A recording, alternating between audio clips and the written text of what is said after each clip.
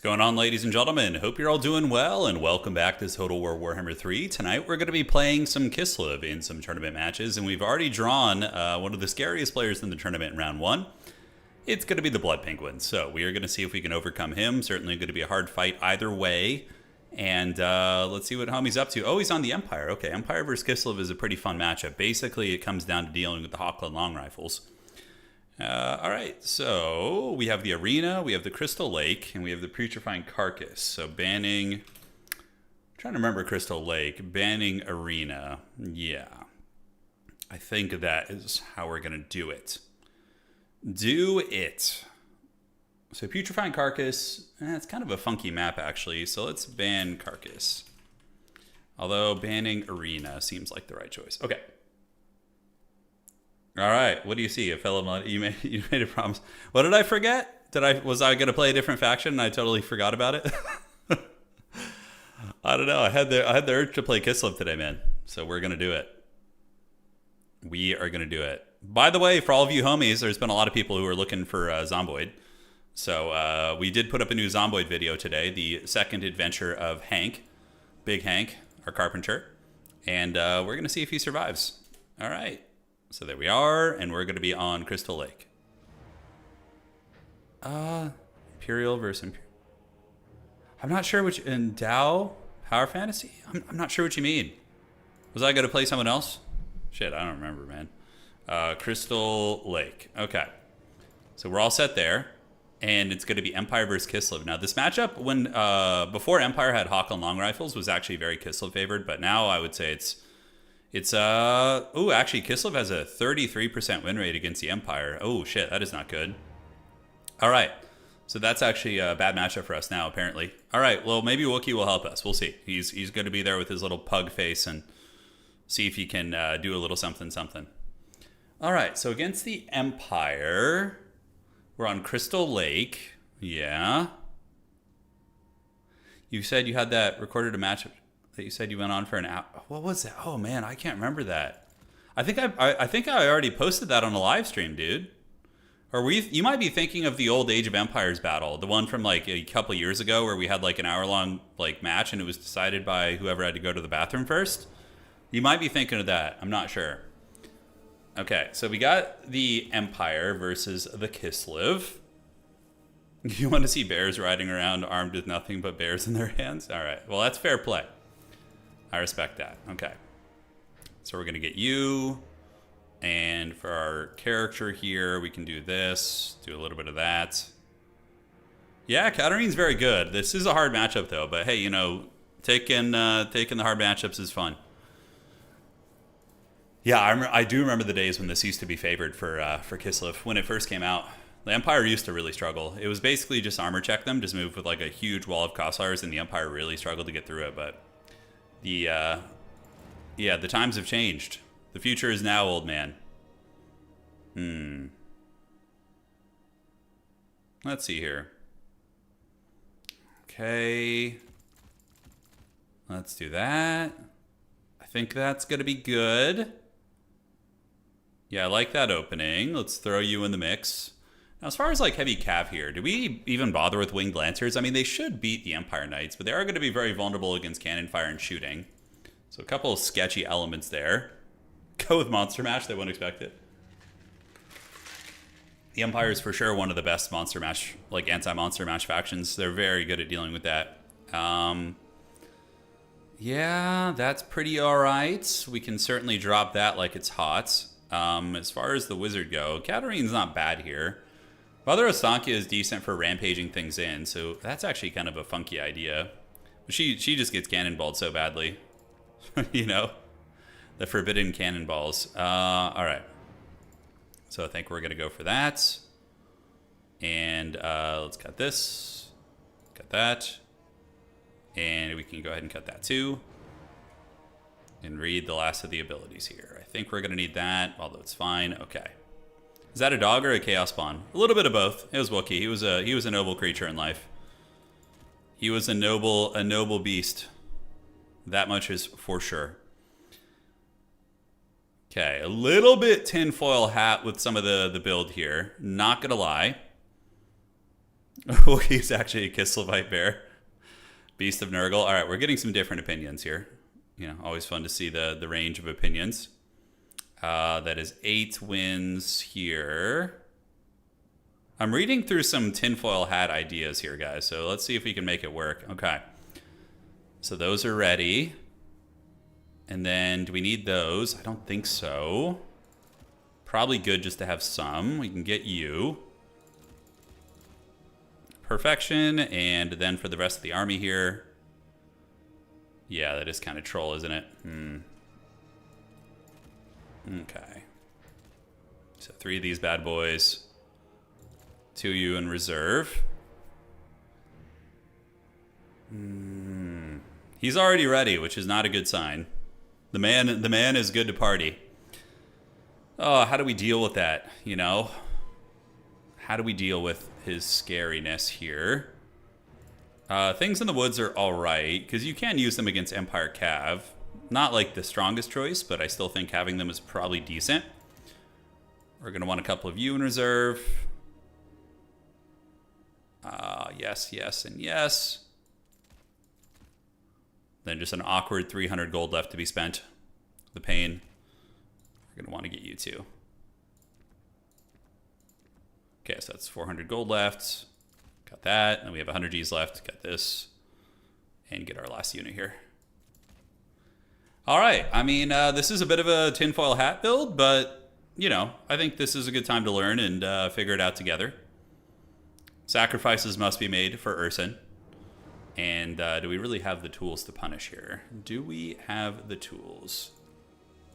So I think we can go ahead and cut that. We're going to cut this. That leaves us with a little bit of money left over. Trying to get that sweet spot, man. Oh, it's such an awkward amount of money to have left. Wookiee was a KISLEV Mastiff. All right, now we're getting a little out of control. I don't know about a KISLEV Mastiff. He's a dangerous bear, says Anna. So she's the authority on that. She would know. Wookiee was her minion. All right, let's do this and that. Okay, that's the build right there. That is a clean old build. All right, I think we'll find out. Could be a disaster. Good luck, have fun. And let's see what I'm getting pinged for.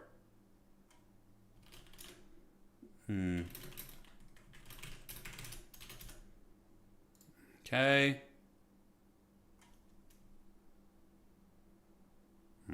Okay, let's do this. Sorry, guys, I just had an admin thing pop up already. Someone dropping in round 1, the classic. Couldn't even make it to round 2. All right, so let's do this. Looks like he's gone. All right, so we're going to have the Radis and Alexander Nuts go ahead and play each other.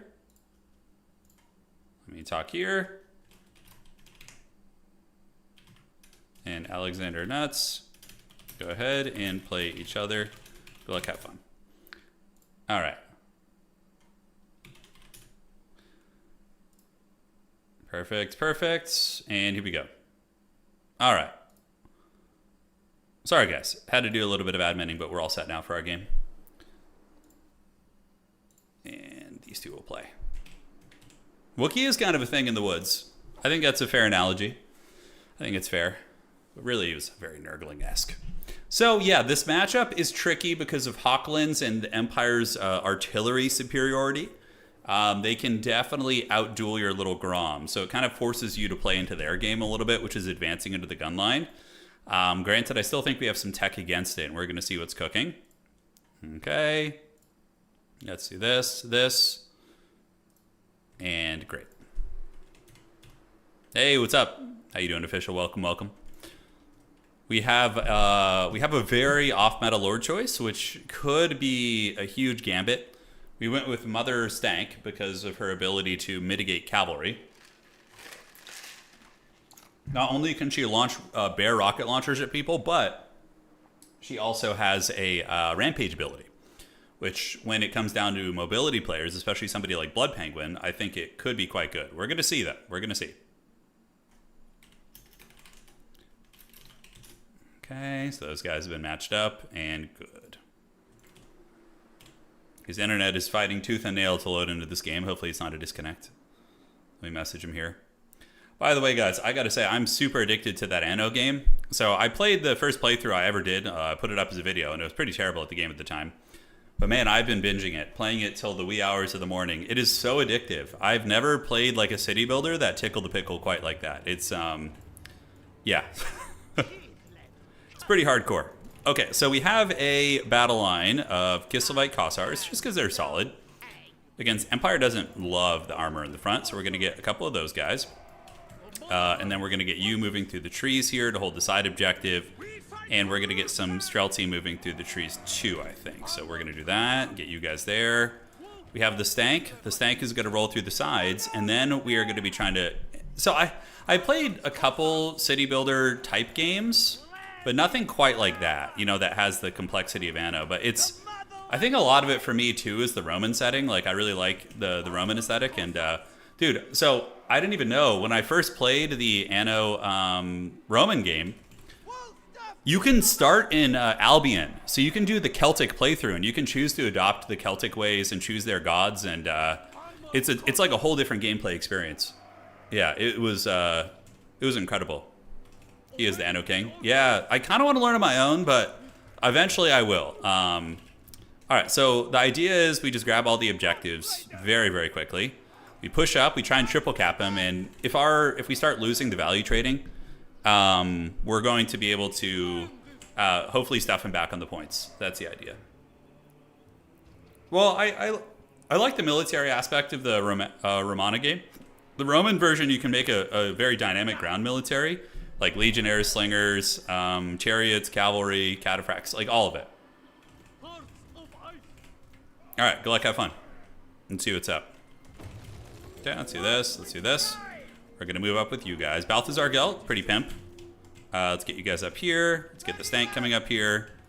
And what does he have? Does he have cannons? Oh, great swords, interesting. Okay, good thing I brought some things in the woods, huh? All right, so you guys are gonna get this. You're gonna go grab that. And we just wanna get a triple cap right out of the gates here. And get you guys moving up. And the Stank is gonna maybe pop out here. Ooh, we actually do encounter some Huntsmen, interesting. Look at that, the dreaded Huntsmen of the bushes.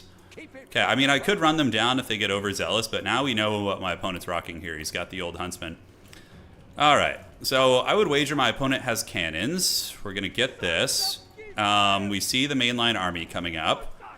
Wow, we actually win the trade against the Huntsman, which is pretty funny. Okay, so we do manage to get that. We got the triple cap. Kind of poking into these guys, is juking back and forth, trying to waste some of his ammo. And we want to maintain the cap for as long as humanly possible.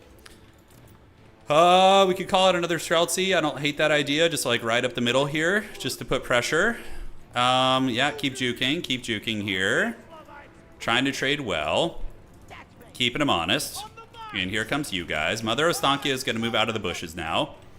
And what we can do is we can go ahead and charge here. Pull you guys back, retreat you guys under, and we can just move up this way as well. All right, so we're going to try and get some freebies, see if he's going to let me.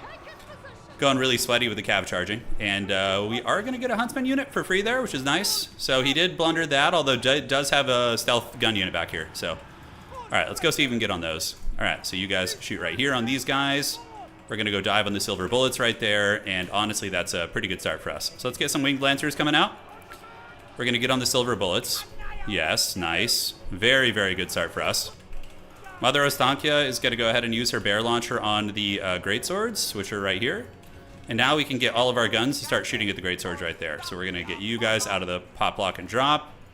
Start shooting here, and just continue diving into the gun line here. Yeah. All right, so how are we doing? Let's get you guys out. We did kind of blunder our positioning with these guys. Start shooting here. Let's get you guys up. And the dive, I would say, was pretty effective. It was pretty good. So Mother Ostankia is going to start rolling dirty here. We're going to get the winged lancers into the greatswords. Let's get you guys back. And the value trading out of the gates, very, very good for us. Very, very good stuff. So those guys are going to get wrecked. Let's get Mother Ostankia in there. Hammer them down a little bit. We have more Streltsy coming in, and the open trading is going well. Yeah, the greatsword's getting obliterated. About as good as it gets. Pretty nice for us. Balthazar Gelt has final transmutation, so we need to watch out for that. So we're going to do this, rear charge you guys, and see if we can break it on down there. So he does eventually clear our backfields. Let's get another Streltsy coming out. I think the Streltsy are going to be very, very good. And we do manage to break his greatswords here. So that's awesome. Let's get these cav back. Run into these guys. We do have Malediction and Madness, so we can use that to try and rampage the Silver Bullets to their doom. We do see some Empire Knights coming out. So we're going to get our guns moving up on the Empire Knights here. We're going to have you guys shoot at Gelt, you guys shoot at Gelt, and you guys can shoot at Gelt too. And we'll get these Streltsy coming in. And it looks like there is going to be some foul witchcraft afoot. We'll see. So back. Shoot at the greatswords. Run you guys back this way. In the meantime, yeah, you guys keep doing your thing. I'm thinking another heavy cav unit. Let's go see if we can creep around the back and catch him slipping. Gelt is eating a bit of firepower, which is nice, but we haven't had an opportunity to do the Malediction of Madness yet. So what we're going to do is we're going to go ahead and try and rampage those guys to their doom. You guys can shoot right there. You guys creep around to the Great Cannon. And these Streltsy, unfortunately, a little bit overextended, but we'll call in some heavy cav to help out. All right, so there they go. Malediction of Madness is going to be going down. Don't know how good it's going to be, but we'll see. And let's get the halberds in, get you dervishes around the outside. You guys get on the cannon here. And we do get the route on the gun. All right, so you guys can shoot. He's coming after Mother Ostankia, so we're going to run down these spears pretty good. And, wow, look at Gelt getting his hands dirty, huh? Who would have thought? Balthazar Gelt, man, he's going hard. So we can probably get on top of the guns right now. The Silver Bullets are a little bit overextended, so I think we can get on top of them. All right, so the spearmen do get run down. Let's go get on you guys. And in the meantime, shoot here, and Mother Stank. We have our bear launcher, so I think we're going to do the tactical bear nuke soon. But I feel like we're winning. You know, I feel like we're in good shape. We have the objectives. The value trading's close. We're going to get you right there. We can do the bear launcher right into the middle of that formation. Let's try and get on you guys. We're going to call it another Winged Lancer. And those guys have cleared that out, so let's get Stank to keep running business here. You guys can go run down those swordsmen in melee if we need to. And now we can do Malediction of Madness and actually have a little bit of a pit fight here. Keep these guys in melee with us and try and provide some Streltsy Overwatch support. All right, spears coming in. Let's get you guys to start fighting there. Mother Ostankia doing pretty okay with her Malediction of Madness. And we do get hit with the final transmutation, so we need to make sure we don't lose Mother Ostankia, right? That's how we lose the frickin' game if she goes in the old can, so we don't want any of that smoke.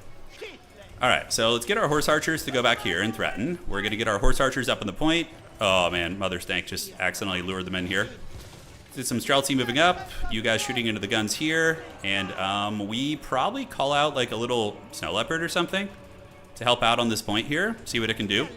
Thankfully, Streltsy are very Chad fighters, so they're going to be pretty good. And we are going to steal this point from our opponent, so that is money. All right, now we get both guns zeroing into the demis. We're going to go ahead and do the bear launcher, try and finish you off. And we're going to need a dervish on this side, too, to help secure that point there. All right, so Stank might be eating some cannon fire. We're not sure. Let's retreat back from the demis right now. We do manage to get him right there. And the Kossars are battling greatswords, which is not an ideal situation for us. So let's get you out here, have you go run up and secure that point. Malediction of Madness is on the table. Demogryphs do end up charging in there. So let's kind of loop up this way. Yeah, nice one there from old Gelt. All right. So we are holding on to the point. The Snow Leopard has cometh. These are just Empire Heavy Cav, so we should be able to hammer them down. We have the double cap. We're keeping the value close, which is big. We're going to go get on these Silver Bullets here. Those demis continue getting hammered. And we're going to go see what freebies we can get in the backfield. So we're going to get you to charge here. You guys go up and get the cannon. Let's go right there and right there. And all right. So far, so good. Streltsy are decent little fighters in melee, too. They can definitely go fisticuffs with some of these units. All right, let's get back on the point. Shoot you guys there. Balthazar Gelt's doing it. We do have Mother Ostankia lurking in the back. And we do temporarily shut down the cannon. But it's not everything we hoped and dreamed for. But let's come here, hide you in the trees. Back you go this way. And we could rampage Big Man. Let's move back up on the point. And the fact that he wasn't able to flip this objective is a pretty big portent of doom for him. I think he's in big trouble. Could be wrong, though. Could be wrong. All right, let's get some things in the woods. Just get them up, ready to party. They can fight Cav reasonably well. All right, so we're going to come back here, hammer these greatswords down. Mother Ostankia does have the rampage. Let's take down Gelt. Take down Gelt. We could rampage him, but I don't think it's worth. Let's unsummon you guys back into the pool. I have some sneaky units hiding in the trees. Let's see if he noticed. I don't think he did. And we're pulling a value lead right now. Gelt is actually in some danger. So I think we consolidate our strength up on these two objectives right here, because we are sitting pretty all right here. So let's get the Snow Leopard. You're going to go there. Dervishes go around there. Make sure nothing funny happens. And the Kossars continue fighting the good fight here on the point. So we are going to get rolled off right here. Let's get these guns here ready to shoot and get you guys forming ranks as well. We do get on top of his cannon, so his cannon finally gets compromised, which is outstanding. Okay, a couple little gremlins in the back he hasn't noticed, but looks like we got it. GG. Still got it, baby. That's a good win. It's a good win right there. That's a top-tier player. All right. He didn't bring Hawklands, so that was good. Hawklands are so hard for KISLEV to deal with. If you go like net Hawkland control, it's really brutal. But yeah, still got it, baby. All right. Streltsy are a very Chad unit. They are. They can fight heavy cav. That's what's really nice about them. All right. GG, dog. All right, so it's a round 1 victory for us. And for Urson, for KISLEV. All right, so let's do this. That's going to be KISLEV versus Empire. It's a shame it had to be against my beloved Empire, but victorious old man noises. That's right. Okay. And you're not missing out on too much, Hendrik. Don't worry. All right, so there we go. KISLEV versus Empire. We're winning right now, but it could change very quickly in the next couple rounds. We'll see how that goes. All right, so I need to fix this and fix this, and then get their point set up. Brahm is here. Mother Ostankia didn't do a whole lot for us, but she was still disruptive. Like, she's still an anti-infantry chariot. Was kind of helpful against the greatswords. The rampages were fine. They did good. Okay, so that's going to be versus Alexander Nuts. We're just fixing some of the brackets right now. All right, let's do that. And then we're going to get rid of you here. Do that. Great. Then fix their score, and they should be good. The phone users unite. The powerful cell phone.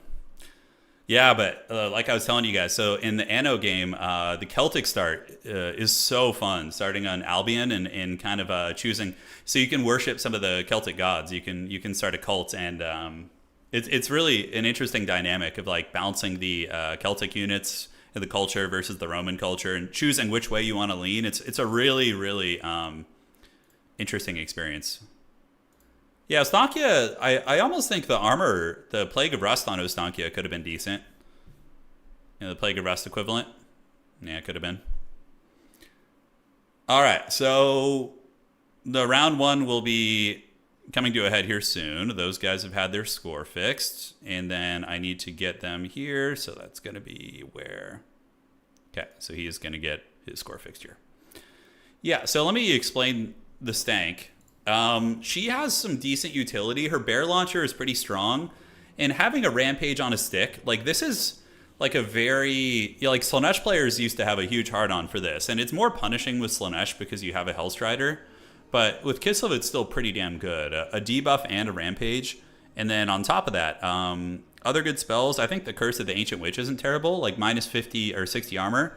Like, if you're charging an armored unit with a Winged Lancer, this could, like, really melt them pretty hard, right? Since you have insane charge bonus. The other spells, I think Forbidden Fens is decent because it lowers Vigor, which is a debuff, and it also lowers their speed. I haven't tried the other ones. She does have a Silence ability, so you could try that. Yeah, something I haven't experimented with too much, but I think Malediction of Madness is how you bring Stankia with her Bear Launcher, and if you're in a matchup in which you have shooting, you want to always have the Crown of Claws. Yeah, that is for sure. Okay, so we are going to go here, set up another match, and we are on T2. There we are. Okay, perfect. Refresh the brackets. And we're going to put you at 0. Then we'll see who goes from there. Yeah, the vigor reduction isn't that terrible, especially if it's on like a big monster. I feel like if you're trying to shut down like a big fast flying monster, maybe using that spell and spam to get its vigor down, because monsters take huge penalties when they're tired, right? So something to think about. So we got a couple games left in the round, and yeah, then we're ready to go. Oh, and so oh shit, Flying Taco's playing tonight. One of the OGs of Total War Competitive. So somebody in chat saying, Hendrik saying, you and Pone need to get on co-op StarCraft 2 and play Dead of Night. You get a base and 2 need to fortify and hold out at night against zombies. Oh, that's kind of fun. I was a pretty hardcore StarCraft player when Wings of Liberty came out. I was playing in tournaments and grinding ladder. It was super fun. But I didn't play any of the expansions after Wings of Liberty in terms of multiplayer. I played the campaigns, but yeah. Dude, Flying Taco, he's creeping in the shadows, dude. He's probably here with his friggin' ogres. Yeah. Inticity is just basically sitting on his throne of skulls in chat. He's just like sitting in a throne watching all of the watching all of the peasantry battle. Like, yes, my minions. Yes. I don't think he's playing tonight, so he's just watching. The taco flies at midnight. He does. He does indeed. I don't play Legion Tower Defense too much anymore. It's an amazing game, by the way. Legion Tower Defense is really fun, the standalone game, but yeah, I'm just enjoying other things at the moment. My current addictions outside of Total War are Project Zomboid, Anno, Pax Romana, and then also dabbling in Company of Heroes 3. Doing a Nakai. I mean, honestly, Nakai isn't the worst lord. Like, he's not, like, anything cracked, but, like, Nakai is probably okay in most matchups. Like, not, like, awful. He's got... What does he do? So he's got... Yeah, Primal Roar is kind of bad because of the Rampage, but I mean, in some situations, Miasma of Despair is very good. -8 leadership and Draining Vigor, I mean, that's amazing. And then Golden Tributes is not bad either. Vigor Replenishment and Ward Save. So like Nakai Dread Saurian builds are pretty dank because you get the Ward Save on it and you keep its Vigor up. And then you add the -8 leadership to the Dread Saurian's presence and you can like tear out positions really, really hard. Yeah. Oh, yeah. Yeah, Legion Tower Defense is a great game, though. Yeah, Hendrik, come play, dude. We'd love to have you in the tourneys, man. Orcs and Tomb Kings are both good factions. They're just harder to play. Tomb Kings, although... Yeah, Tomb Kings are in a weird spot. But they're still really... I think Tomb Kings are actually a mid-tier faction. I don't think that the tournament stats are very accurate for Tomb Kings. It's accurate for, like, Nurgle and Skaven, but if we're talking Tomb Kings, they belong in the 50%. We're all waiting for Houseplant to return. Yeah. Yeah. I'm going to create a new section on the Total Tavern website, like the all-time leaderboard of tournament play in Warhammer 3. So like it'll tabulate who has the most major tournament wins, and we can get that going, which will be fun. I forgot to thank you for your Norska monster build. I spam it all the time in my matches and win most of my games with it. Which build was that? Was that from the old Norska guide from like 8 years ago, or is that something newer? Yeah. All right. Still waiting on 2 games, and then we'll be good to go. Not being pinged, so there's no drama here. Here is the tourney for tonight. We have all the players. These rounds are all done. And Alexander and the Rat, and Empire for Hire and Don't Try So Hard. 2 very good players there, too. And yeah, here's all the maps. If you guys want to check it out, you can head over to Total Tavern and see what's cooking. And follow the state of the tournament. I'm very happy with all the buffs Nakai's gotten over the last patches. Yeah, Taco, He's not the worst. He's not the worst. I mean, the Slaanesh are still very meta, of course, but they can't be everywhere. Oh my God, Spartan. That is ancient lore, dude. That is ancient lore. Someone wake up Ninja Hunt from like 2016, 2017. Jeez Louise. Wish you luck. Hey, thank you, Fumi. Appreciate the kind words there. We're so far so good. I mean, our first game was a win against probably one of the best players in the whole tournament, so that's a good one for us. But yeah, I don't know if we can get lucky like that every match. Let's see. Okay, so everybody's done. We're going to advance to Swiss now. And here we go, baby. Let's get it. All right, round 2 fights. So we have Torsen, another great player. So round 2 is up.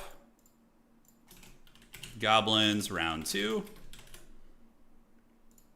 You know what I think one of the things that keeps people coming back to Total War multiplayer, it's just so many factions. It's like when you go to learn a new faction, it's kind of like learning like a whole new game, right? And that gives it, the fact that there's so many factions to learn, give it so much replayability. It's nuts. Yeah.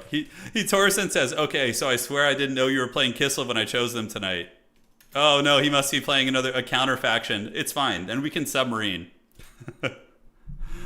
All right, so I think he's playing Dwarfs because Dwarves are a hard counter against KISLEV. But I think we have a chance. It's just going to be very difficult. Yeah, the game is definitely pretty balanced considering how many factions. Like, every faction has, like, maybe 3 bad matchups, which is really good considering. Like, KISLEV's bad matchups, for example, are Dwarves, Vampire Counts is pretty rough, and aside from that, I don't know. The other ones all feel fine, more or less. Greenskins apparently are good against them, too. Is it a mirror match? If it's a mirror match, I'm good. Yeah. Oh, it's a mirror. Okay. At least it's not Dwarfs. I'm just happy it's not Dwarfs. I was like, thought it was going to be Dowie and we were going into the pits, but yeah. I kind of wanted to try that. Yeah, mirror matches can happen in this tournament. Somebody else picked KISLEV, so. All right, so they're going to ban first, or I will ban first. He says he would never pick Dwarfs.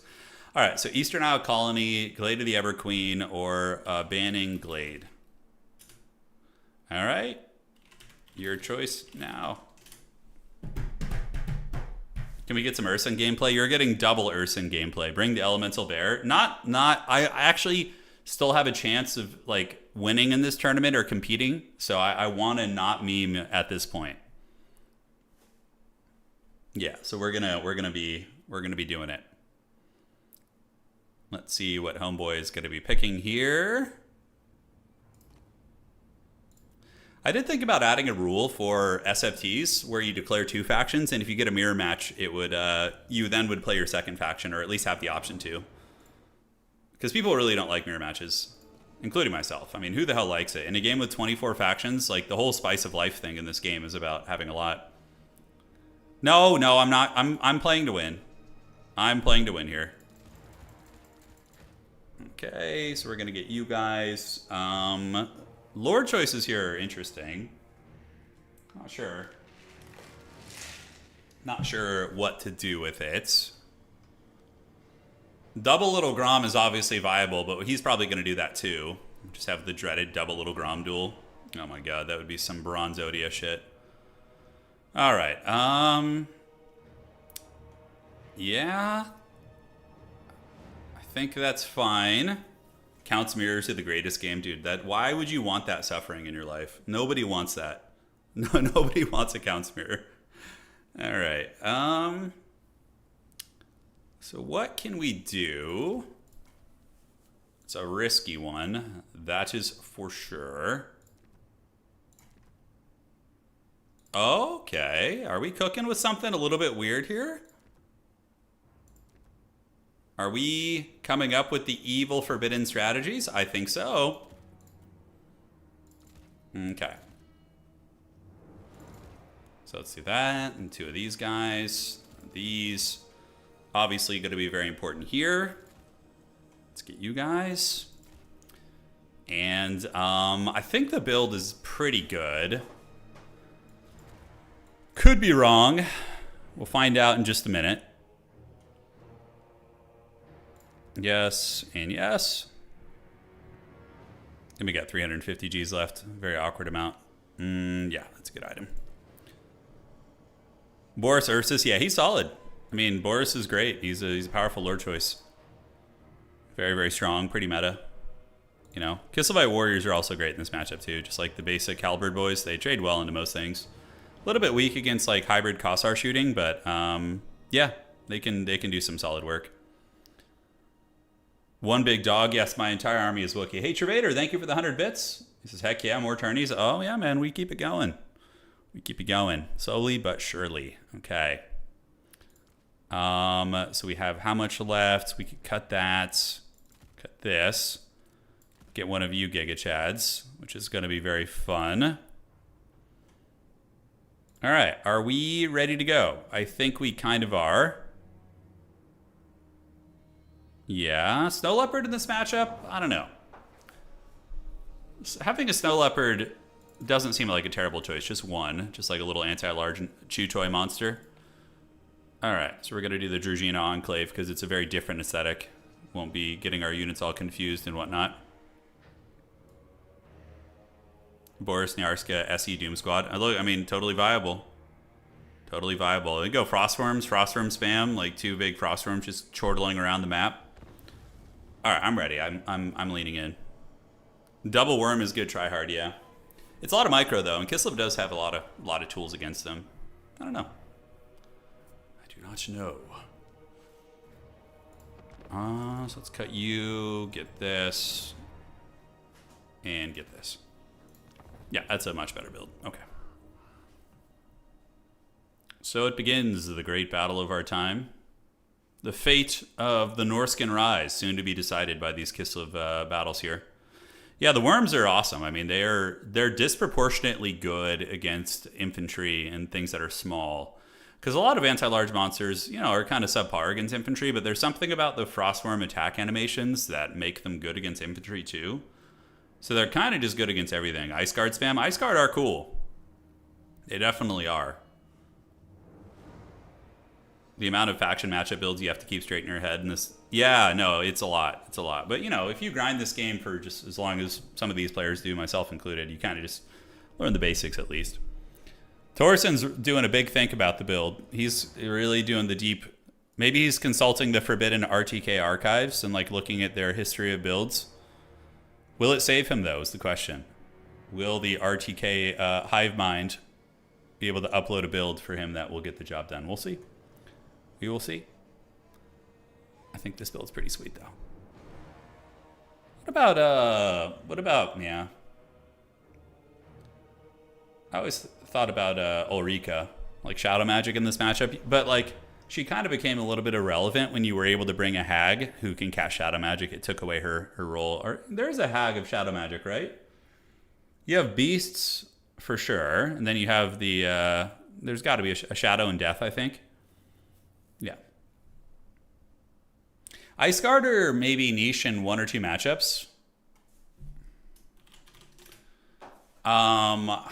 Ice Guard with halberds or dual weapons can be kind of weirdly niche in some matchups. Like in some of the Chaos matchups, you can use the dual weapon one, and then they kill Furies very quickly with magic anti-infantry, and then they can also shoot some of the demonic threats. Like against Nurgle, I could see the Ice Guard dual weapons being used. Aside from that, yeah, Vampire counts, they have a very, very niche role, maybe. Yeah. Yeah, Ulrika doesn't have any good abilities. Her items are just like temporary buffs, and her shooting isn't like amazing or anything, so it's hard. So I went with the tried and true double little Grom, just because it's very safe. And if I lose, it's gonna be because my opponent plays really well and is able to stuff me back, you know? That's basically what's cooking here. So my opponent is gonna get the objectives out of the gates most likely, because my build is very, very on the back foot here. And we do have the Stank train, so the Stank is going to be back here. Now, there's a cool combo that I wanted to try out. It's using Mother Ostankia with the Crown of Claws.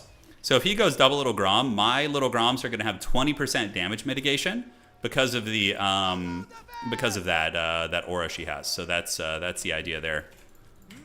So very, very very interesting. And then we do have the Malediction of Madness for a slowing ability. My opponent having 9 units, very indicative of a Little Grom build because they're expensive. All right, so we're going to move you Streltsy up. We're going to get you guys waddling up this way, and let's see what's cooking. So 1 Little Grom there, and only 1 Little Grom. Okay, so my Little Groms should dominate. We need to worry about those big boys, and on the high ground we have Horse Archers and Horse Archers. Okay, that's fine. Horse Archers shouldn't do too much, and you know, all it takes is my opponent messing up once, and we can get the business in there. So let's move in here. Move you guys out like so. We're going to get our Little Groms to shoot his lords in a second. The Stank can move that way if we want to, and we'll see what we're going to call in. I guess it depends on how he decides to play. All right, so he is in range, but he's going to move out of range here most likely. So let's shoot at both of them and see if he can dodge both shots. Maybe he'll be able to, maybe he won't, but okay, there we go. So now we're going to start shooting in, and very easy dodge for him. Those are Armored Kossars, so I'm happy to start hammering them. And you Streltsy can chill here, you guys can chill here, and then we're going to kind of keep poking at the slower units. Yeah, Little Groms have some weird animations sometimes where they like turn around instead of shooting. Okay, why? I didn't shoot at those guys, did I? Oh, no. Yeah, shot cannonballs there. So now we're going to... Ooh, do we close the distance here? Let's just keep spreading the love wherever we can. Let's move these Streltsy up, these Streltsy up. You're going to move there. And for our next disappearing act, we do have the Horse Archers coming around the outside. So we'll see what they decide to do. All right, so able to get some decent shots here and there. Cool, so my opponent moving into the woods. And you guys are coming right here, and he's going to run right past me, so then we're going to jump him here. Get a little sandwich right there, and just get a 2-for-1 and run those guys down. Outstanding. So that's great. So now you guys go here, you guys go here. We form our little defensive concave here, move our little Groms over that way, and chase these guys back right now, which is going to be really nice. Okay, so that point will go to us. And then we know he's hiding in the bushes, so what we're going to do is send our dudes here and here. And my opponent may come in with a lot of cav units. Thankfully, we do get a big run down here, be able to get a good push on those guys.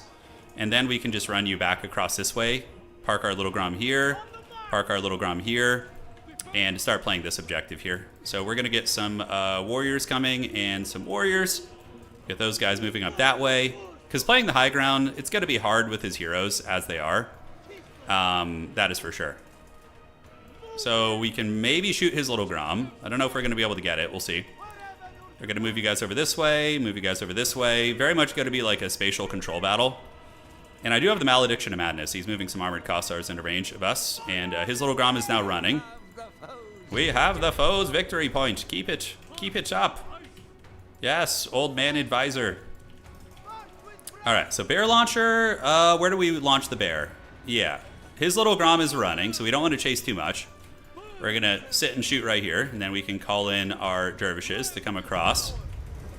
I don't even know what he hopes to accomplish with these cav. We can definitely mess them up here. So you're going to park right there. Streltsy and Streltsy are going to go here. Mother Ostankia is doing it, and yeah, it looks like I'm being hit by Death Frost. Okay, that's fine. So you go here, and we can do the Forbidden Fens and slow these guys down and drain their vigor as well. I'm going to pull you back like so, and then we do see some cav coming in. So these are going to be dervishes? No, Griffin Legion. Okay, Griffin Legion and Griffin Legion. So let's form up, form up. And we definitely took a bit of a hammering there. That hurt. That did hurt.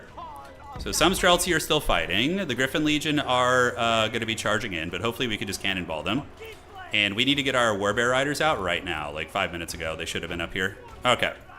So the bear launcher is active. We're going to go ahead and do Malediction of Madness. Get you shooting here, and you shooting here. Outstanding. So Malediction of Madness, hopefully we'll just pull them into a bad fight. But we've gotten some big damage on them for sure. So let's get you into Armored Kossars, you into the Armored Kossars here, and you guys can just hopefully turn and shoot there. Great. So a bit of a messy fight for sure. The Bear Riders will come up. Those Griffin Legion, man, they put in some heavy lifting. They really do. I'm hoping we can win some of the fighting on the side objective here. It's going to be hard, but we did really hammer down his mobility. And now we can just blast these dervishes into another dimension, I'm hoping.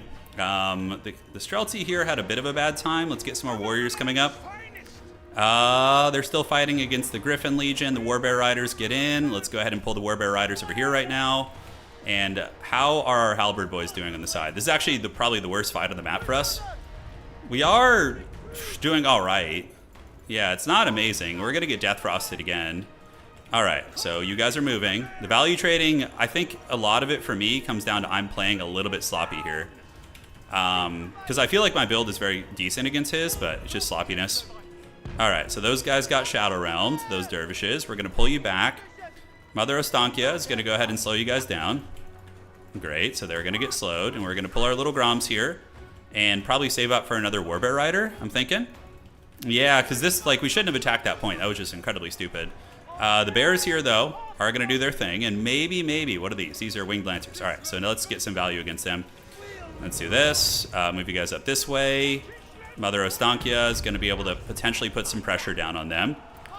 And let's get another Bear Rider out. That whole engagement over there was very stupid. It was very stupid. All right, let's go get up on the high ground, see if we can maybe wrestle that. Warbear Riders, though, are Giga Chatting, and my opponent may throw here. That is for sure, by letting the Bear Riders farm a ton of value off his characters. We do get a lot of point-blank shots right there, man. That's pretty good. Let's see if we can... Is this caster on a horse? It is. So we might be able to get a shot right there. All right, let's do a Bear Launcher. Tactical Bear Launcher detected. So let's get those guys just sacrificed here. You guys are coming up. Okay, so the Little Groms, we do manage to nail the caster, and we have Narskia surrounded by halberds. Able to break those guys back. Okay. And we could send some Bear Riders up to the high ground, maybe to go help wrestle that. I think that's going to be smart. And that is a Kosovo Dervish. Okay. So, I mean, we have farmed a lot of value, but my opponent has all the objectives, and they're chortling pretty hard on them. Let's turn you about face. Move up this way. We need to get the high ground. It's happening slowly but surely. And the bear riders, I think we can bring them here and maybe just call a dervish up to the high ground instead. Yeah, so let's do that. That's a smarter play. Okay. So there's that going. We have our 2 little Groms. Let's start wasting that Streltsy if we can. And how are the bear riders there? They're looking a little bit raggedy, but we can do another... what does that actually do if we overcast it? Oh, it's like a buff spell. Interesting. Yeah. So we're going to hit it like this. Hopefully get him with another bear rider. Knock down his blob. And these halberd boys, do we want to start moving in here? I don't think so. These 2 little Groms, let's see if we can knock down his little Grom in the meantime. I think that would be a prudent play. High ground's going to go to us. We do see some dervishes, but we should be able to win the 2v1. It's just going to take a while. And right on. So we are in range now. Let's get you moving over this way. We managed to break that position here. And we're going to see if we can blitzkrieg bop his little Grom there. Can pull a Streltsy in. Let's do that in a minute. Doesn't look like we can. I think this tank train is doing okay. And are we going to get his little Grom? I don't know. Find out today. So in the back, Things in the Woods will be very good against armored Kossars. We are running out of time, but the high ground is going to go to us. We can send the bear rider up there now to go help out and make sure we get it. Let's get the stank over there too. And yeah, just point blank shoot these guys. Point blank shoot these guys. These are going to be Things in the Woods. So we're going to go run down these if we can. And the bear riders are going to come around the top. And we can get a snow leopard to help out there too as well. We have some time. Not a whole lot, to be honest. But yeah, we need probably the stank to go up there too if we can. All right, so Things in the Woods are going to do it. Great. So let's see if we can actually close the distance on you. And we're going to get you back because we're going to need the unsummoning fuel. We're going to put a little debuffing on those guys. Retreat you. Get the bear riders coming here. And we're going to need a snow leopard up here, 100%. So I got to go to the spawn point and get a snow leopard coming. All right. So the bears are on the way. Let's get them back a little bit. Those guys do get run down. We got on top of the Streltsy here. So we're going to go ahead and unsummon you if we can. And can we get you out of combat? Thankfully, we stopped the bleeding on one point. But this high ground point's actually going to be a bit of a fight. So we're going to need to consolidate. Get the 2 low ground points. So let's unsummon you, and we're going to go ahead and unsummon you as well. Outstanding. You guys can go fight there. Things in the Woods are feasting. And my opponent's going to make a Helm's Deep on the high ground for sure. All right, so here we go. So we get a Patriarch. We get all the healing combos. Things in the Woods go right there. You guys go over here. And now we should be able to call out a little bit more. So let's get a Streltsy to move over there to make sure we can get these points. And then we basically just have to get lucky and win a fight here. Not lucky, but we have to have the right unit composition, right? That's the idea. With the Snow Leopard and Bear Riders, I mean, we should be in good shape. That's for sure. All right, so let's get you. We're going to get the Patriarch for the fat heals. And now we're going to go up here. We don't have time to waste. We got to go for it. So Things in the Woods just put in a ton of lifting right there. Zargard with Great Weapon's not that big of a deal. And let's call out a Dervish over here to consolidate in the field. Let's do this. Shoot you guys. Things in the Woods just continue cackling. And is he going to let me have this high ground point? Looks like it. Okay, that's actually good. So we could just capture it real quick, and then we can run to the low ground and hopefully be able to adjust. We'll see. All right, so Zargard will not have a great time here. We have you guys, and you guys can come here to prevent the capture. And now you guys can start waddling down this way. Let's get another Dervish coming. We just need capture weight Dervishes, basically, to help out. And great. I think we captured the high ground, or did everybody leave? The Leopard needs to stay there. Okay. So you guys go right here. You guys are coming over here. I think they just barely got us. It's a very, very close game. Very, very close match. Yeah, but that Leopard's going to get the high ground point. And then Mother Ostankia, I need to be using her magic more, man. You know, that's one thing we haven't been doing well. All right, so we're going to do that. We're going to do this. We're going to get the Dervishes coming in. I just think it's not possible for us to get the side point here. The Things in the Woods are trying their best, but yeah, it's GG. It was GG. I think the little Grom was pretty good. I think we just played poorly. Like, sacrificing 3 units on the side there was not good, but obviously we crushed this fight, right? And then we just don't have enough time to get the other point. Do we have any speediness that can get there? I don't think these warriors will have time. The Streltsy are going to be shut down. Very well played. Yeah, so very different styles. My opponent's little Grom managed to get only 1,200 value. I would wager mine probably did a little bit better because they were really farming, but that was a huge misplay. Like, playing that side point instead of consolidating my forces, it's pretty crazy how in a close dom game Like, just one tiny little mistake like that can make a big deal. Yeah, so we got Kostalton surrounded. GG, well played to my opponent. Great game. Really, really good match. We're not out of the tournament yet. We just got to win the rest of our games. GG, dog. Well played. Fun scrap. Report score, please.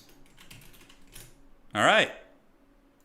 So our build was fine. It was user error, really.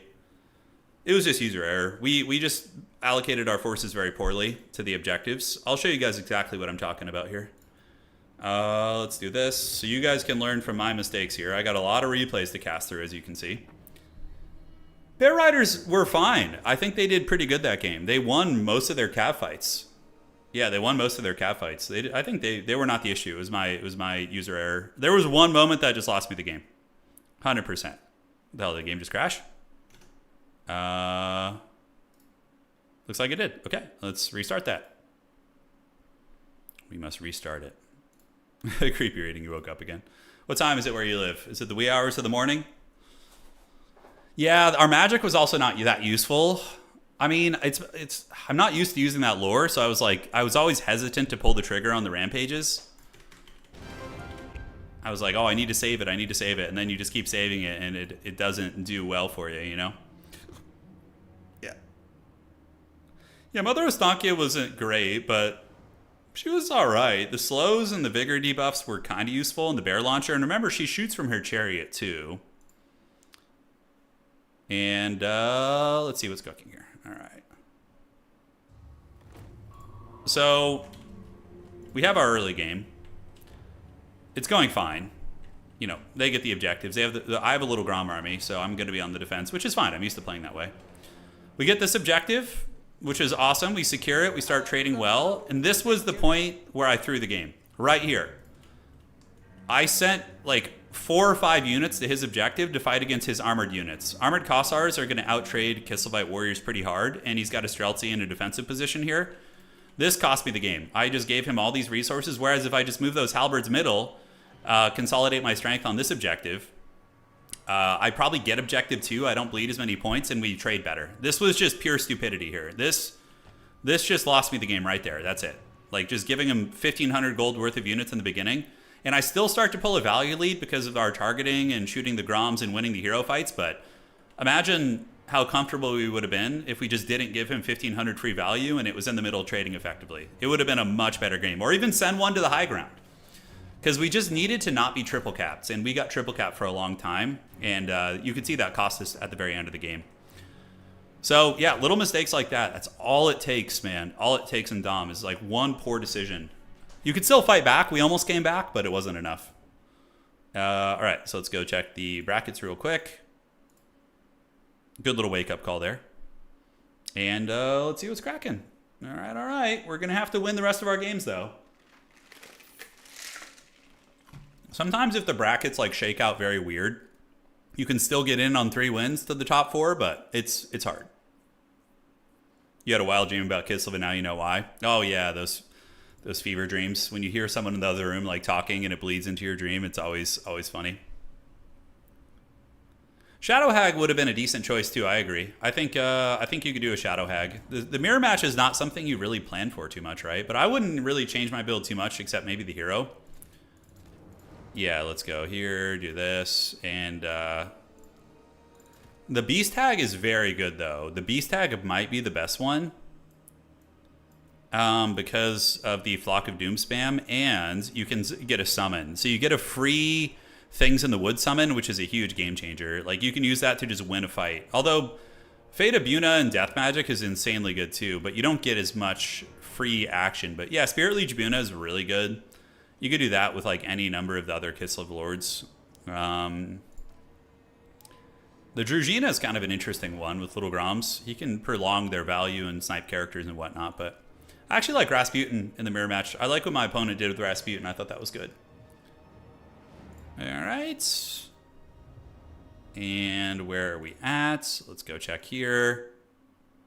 Okay, so 2 games left in the round, and then we will be advancing on. We will be rolling. Hopefully Blood Penguin wins his games. I need him to win, man. I need the tiebreaker points. He did win. Okay, good. The little Groms pounded those heavy cav, though, man. They put in work. One sec. Perfect. And we are all set. Okay, tournament's looking good. All is smooth. We have so many good players playing tonight, man. We got a whole bunch. Despite the dreaded dry spell, the community's still hanging in there pretty strong. We got people playing, putting in the reps. God, I really hope for CA's next big game that we get some decent multiplayer. I really do. Just please, not something haggard. Oh. Hey, what's up? What's up, Legion? Welcome to the stream. Yeah, we're playing KISLEV 1-1. We had a really epic win in the first game and a very close loss in the second one. It was a great match. Yeah, what about the Boyar? No, the Boyar doesn't have the armor piercing for that matchup. The Ottoman. The Atamon. I've never used this character before. What does he even do? No, it's not. It's just, that just happened to be a mirror match. Blood of the Motherland. So he has an aura of expert charge defense and... oh, that's kind of interesting. So you can give your Kossars without spears charge defense. And then he's got the charmed shield. He does have an armor-piercing pistol or something. I've never actually seen him in action. I don't think I've ever seen this character used in a... like, ever. In a tournament. I don't think I've ever seen him picked competitively. Okay, let's see what he's capable of. I'm going to kind of put him up against some greatswords here. Just have him shoot them. Yeah, I mean, armor-piercing shooting is cool. You could get him very, very cheap. He's got a dank mustache, too, which is always a big selling point for me.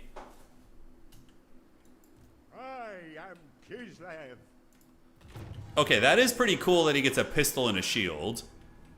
Nobles, peasants, soldiers, farmers. Boyar's pretty bad. He has nothing going on. Oh, don't crush my hopes. United.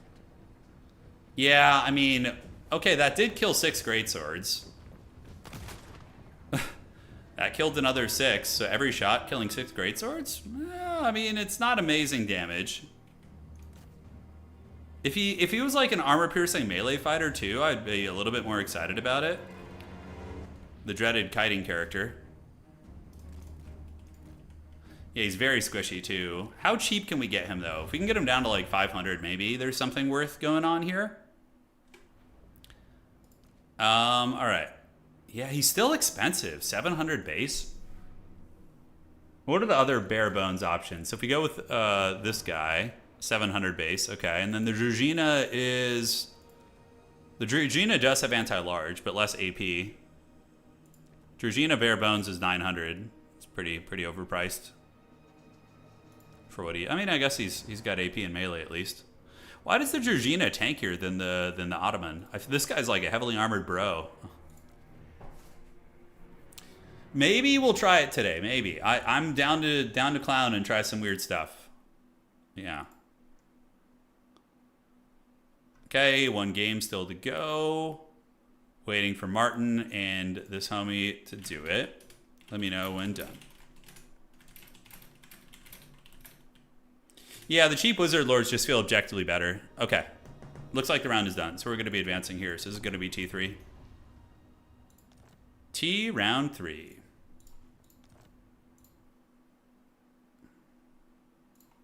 Okay, refresh this. Great. Oh, we have Daniken in here tonight too, dude. The dreaded Dark Elf Druki Master. He has arrived to our tournament. Okay, let's advance around. There we go. Boris is very fun. Yeah, Chad Boris Ursus. He's always a great time. Yeah, I didn't really play a Tamercon campaign. I just loaded in to look at something. Okay, we got... oh, no, if he's on Vampire accounts, we're cooked. So we got Maximillionaire. Okay. We might have just gotten a cursed lineup and had to play Vampire accounts, which counter KISLEV pretty good. Round 3. We will see, though. We will see if he's going to be on Count Chocula or not. And check in here. Yeah, it's really cool to see Flying Taco in action. It is. An old legend returns once more in the deep. So I will be on the first map ban here. Let's do that. All right, so I just need to see what faction he's playing. We'll figure it out. Chad Ursus. Yeah, I think I played this matchup a while back. I'm trying to remember. I think I actually saved the build for it. Let me check. Please don't be on vampire counts. Oh god, he's on vampire counts. It's about as bad as it gets. All right, I think we have like a 30% win rate against vampire counts. Do I have a build saved? It's kind of a fun one. Okay, KISLEV versus... Yeah, I did save one build here. Because I was working on KISLEV builds before, last time I played them. Let me look at this. How's this build? Does it have any teeth? Yeah, Flying Taco's playing. He's playing Lizardman tonight. Well, he might make top 4. He's very good. So, although he is picking Nikai every game. So you have to remember that. Okay, I do have a build saved. I don't love it, but it's not the worst. Yeah, I feel like this build's lacking a little bit. Like, how do we deal with that guy? All right, so maps, banning, blazing ramps. Okay. We're going to try Dark Horse. We're going to try. They have a lot of nasty tools against us. Yeah, does that really do much for us? I don't think so. I think it's just a bit of a liability. Good players will probably be able to dodge that. So we're going to play the Haunted Vale. Unfortunately, the Haunted Vale is very haunted and probably haunted by his vampire counts. Okay, I don't like my old build. I'm going to go for something new here. Something new and adventurous and provocative. Okay, that's actually kind of an interesting idea. The Essies, yeah, Monster Mash is decent here. It can do work. The Monster Mash is no joke. But I think I have other things that I'm a little bit more excited to try. With zombie summons, yeah, they just summon zombies on your shooting and use Fellbats and stuff. But, you know, sometimes bringing some shooting is necessary.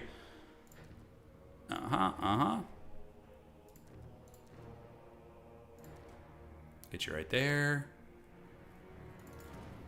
Okay, so we got 400 Gs left. And then we will get you guys, which is going to be good. Okay. So the White Kings are one of the most annoying things in the game to deal with. They're extremely troll. Your heavy cav tend to get bullied, but you still need them, right? You still need them. You still need the heavy cavalry. The Wendigo isn't a bad choice, yeah. Incarnate Elemental. I mean, I don't know though. I think we're gonna try something a little different. We'll see. Warbear Riders, kind of a cute idea. Snow Leopards, decent little fighters as well. Let's get you guys in the mix. He's already ready, which I don't like. Okay, can we afford one more of those? Yeah, 400, and then what happens if we cut this and this? And that.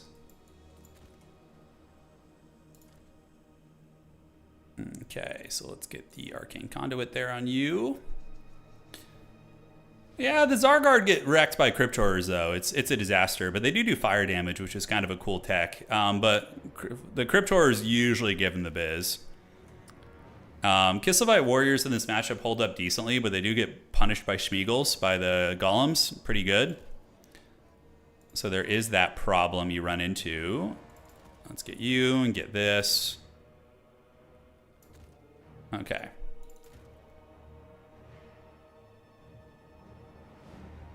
Let the evil flow through you. Okay. Yeah, we have the army blocker up so people can't see the build, yeah. So I'm playing in a tournament, and in this game, while you're building your army, you know, your opponent can look. Not that Maximillionaire would, but in case they open up the stream to see what's, you know, just hang out or whatever, I don't want them to ruin the game there. All right. We're almost ready. You can enjoy looking at Wookiee's pug face for a little bit longer. Let's do that. And then how much more do we need?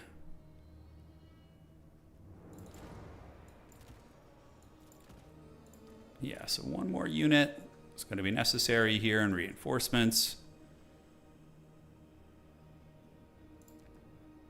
Awesome and awesome. Then we need to somehow find 600 gold in this reinforcing army. Ay, caramba.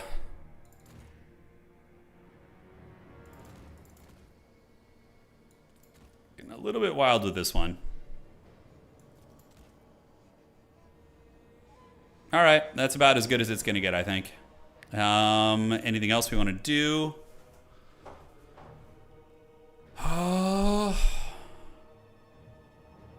Nope, I think we're chilling. There we go.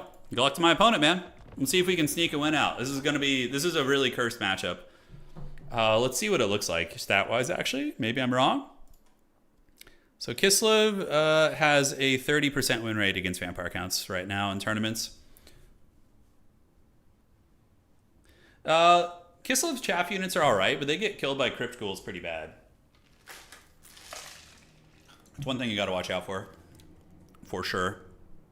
Get my opponent doing some last minute changes to their army. Maybe making me think I should do some to mine.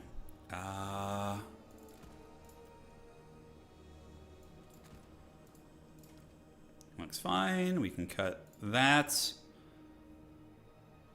Get that in the mix. Okay, that's better. That's better right there.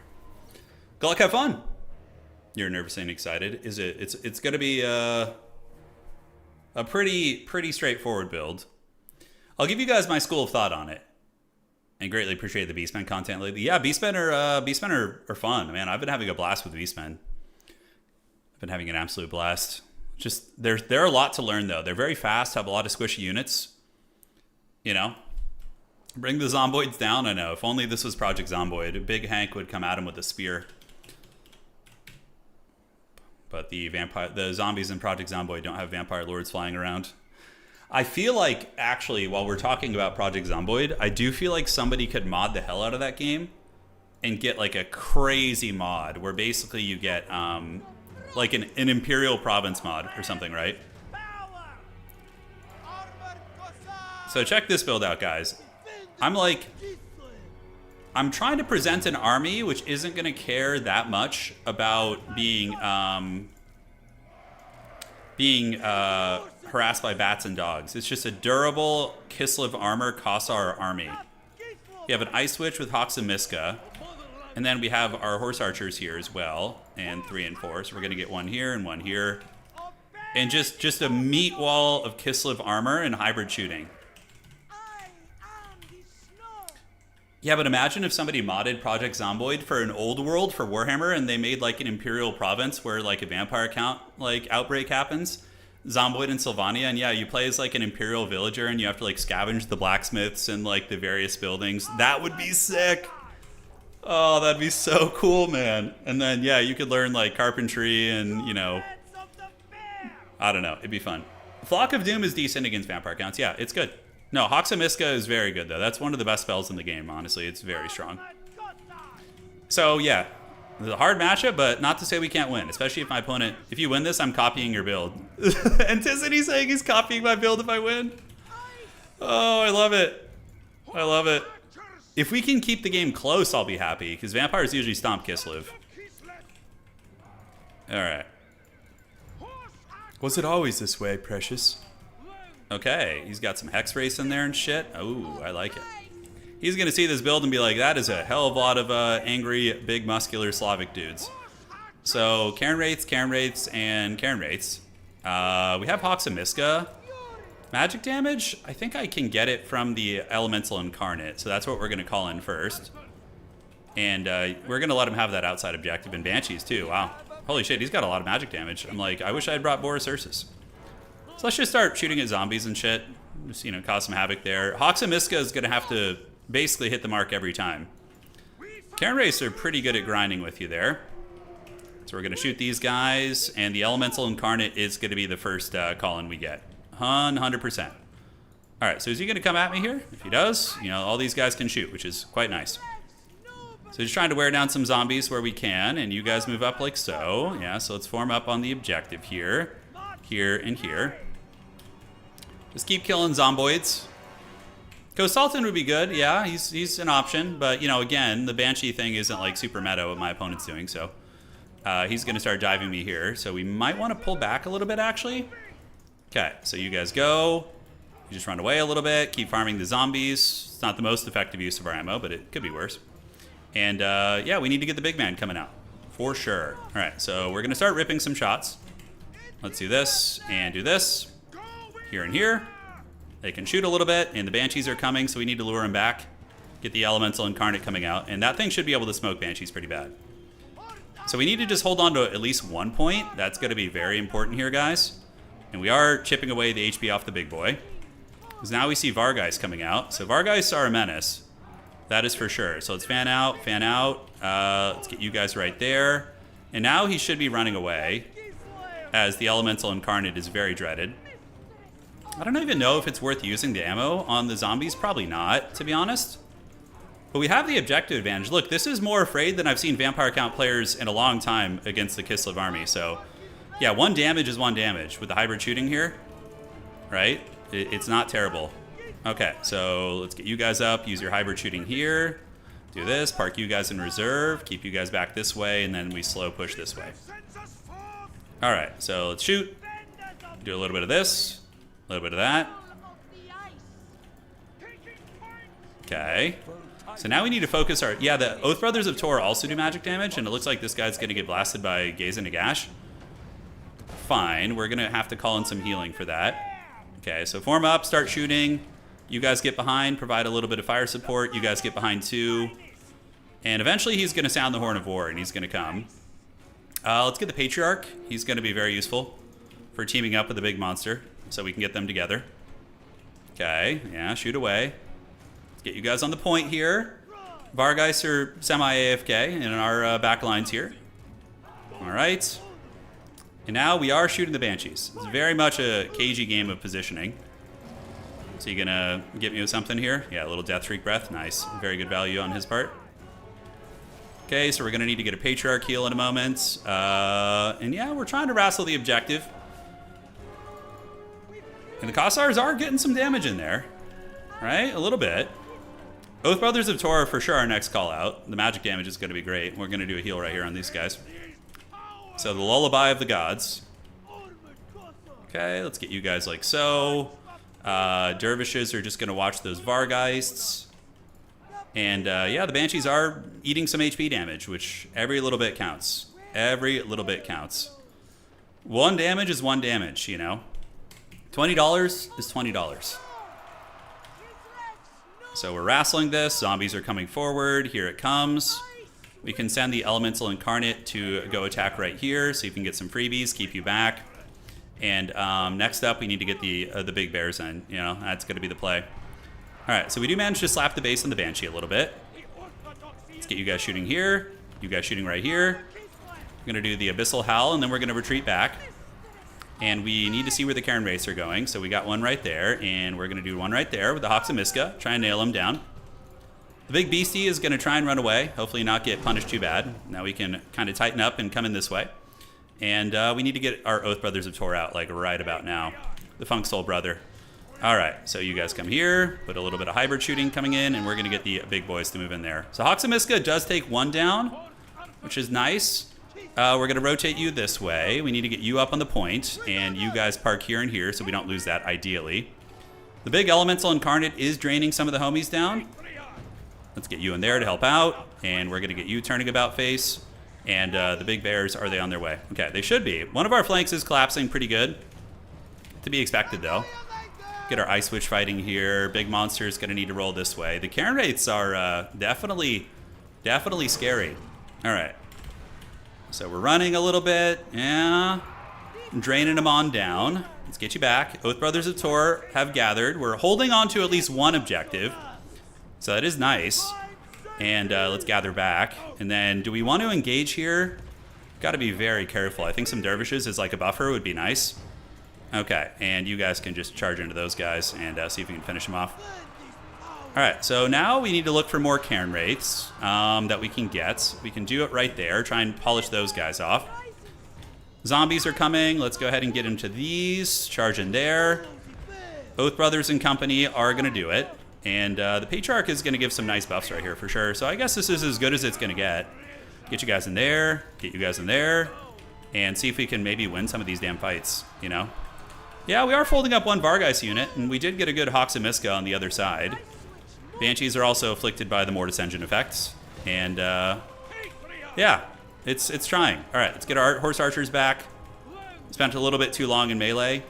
We need to unsummon you guys. And we are folding up this position, but is that really that big of a deal? Yeah, we need the big boy to go after this. Let's get the Bear Riders to pile in over there. Okay, keep fighting, keep going. Let's get the Horse Archers to shoot here and here. The Patriarch, you know, it's not the Patriarch of old with the OP AoE healing. These are different times we live in. These are different times. The Mortis Engine effect is doing it, but the big boy is almost down. Let's go ahead and do the Primal Roar ability. And do we have a Patriarch heal? We do, but I don't think he's going to live too much longer. Yeah, an interesting kind of look at like mass magic damage, right? Or mass, magic resistant units. Unfortunately, the beast is going to crumble, and we're probably going to die to the Mortis Engine. I've had better success with different builds against vampire counts, but it's such a hard counter this matchup. Oh my god, it's so forbidden. Hawks and Miska, sure, we can do that right in the middle. See if we get lucky. Maybe kill some stuff. Holy shit, the beast lives. All right, so let's get the beast back. Get you guys to shoot. Yeah, we need to keep going here. And can we get the Patriarch and him together to fight? Don't know. That thing's like doing the humping animations of doom. Hawks and Miska there does some good damage. And is it going to rally? It's got 900 HP. We got 6 seconds until that comes in and gives us a little bit of love. 3, 2, yeah, the demon disintegration is too much. Well, we buy him a little bit of time. All right, so Sorceress is not doing it. We do see some Hex rates being brought in. What can I possibly call in here that's going to be helpful? Probably just some Griffin Legion. Get those guys in, see what we can cook with here. All right, so you're going to run out there, try and lure him into the Shadow Realm here. Patriarch getting some damage. But overall, it just, yeah. It wasn't, what did I miss? Did I miss something? Oh, shit. Dominic, thank you, man. Yeah, sorry, I'm super focused. I'll take a look in just a second, my friend. You know, honestly, this isn't like the worst attempt at this matchup. It's not. The Banshees are getting low. We are poking down the enemy Lord. The Patriarch is still Giga Chad over here. But we're probably just going to get blasted by these Wraiths. We're going to see if we can maybe get a Griffin Legion charge on them and do a little something something. So yeah, for you guys, let's go ahead and put a Hawks and Miska down. Nail them nice and good. Patriarch has some heals, but probably not going to be enough. And we do get a Hawks and Miska, which will melt some of those heroic units. All right, let's get the Schmeagles to get charged right there. And Patriarch and boys, I mean, there's no way. This is a really hard one, man. Maybe playing mass mobility style would be good. Yeah, Dominic, I do see it, man. Thank you so much. I'll take a look in just a second, brother. Just busy getting wrecked here. All right. So do we bounce between objectives, maybe? Like a mobility style would be something that's a little bit better? I don't know. Like a mass Cav army, but Vampiric Cavalry actually beat KISLEV Cav if they use the Blood Knights and the Hex rates. Usually you're going to have a bad time with that. Okay, so maybe we can dodge this, the Gaze into Gash. Let's see if we can dodge it.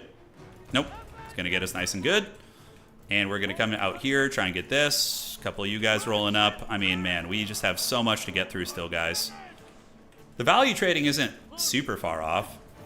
It could be worse. Let's sacrifice one of the weaker units there to get this. Patriarch is boinking that. We have the double Banshees still causing a lot of havoc, and a full health Lord too.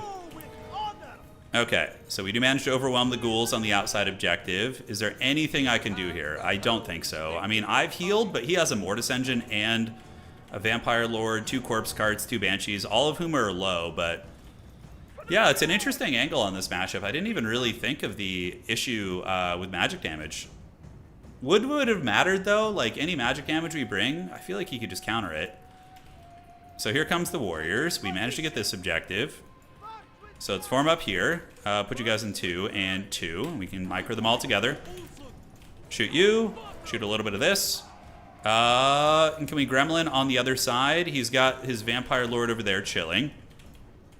I think he probably just consolidates in the middle. Let's get 2 Kossars coming up.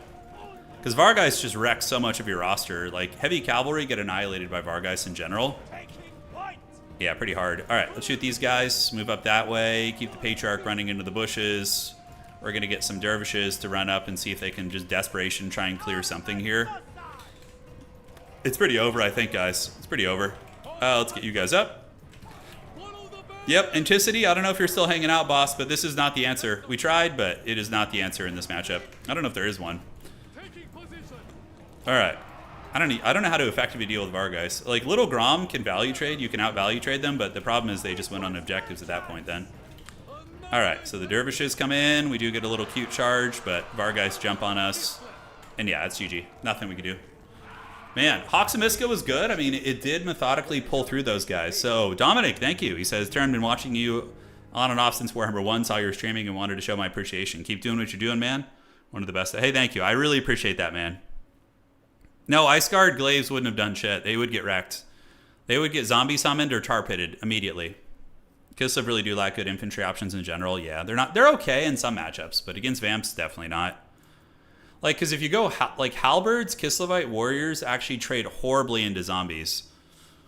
Their low melee attack, they're going to get wrecked by Crypt Ghouls or suboptimal into Skeletons, and all the elite infantry get killed by Cryptors and Vargeists and Karen Rates and Hex Rates.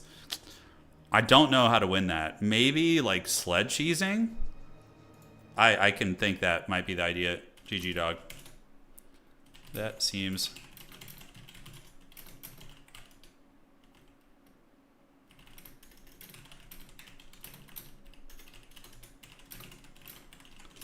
Okay, let's see here. Okay. Admin stuff. Yeah, Buna, Spirit Leech. I mean, you do have some magic damage on KISLEV. You could bring the Watchmen in the night. They don't do magic damage. No. You have the big magic damage boy. Man, you really are actually kind of limited on magic damage. No, Mass Archers doesn't work against vampires. Like, no faction it ever works against them. They'll just tar pit you with bats and dogs. I don't know. Oh, the Elemental Bear, of course, is the option, dude. That's 100% the way we do it.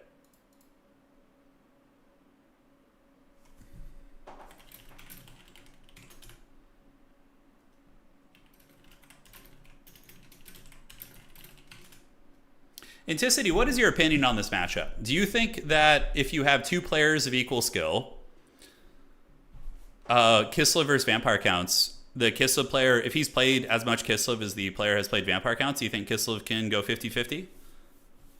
Yeah, Boris does the magic damage too. Boris unironically wouldn't be bad. Or Kostaltin. Kostaltin does some magic damage also. What about Stank? Stank has magic damage shooting. I don't know how to win that matchup. I played a fair amount of KISLEV too, but I'm not sure.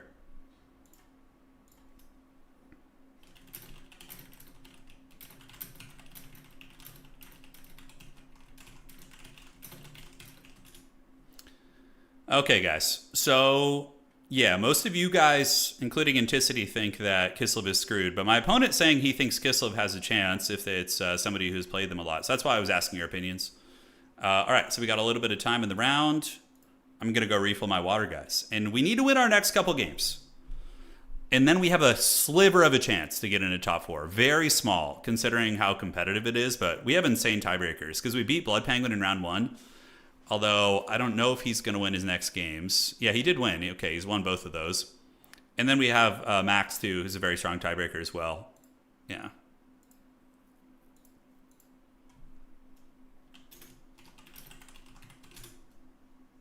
Who knows? Okay, so we'll be right back, guys. I'm going to go refill my water, and I will see you guys in just a second.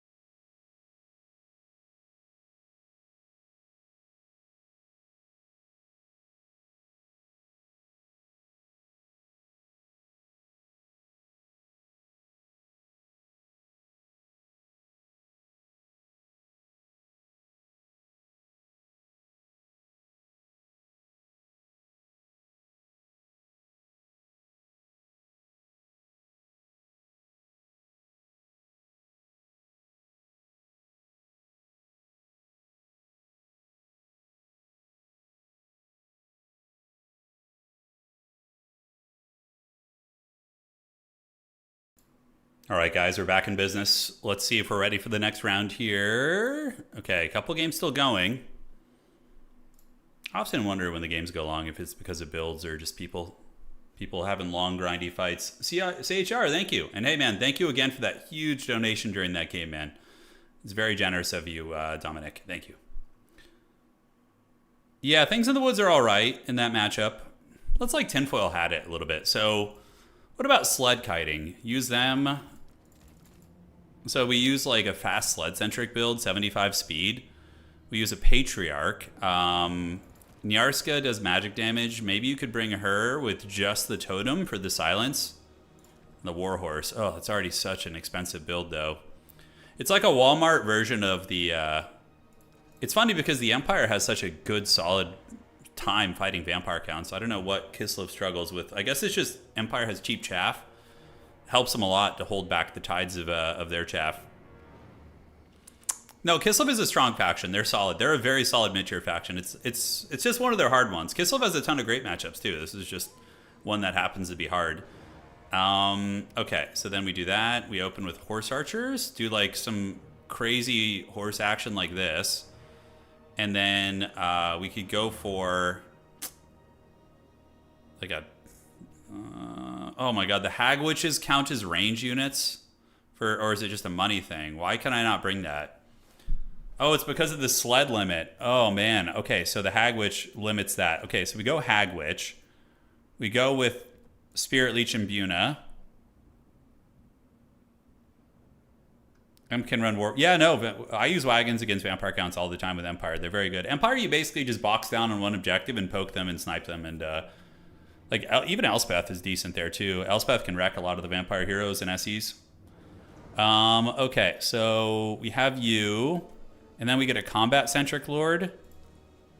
We get Rasputin because he brings all the auras for the. So we do Blaze of the Devotion for fire damage, which is actually kind of dank.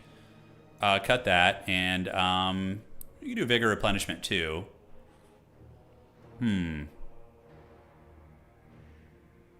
Yeah, I agree with that, Ents. Okay, so how are we looking here? Something like this out of the gates. So you get like a Chariot Entourage. You have two really good SEs.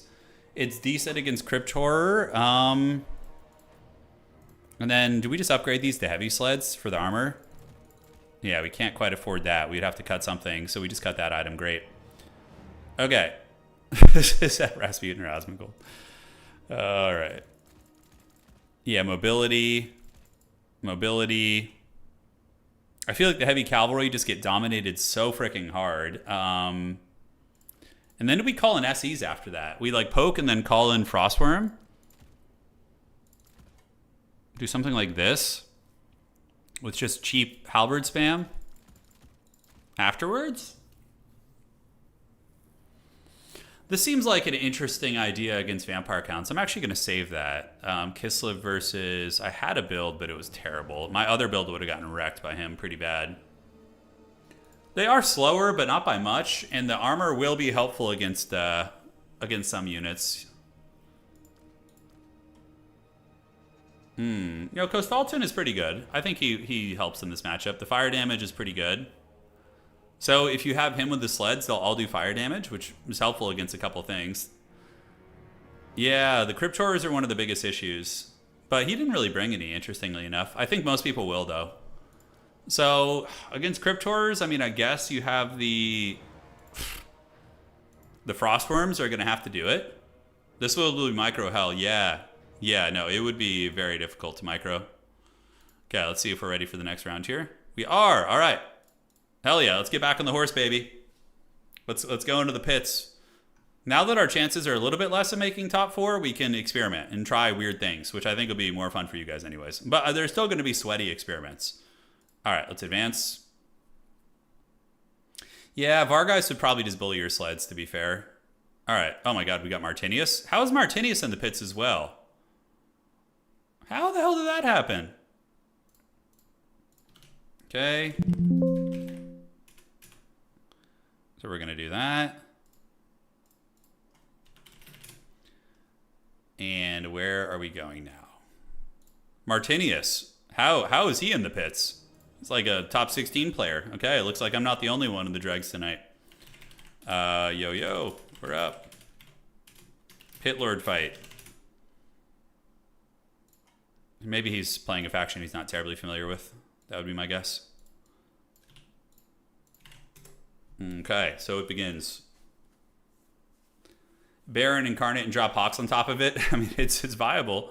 But then you need to play the points too, though. The Elemental Bear would last a long time. The Gotrek and Felix just get tar pitted by zombies and never escape. They sit there for the whole game farming a zombie and just die. That's how that goes. All right. So what is he playing?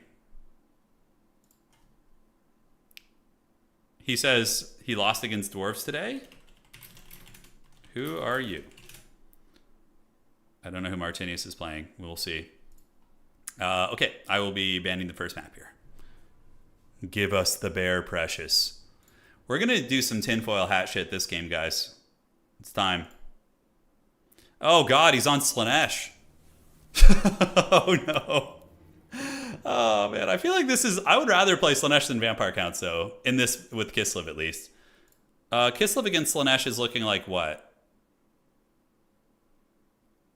33% win for us. Okay, let's freaking get it, baby. That's what I like to hear. Those are the odds I'm here for. Okay. So we will ban...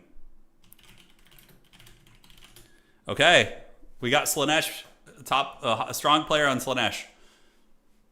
Well, let's get it, man. Let's have some fun. Watched your Gubby Warcraft 3 video yesterday. He split push with ghouls and called it the Turin strat. Oh, that's really funny. The Bronze League Turin strats, yes. All right, we're going to play on Edge of the Darkwood. He wants the big, juicy map where he can kite me and have some fun. So, Edge of the Darkwood. All right. All right, let's get you. Mass halberds. I mean, but the problem is their marauders dominate your halberds, so you can't just do that.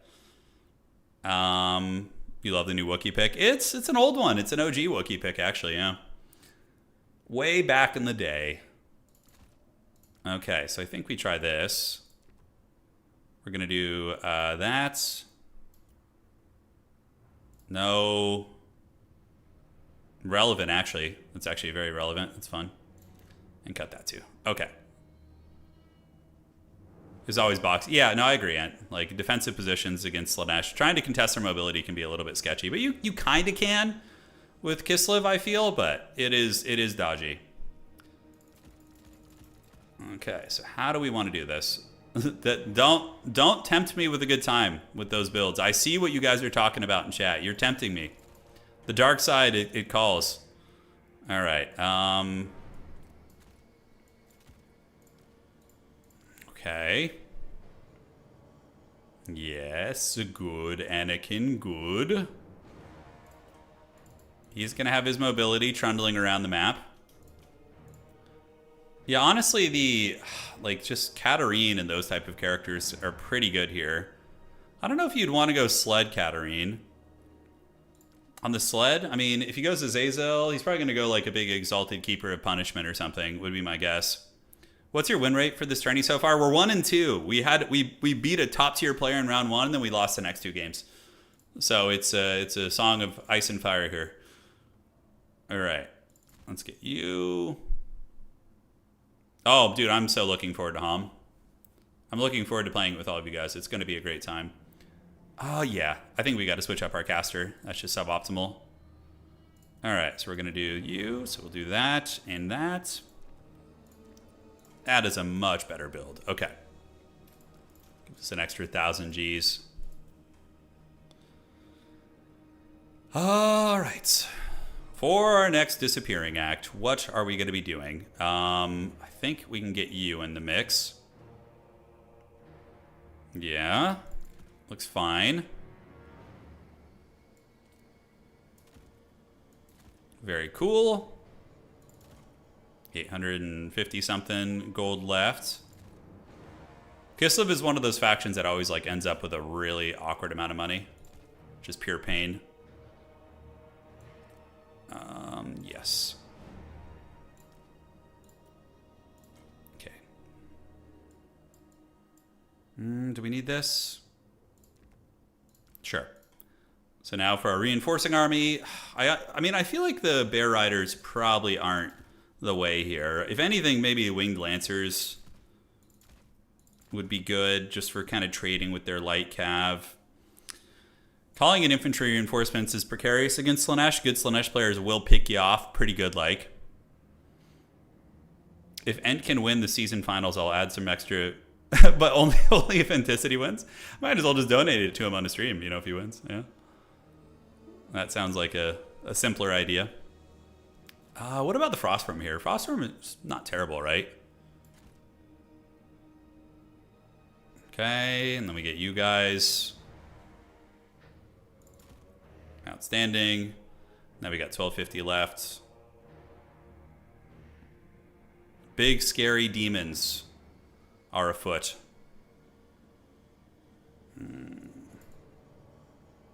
What about heavy war sleds? No, they just get killed. They just get wrecked, right? I'm the old man right now taking the long turn here. Okay. Yeah, that'll have to do, Pig. That'll have to do. So this definitely has some experimental elements in it. But I think some core staples of the matchup as well. I almost brought the Rampage against Slaanesh, but like if he goes mass infantry and I bring that, I'm just going to be really sad. Anything that can counter Hellstriders, your heavy cav trade okay into them. It's not the worst trade because Hellstriders don't have good armor piercing, so they can struggle. Oh yeah, if you're playing Enticity loves his Forsaken, I feel like that might be Ent. Is that your favorite unit, the Forsaken? Is that what you jam with? Is that like if you had to choose one, would it be the Forsaken? But look what I brought. This is the one off meta pick, which is the Ice Guard. Now I brought the swords because of Furies. If Furies jump them, they'll be able to win. All right, awesome. Then we have actually the Akshina Arwar with 2 skirmishers.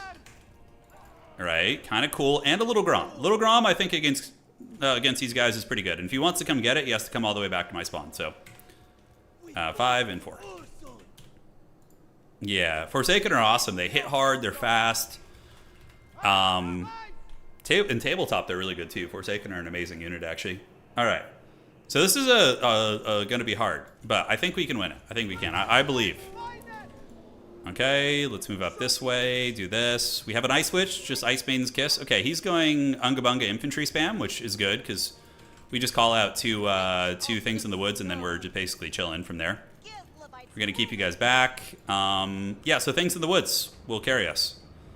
2 of them. And the rest of it, yeah, it's all Chaos Warriors with Hell Scourges. Actually, a little scary. A little unorthodox, right? The things in the woods are really going to have to put this game on their back here. Let's get you around the side here, do this, and see what's going. Dogs are still your true favorite unit? Yeah. I respect that. That's really fun. So he's creeping through the woods with a bunch of dudes. So we need things in the woods. I mean, Griffin Legion can also melt the Chaos Warriors. It's just not quite as brutal. So he's got Hysterical Frenzy, Acquiescence. Okay, so not going to be trying to Pavane. I'm happy that he's letting us get the points out of the gates. Let's get things in the woods to start moving over here. Do a little bit of this. And who do we go after? His Lord or his Sorcerer? I don't know. Probably the Lord is a bit of an easier call. Okay, so things in the woods are going to park here. And we're going to box up. And we're going to go scout in the woods and see what he's doing and see where he is. Let's go have some fun with it, you know? All right, take Fire at Will off. We're going to move you right here. Another thing in the wood is going to come out. I wish I had brought a third one. That would have been very nice. All right.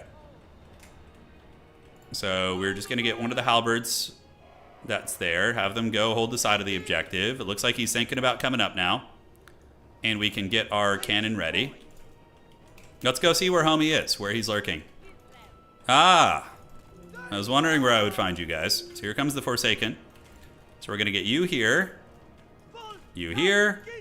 You here. And you here. Let's get these Ice Guard back.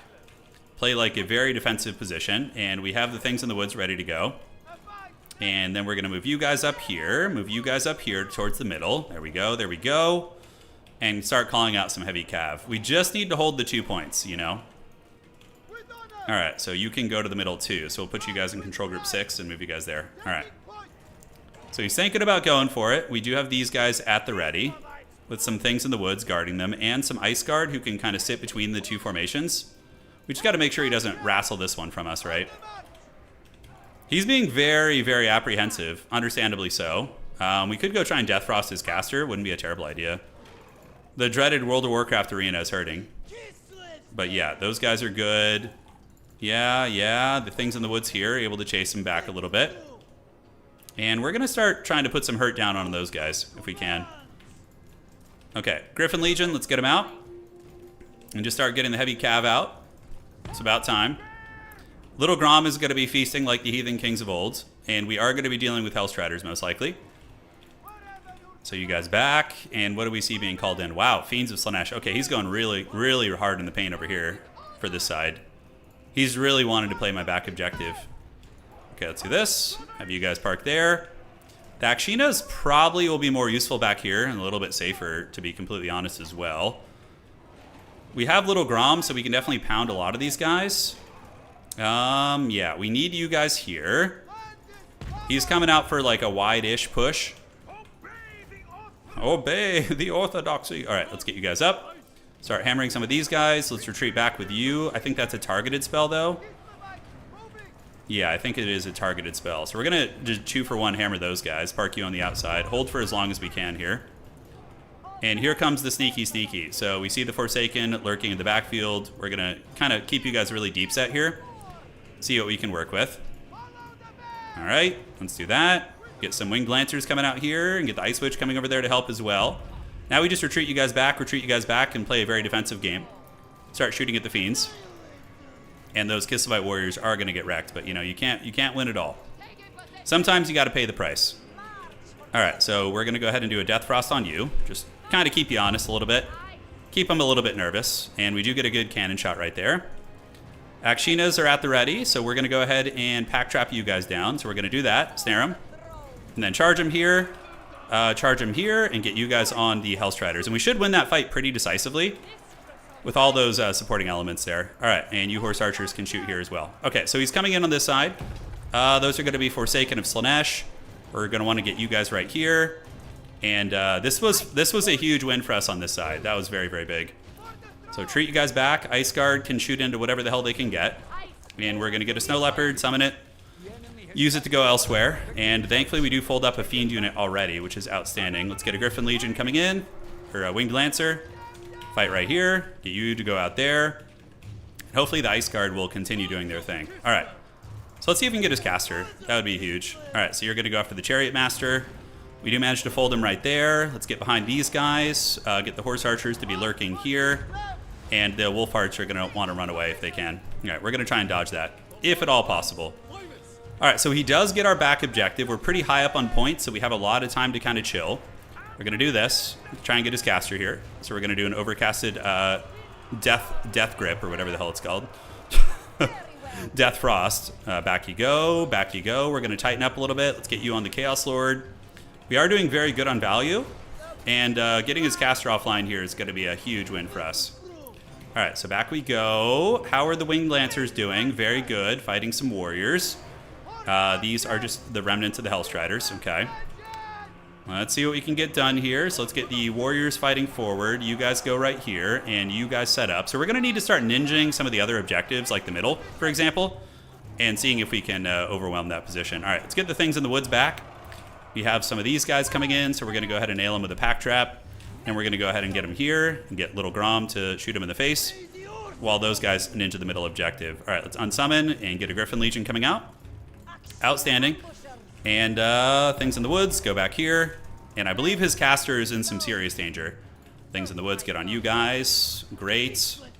All right, so Griffin Legion will be on their way out. We are value trading very, very well. And those guys do get folded. And then we can go try and get his back objective soon here as well. Okay, so the Fiend's definitely taking a Righteous Hammering. We do have a Death Frost. I think just honestly, basically just Spirit Leech spamming him is going to be the way. All right. So how are we holding? Winged Lancers versus Chaos Warriors, a bit messy. We do manage to get the middle, which is huge. And we can go try and ninja his back objective now and force him to send some units back there. I don't think that's going to be a bad idea. Let's go ahead and get the Snow Leopard. He can go here, shoot the chariot. Thankfully, we stopped the bleeding by getting the middle. We're going to run away with you guys. And, yeah, his infantry push is definitely putting in work. His lord does get hammered real hard right there. Let's go ahead and turn, shoot you guys. And if we can get his back objective, then that's freaking massive and a half. So we're going to have you guys stay, get you guys back. You guys go here. His lord is almost dead. If we can get the Spec Ops Leopard to get him, ooh, yeah, we just got him pretty good right there. The leadership break we could potentially get would be big. And, yeah, Griffin Legions are putting in some heavy lifting. We need to finish that lord, though. We do. His armor is very menacing. It is. But we will have more things in the woods coming out soon. You guys, what can I possibly do to stop these Forsaken from ripping these guys up? I guess just pack trap them. Get you guys back. And the enemy lord is shattered. So now we can just wait for him to run off the map. We don't need to chase.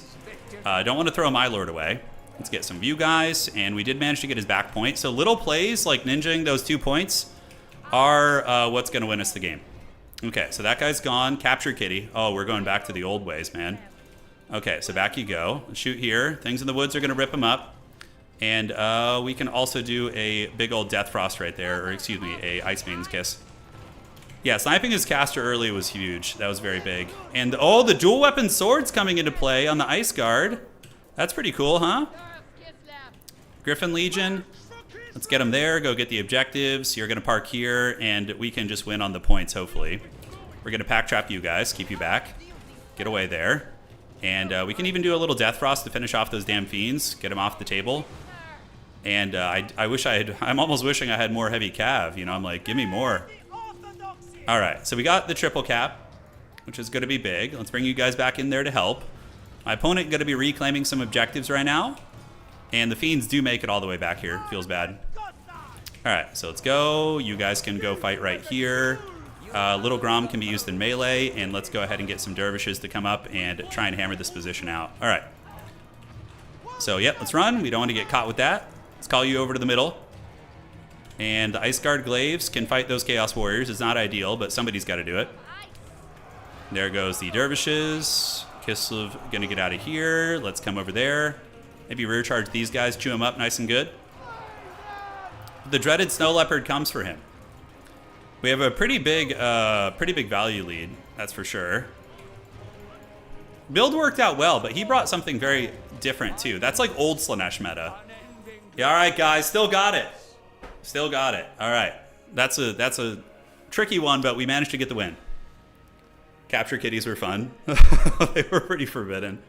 Yeah, when they had like infantry capture weight or whatever the hell it was. So he did the classic Hell Scourge push with fiends and yeah, no seekers though, and very little Hellstriders. Chaos Knights are always a mistake in that matchup probably. Little Grom was super Chad though. It did work and worked out well. GG dog.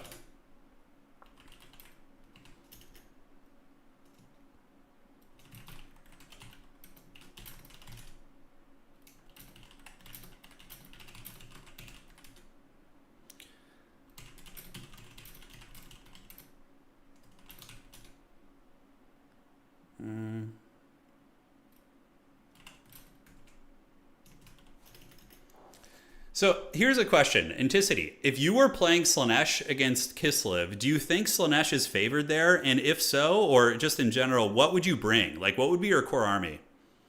Yeah.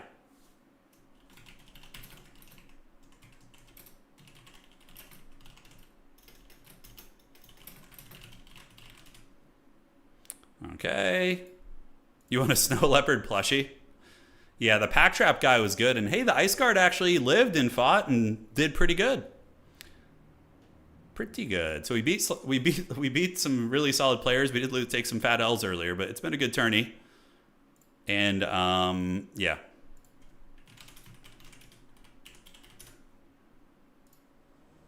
Okay.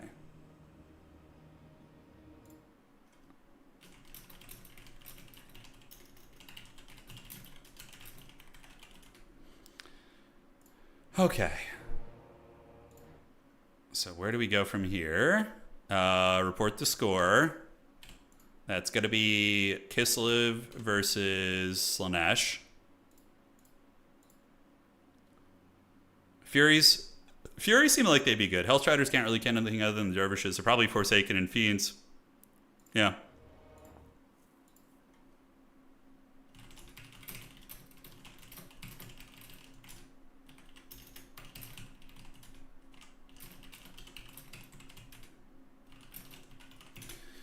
All right. So what admin stuff do we have to do? Yep. Do we still have a chance? It's got to be tight. Our tiebreaker is really good. It all comes down to how the cookie crumbles here at the end. Lord choice, you'd still go with the keeper? Really? Damn. That's very much your style though, right? Sigvald would be like the safe pick for somebody who's worried about losing their lord, right?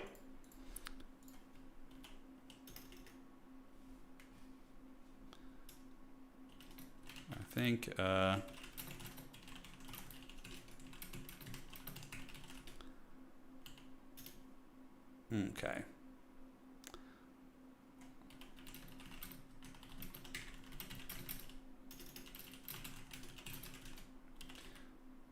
Mainly because Hellstriders.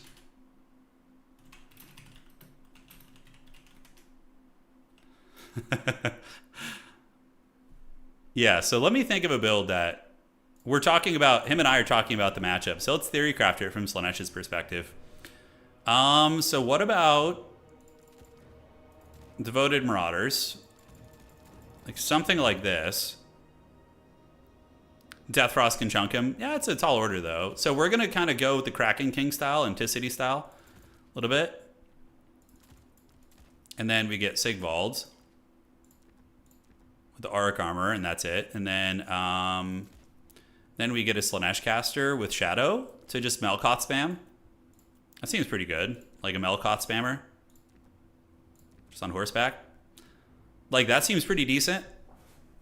Forsaken are a menace. They do get wrecked by things in the woods pretty bad, though. I still think you need Hellstriders. They're just so annoying. Do you use Marauder Horsemen in this matchup to play the objectives early? Yeah, the Marauder Spear, just to park one on the back objective, maybe. And then what about Furies? Furies seem good. Forsaken, I agree with Forsaken. I like that choice. Maybe one Exalted Demonette, just as like a, no, but the Heavy Cav will just, no, they can actually win games though still.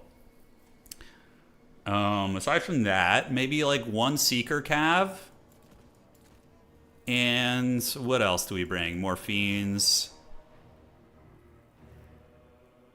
No Horseman is Slaanesh almost ever. Really? Okay, I'm learning. I don't play Slaanesh, so this is your territory, man.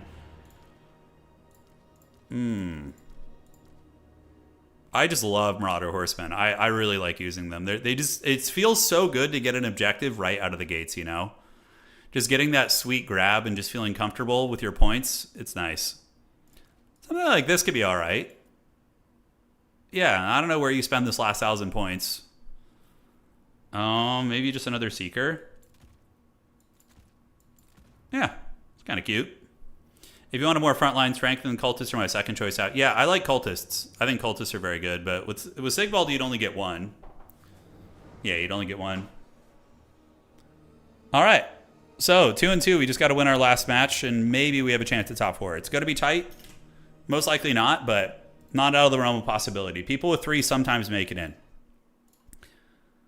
All right, so looking at the round, and we just have a little bit longer. Let's give Empire for higher a point, although I think his opponent dropped, so we're good.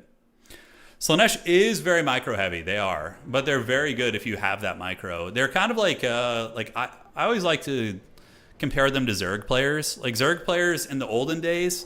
I don't know what the meta is like in StarCraft now, but in old StarCraft Wings of Liberty, like Zerg players always had crazy skill expression. Like if you have really insane micro, then Zerg are like your faction, right? Like splitting, like, you know, you got to deal with the Banelings and the Zerglings and the Mutalisks and all these kind of units. Whereas like Protoss are more of like, I'm going to be a Khorne player. I'm going to be like a mouth breathing, just like kind of, because I'm a Protoss player. Like I played Protoss. Yeah. Don't know. Furies are horrible versus KISLEV. I don't know about that. I think the Furies are decent against KISLEV. You can use them to mitigate their heavy cav. So you could like break charges of Winged Lancers and Griffin Legion and get a ton of damage on them and trap them in bad situations. Yeah. Yeah, I think to really unlock Slaanesh, you just need to micro a lot. Otherwise, they're just Warriors of Chaos, yeah. Warriors of Chaos love their Host Riders too, so. Yeah, Blink Stalkers require a little bit of micro. That's true. That's true. But, you know, there also is those Protoss armies where it's like, you know, you have the Colossus and the Immortals and you have the Shield and just like a Stalker blob and you just move around and steamroll, right? Kind of like, yeah, Queen injections alone cost so much APM. That's one of the reasons I didn't like playing Zerg. I didn't like dealing with that. It was just too much drama. Okay, couple games left. Almost ready for round 5. We're in the running. We're in the running. But it's looking tough. Inticity says, watching makes me want to play so bad, though. Oh, dude. You know what, I can't wait to see a lot of the high-level players from our community here in Total War Competitive go to play Dawn of War 4. When that comes out, that's going to be so fun. Because we're going to get like high-level Total War players from our community coming over for Dawn of War 4. Then we're going to get people from the Dawn of War games coming over. We're going to put together, if they have a spectator mode and some good features, we're going to have a little like kind of pro scene going.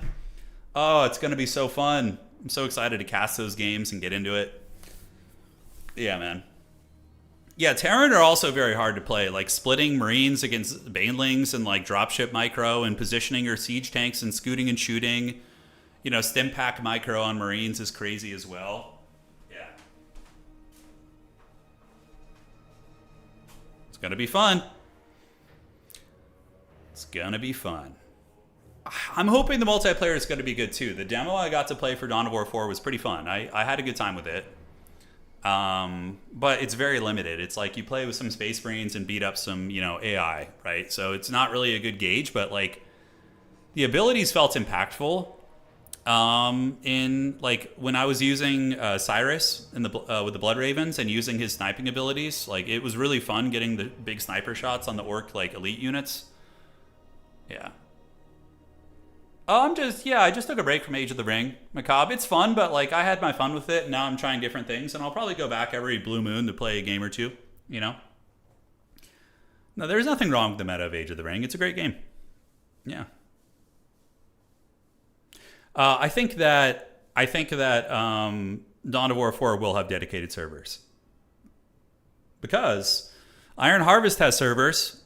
So yeah, if they gave Iron Harvest servers, then I can assure you that Dawn of War 4 is going to get servers. It's the same developer, so yeah.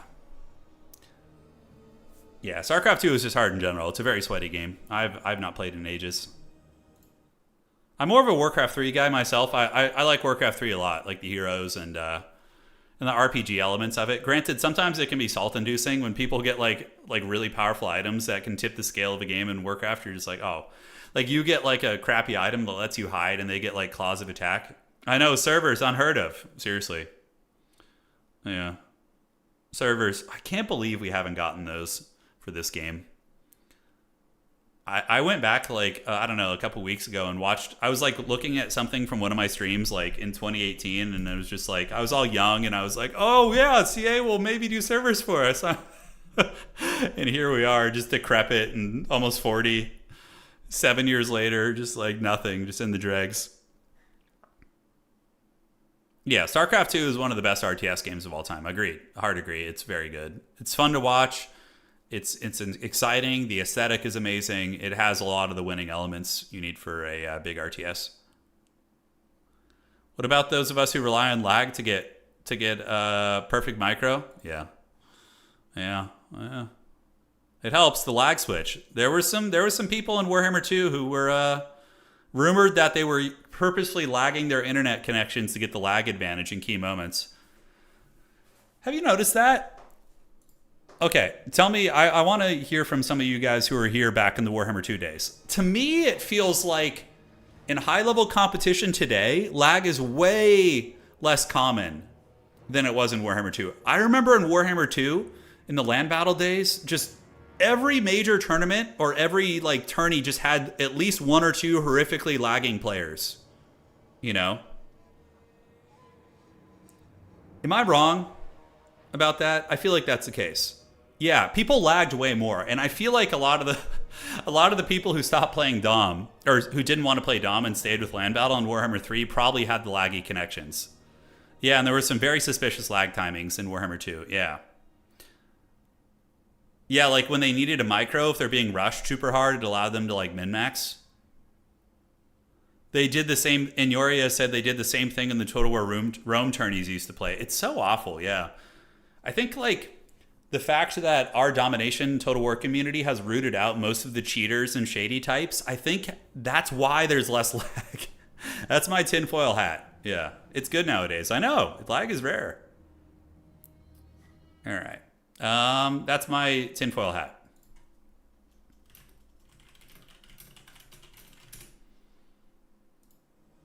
Let's check this. And where are we at? All right, we're ready for the next round. Round 5, guys. Let's have some fun. Their abusers are also not there anymore, says Flying Taco. Yeah, yeah. Okay, so let's advance this. Go from here.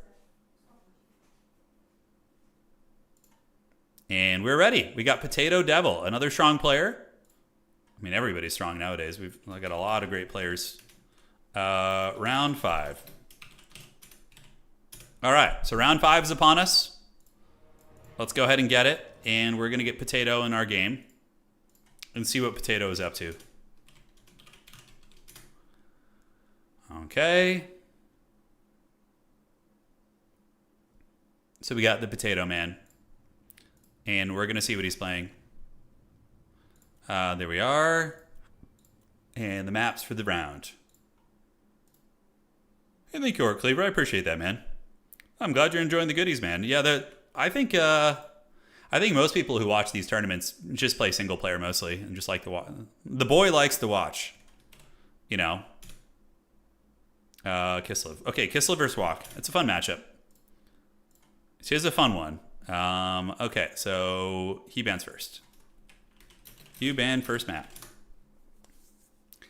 Let the boy watch what's being consecrated here this day. What are you going to pay? Mom, what do you want to see? Yeah, you don't even play this game. Yeah, it's still fun to watch, though. It's cool. Cool fantasy battles, and it's a solid RTS game. $1 million. Bloodgrove, Imperial Ambush, or Jade Tomb. We'll play Jade. Okay, so Warriors of Chaos versus KISLEV on the Jade Tomb. There we are. It's like when you watch your older brother kick ass at the game you can't play. Yeah. Yeah, that's funny. I was always the older brother myself, too. All right. Yes, and I think we mix in you guys there. For the Lord choice against Chaos, Archeon, the ever world beater, could come in here. He's pretty tough to take down.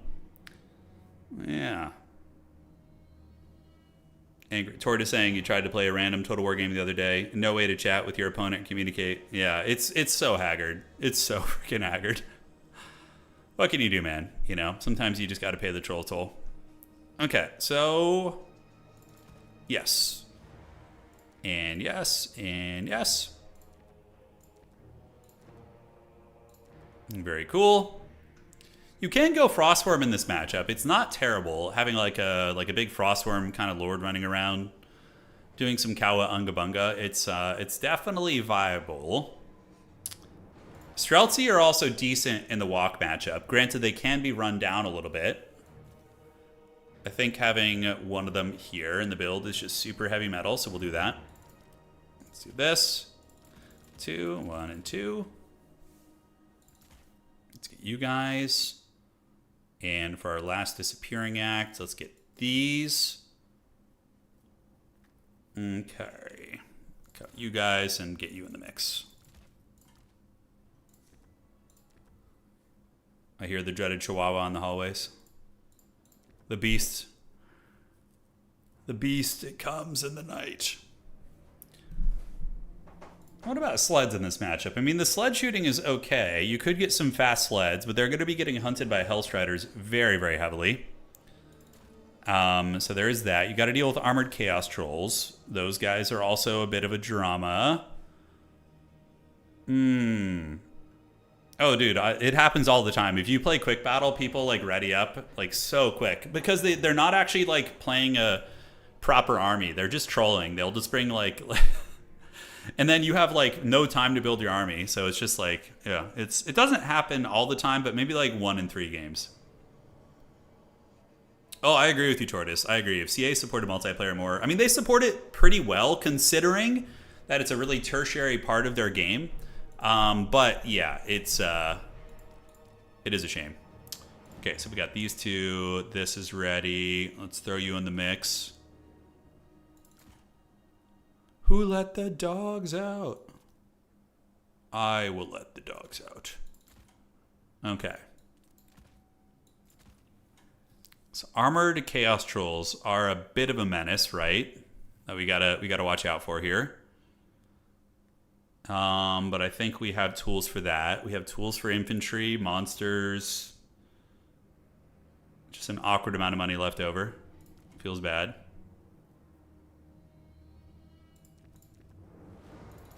Okay. The pack trap guys are kind of cute here too. You could definitely do some work with them trying to snare down things, but I don't know. A little bit vulnerable to the swarming if you ask me. Oh man, we almost forgot one of the most essential units on the freaking whole roster here.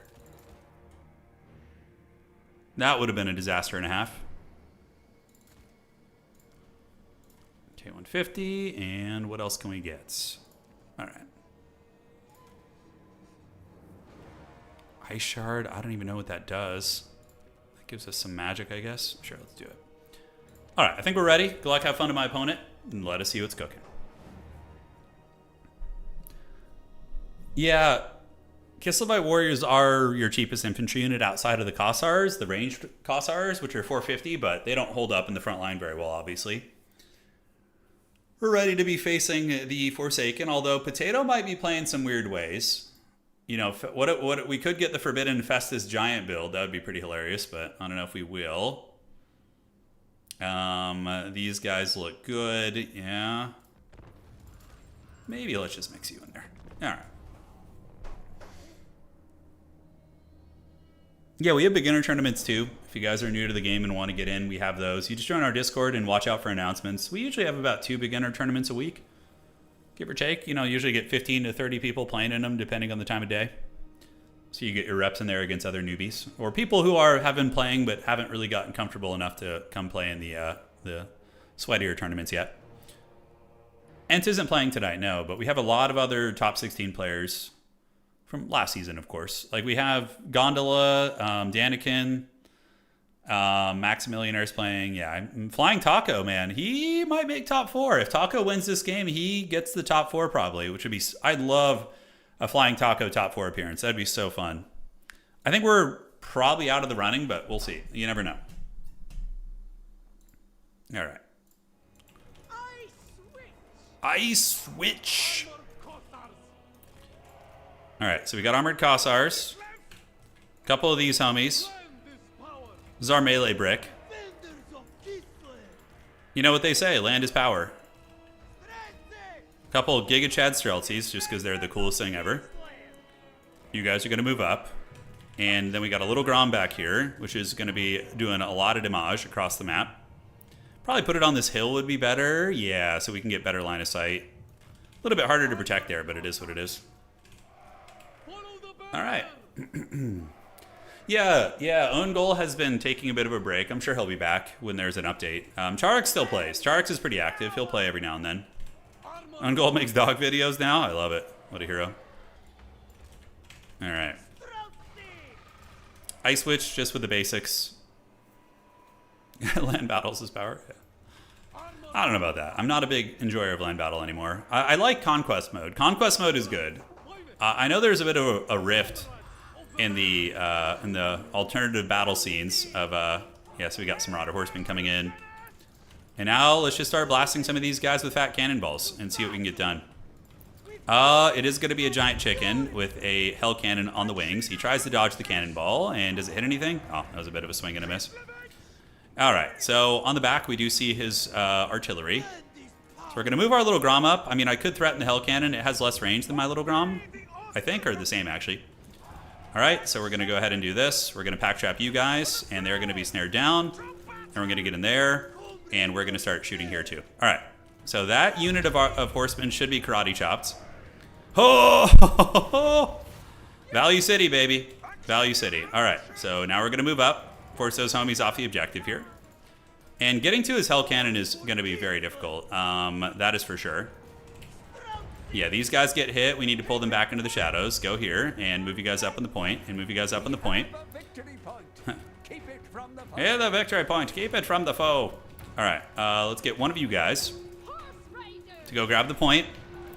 We're going to get you guys up, and they're going to start getting nailed by the artillery. I could make a big play for it. He probably has final transmutation. Yeah, he does. All right, so Little Grom is doing work, but let's actually just press his artillery here. I think we need to press it. I can't let that Hell Cannon shoot all game, or else I just basically lose. All right, so we're going to go for that, and I'm thinking of doing a big blitz down the side, like doing a last ride of the Rohirrim here, but getting caught by a final transmutation is going to feel really, really bad, because he obviously has Hellstriders waiting for us. So, yeah, there is that. All right, so our Little Grom is going to chase back his Hell Cannon. We're going to get on you guys and get on you guys. Move the pack trap homies up. Oh, that hurts so bad, man. That hurts so freaking bad. All right, let's start shooting at the Marauders here. We do have a good chase going. He does have Chaos Knights coming out, which means he probably has nothing to defend his Hell Cannon. So we can go for it, actually. Oh, is he trying to unsummon it right now? I think he is. Yeah, so we're going to go back there. The Marauders are getting wrecked pretty good, so we're going to pull back and pull back. And we need to get Heavy Shot Cav to come deal with those guys. All right, so we are going to get on his Hell Cannon. That's a huge, huge win for us, guys. Like, massive. All right, so you guys do this. We're going to tighten up our formation a little bit, and we're going to call in some things in the woods, because they'll be pretty good against infantry here in general. All right, so the Hell Cannon is still going. We have our Little Grom shooting back there. The Chaos Knights, they wait in the wings, so we're going to get back and form ranks back here. We don't manage to get it, but the Little Grom should be able to put some hurt down onto them in a minute, but for now we can just shoot the Chaos Knights with lances. All right, let's get you, get you. We're holding on to the point, and so far feeling pretty comfortable. The Little Grom did take some big damage. The Griffin Legion can rotate back this way. And let's get here. Yeah, the things in the woods, great engagement for them. Chaos Knights eating a fat cannonball to the face. Doesn't get better than that. Chicken eating it, Hellstrider's waiting, and we do have a pack trap in case he gets a little bit too crazy. Oh, look at the dragon just Tokyo drifting through these ranks too. So good. And we have a freaking Snow Leopard we can summon, but I don't think we need it right now. All right, let's get you back in the Hell Cannon, and we see the Hellstriders coming around. We're going to form up with you, form up here. Nice final transmutation. Very, very good one.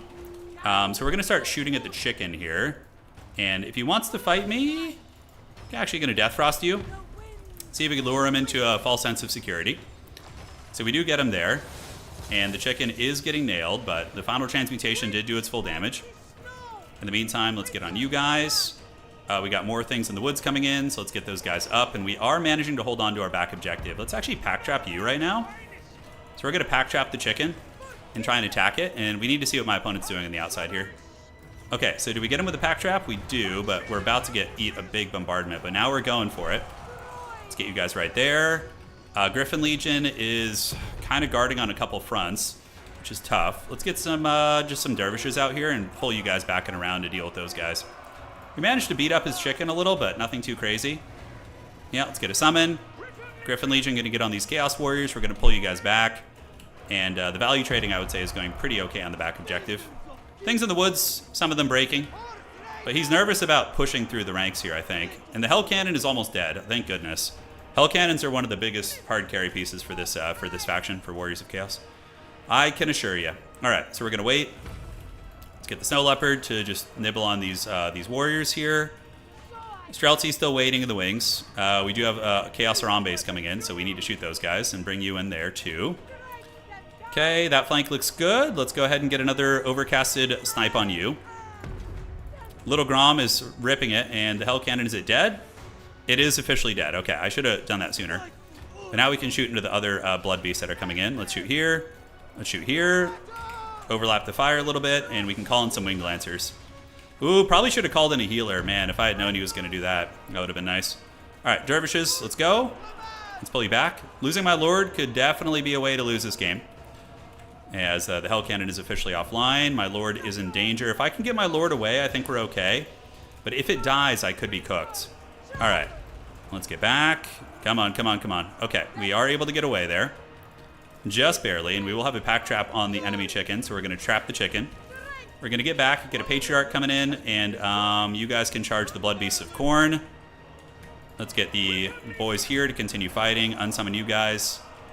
And we just need to get you back and get a healer, and then we're going to be okay. So the Blood Beasts of Khorne do get run over, which is nice. Our Ice Witch is going to need to find a Patriarch. Streltsy in melee, but it's fine. The Blood Beasts do get folded up, so let's turn around. Let's go ahead and shoot at the Blood Beasts of Khorne right here. Shoot you guys right here, and let's get the Patriarch to come out, and Homie is going to go ahead and team up with her, and they should be good to go. All right. You guys rip and tear. Chicken is low. Let's see. Where do we want to go here? Let's get a rear charge right there, get a rear charge right here. We've used most of our pack trap charges, but my opponent is going to have a final transmutation soon. He might actually have one ready for us right now, so we need to get back and get that heal off right now. This is a messy-ass fight, by the way. It's very messy. See if we can dodge that, and we're going to get the heal. Great. So now we can go in and help out a little bit, which is going to be nice. I think we're winning, though. The game's feeling pretty good for us. Let's form ranks. And are we holding the back objective? Yes, we are, most likely. And we can do a big old overcasted Death Frost on you. Try and bully that chicken. And we're going to get little Groms on it, and we're going to shoot you here. Towards battle him, we can get him in there. One here, and one here. Okay. Uh-oh. Oh, he got pretty lucky. He just got back up in the sky there. Just barely. Okay. So, Plague of Rust, pretty nice play. That's going to make our Streltsy die pretty quick there. He never captured the objective, and it looks like we do win that blob fight over there. On the points, we need to get you guys back on the point there. And the chicken is scurrying. We have a good points lead. And we managed to win that one, just barely. All right, so let's get you guys in there. We fold up the position. I think the Winged Lancers do arrive. Those are broken Hellstriders. Got to watch out. Final transmutations could be on the table. All right, so we're going to go chase the Blood Beast, pull you guys up, get you guys going here. Streltsy are going to come. Should be all right here. And let's go ahead and keep the Pack Trap guys shooting. Probably unsummon you two, and let's unsummon you in a second. Great. So the Blood Beasts are going to lose. We'll keep the Patriarch nearby. We're going to park you here. Move up the Giga Chads, the Streltsy. Unsummon you guys. And Little Grom can just keep shooting at his chicken and see if he can handle it. Probably need to reinforce our back point, so let's just get a warrior over there to make sure we don't lose it. And then the middle, I think we got it on lock. Yeah, because the Patriarch and company are doing great. Let's move up the Streltsy. We should have another heal here in a moment. Yep. You guys shoot the throwing axes, pull you guys back here. What a knockdown, drag-out fight on that home point, though, man. Killing the Hell Cannon was pretty massive. I think Little Grom will get more value shooting here. Okay. You have the foe's victory point. Keep it from them. All right. I don't know what the hell's going on with that formation. Jeez Louise. Okay. We need to de-group these guys so they can be deployed properly. Pack Trap boys, let's shoot. We have the double cap here. My opponent very much in the dregs right now. I'm feeling very, very steady. And yeah, we can just call out, honestly, just some archers at this point. You're going to be fine. Just get more dudes for the dude god. Form up on the point. Things in the woods are chilling. My opponent here going to be running with his chicken. Let's see if we can blast it. And I do have enough for a overcasted Death Frost too. We're going to go see if we can get him with it. All right. Yep. Things in the woods. Let's get him up. Chaos Knights. Chaos Knights are not great against KISLEV in my opinion. But, you know, could be proved wrong. Let's keep the Griffin Legion nearby. Here we go. Chicken playing a dangerous game. We might be able to Blitzkrieg bop him on the side. Let's unsummon you guys. Probably better just to get him off. Cannonball hitting those Chaos Knights real square in the face. And you can see him scurrying here. More Blood Beasts on the way in. All right. Hybrid shooting. Go, go, go. There we go. Knock him offline. Chaos Knights getting hammered by the Little Grom. The longer they mess around back there, the better it is for us. Call out some Streltsy. Get those guys downtown, baby. And a good, I think, a good capstone on the tournament for us. 3-2, but we beat some very good people, which is nice. Okay, let's shoot those horsemen, and we can get the Death Frost on the chicken. Oh, we actually have long range on that. Wow, when you overcast it, it's kind of like Spirit Leech. Okay, Kossar Spears are waiting in the wings. We could go for his back objective, but I'm more than happy to just play a slow grind against him here and not overextend. Chicken is still getting the Death Frost, and we're going to need some heavy cav to come out here in a minute. Yeah, we'll get some Griffin Legions. Okay, shoot those Chaos Warriors. We could do like a really light push on his home objective, like a low commitment, light push. Let's get you guys. Let's get you coming here. Do that. And, okay, he probably doesn't have enough for a final transmutation. I'd be pretty shocked if he did. Call it some Griffin Legion. Let's get you guys in. You guys come here. But just in case, we should be careful. Yeah, I think we're doing okay. These archers are going to shoot into them. Don't know what he's cooking with here. I don't want to throw the game somehow. Okay, Little Grom's going to get unsummoned here. I think we're fine. The Chaos Knights were very beat up when that fighting started. We're going to come around the outside. Get you guys to set up and start shooting here. The Streltsy can shoot the chicken.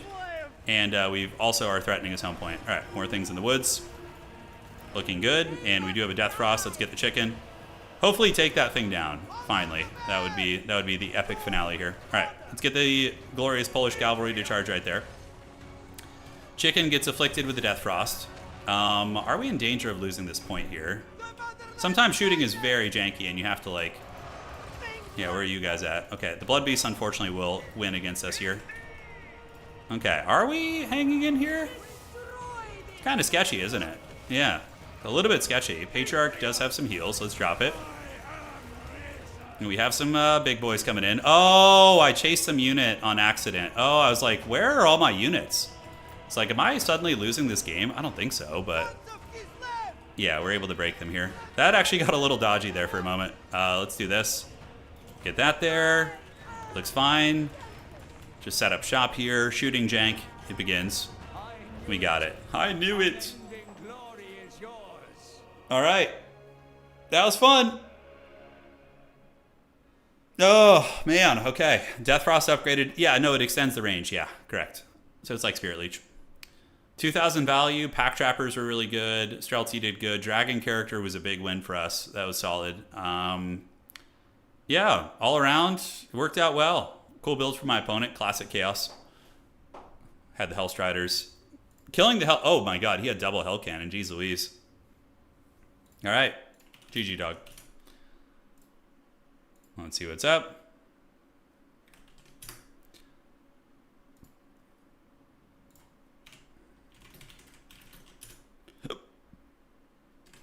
Hey, Trueblood, thank you for subscribing on Twitch, man. Thank you for supporting the channel. All right. So, good, solid win there. And let's go ahead and update that. That's going to be KISLEV versus... what was homie playing? He was playing... he's playing Chaos, Warriors of Chaos. There's all sorts of flavors of Chaos, so got to make sure it's the right one there. All right, team. I'll take it all the way to the bank. I'm just glad we didn't end with a negative record. Okay. Let's see what's here. Currently, oh yeah, man. Top four is coming together. Probably going to be some vampire count action. I'm seeing, I think, 2 vampire count players in the top 4. Gondola is really good at vampires. I don't know if he's playing them. It would be funny if him and Max had to rub their sausages together. Let me show you guys. So... we have Gondola, Max, Taurus, and Daniken.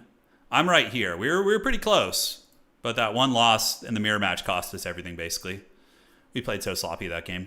But other games are very good. Taco, did Flying Taco, is he still playing? I would love to see a Taco appearance in top 4. That'd be super fun. Okay, he's playing Space Pope. So if he wins that, he has a chance at top 4. Maybe. His tiebreaker is kind of low, though. He's only got 9 tiebreakers, so his opponents haven't had super strong. Yeah. So we'll see. Maybe he'll make it. All right. It is time.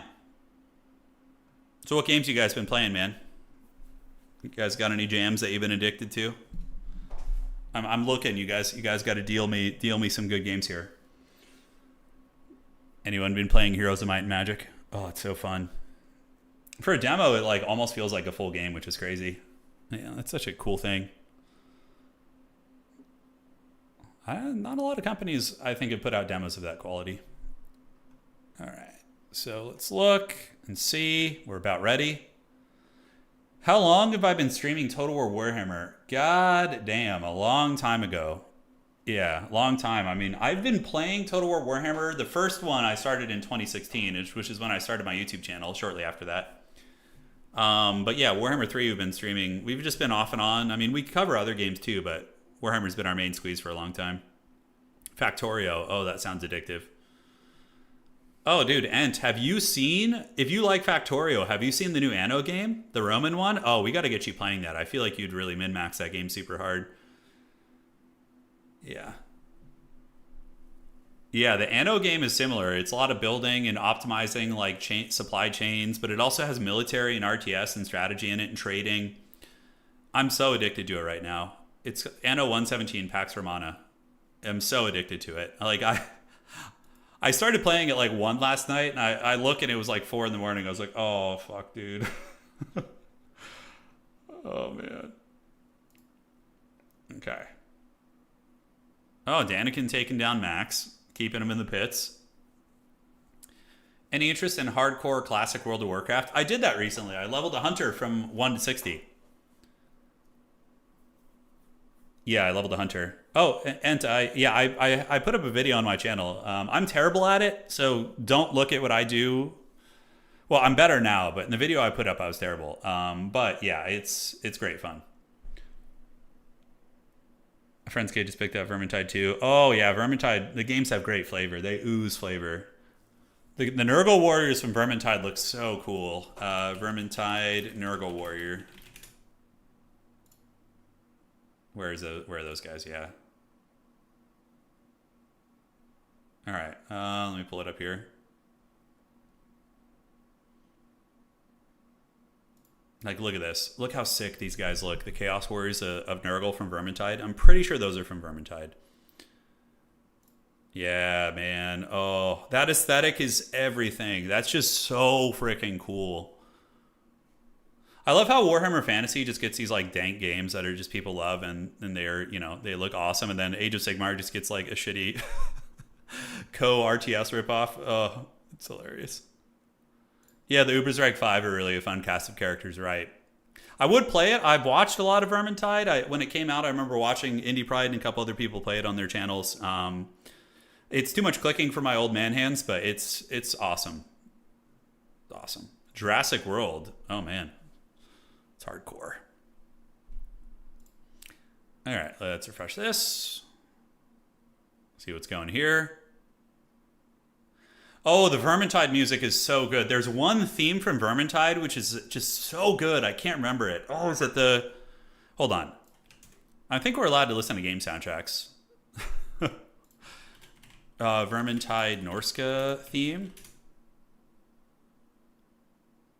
I think there's like a theme when Norska attacks you in Vermintide. Hang on, let me check real quick.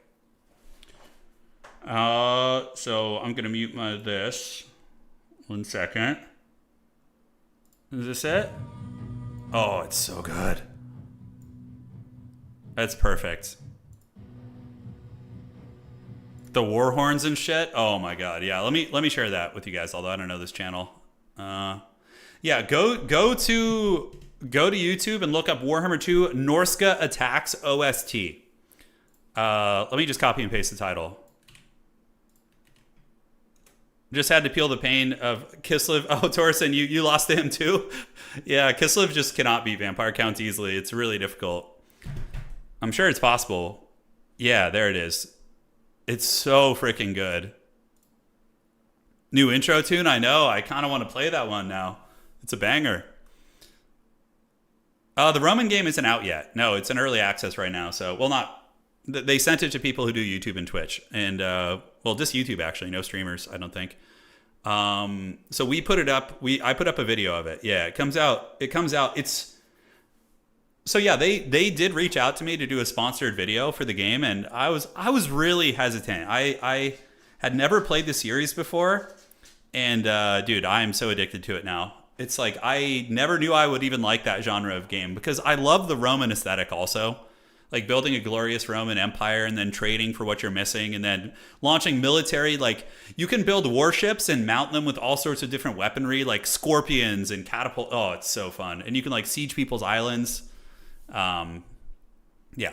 Anyways, it's fun. It's slow paced though. Like multiplayer sessions of Anno are gonna probably take like 6 hours. So when we play that game multiplayer, we need to find some homies who are willing to sit there for 6 hours because you cannot fast forward in multiplayer. Anno.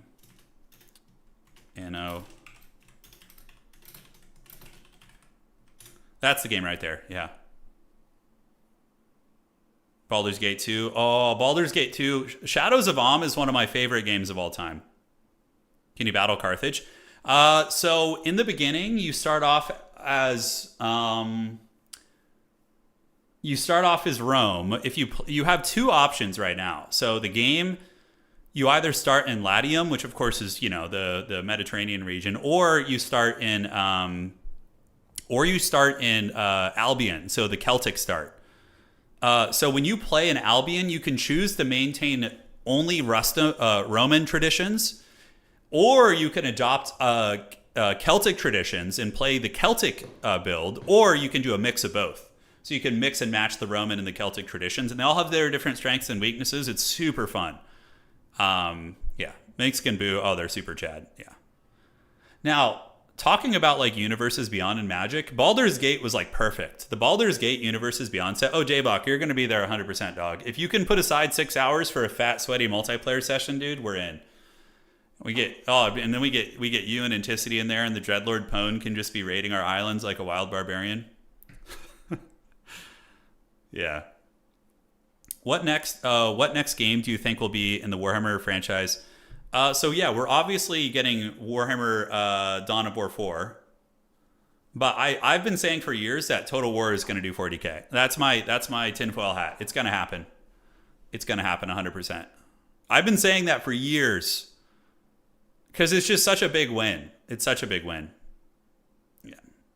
I haven't played Hearts of Iron 4. No, I've seen it. It's pretty insane. I played against in Grubby's Warcraft 3 Invitational, I played against the Hearts of Iron gentleman, Tommy K, I think is his name. So I got a bit of exposure to him in the Hearts of Iron community and saw some of it via his stream. I haven't played it myself though. If Total War does a 40K, it will feed It's gonna happen, dude. Mark my words.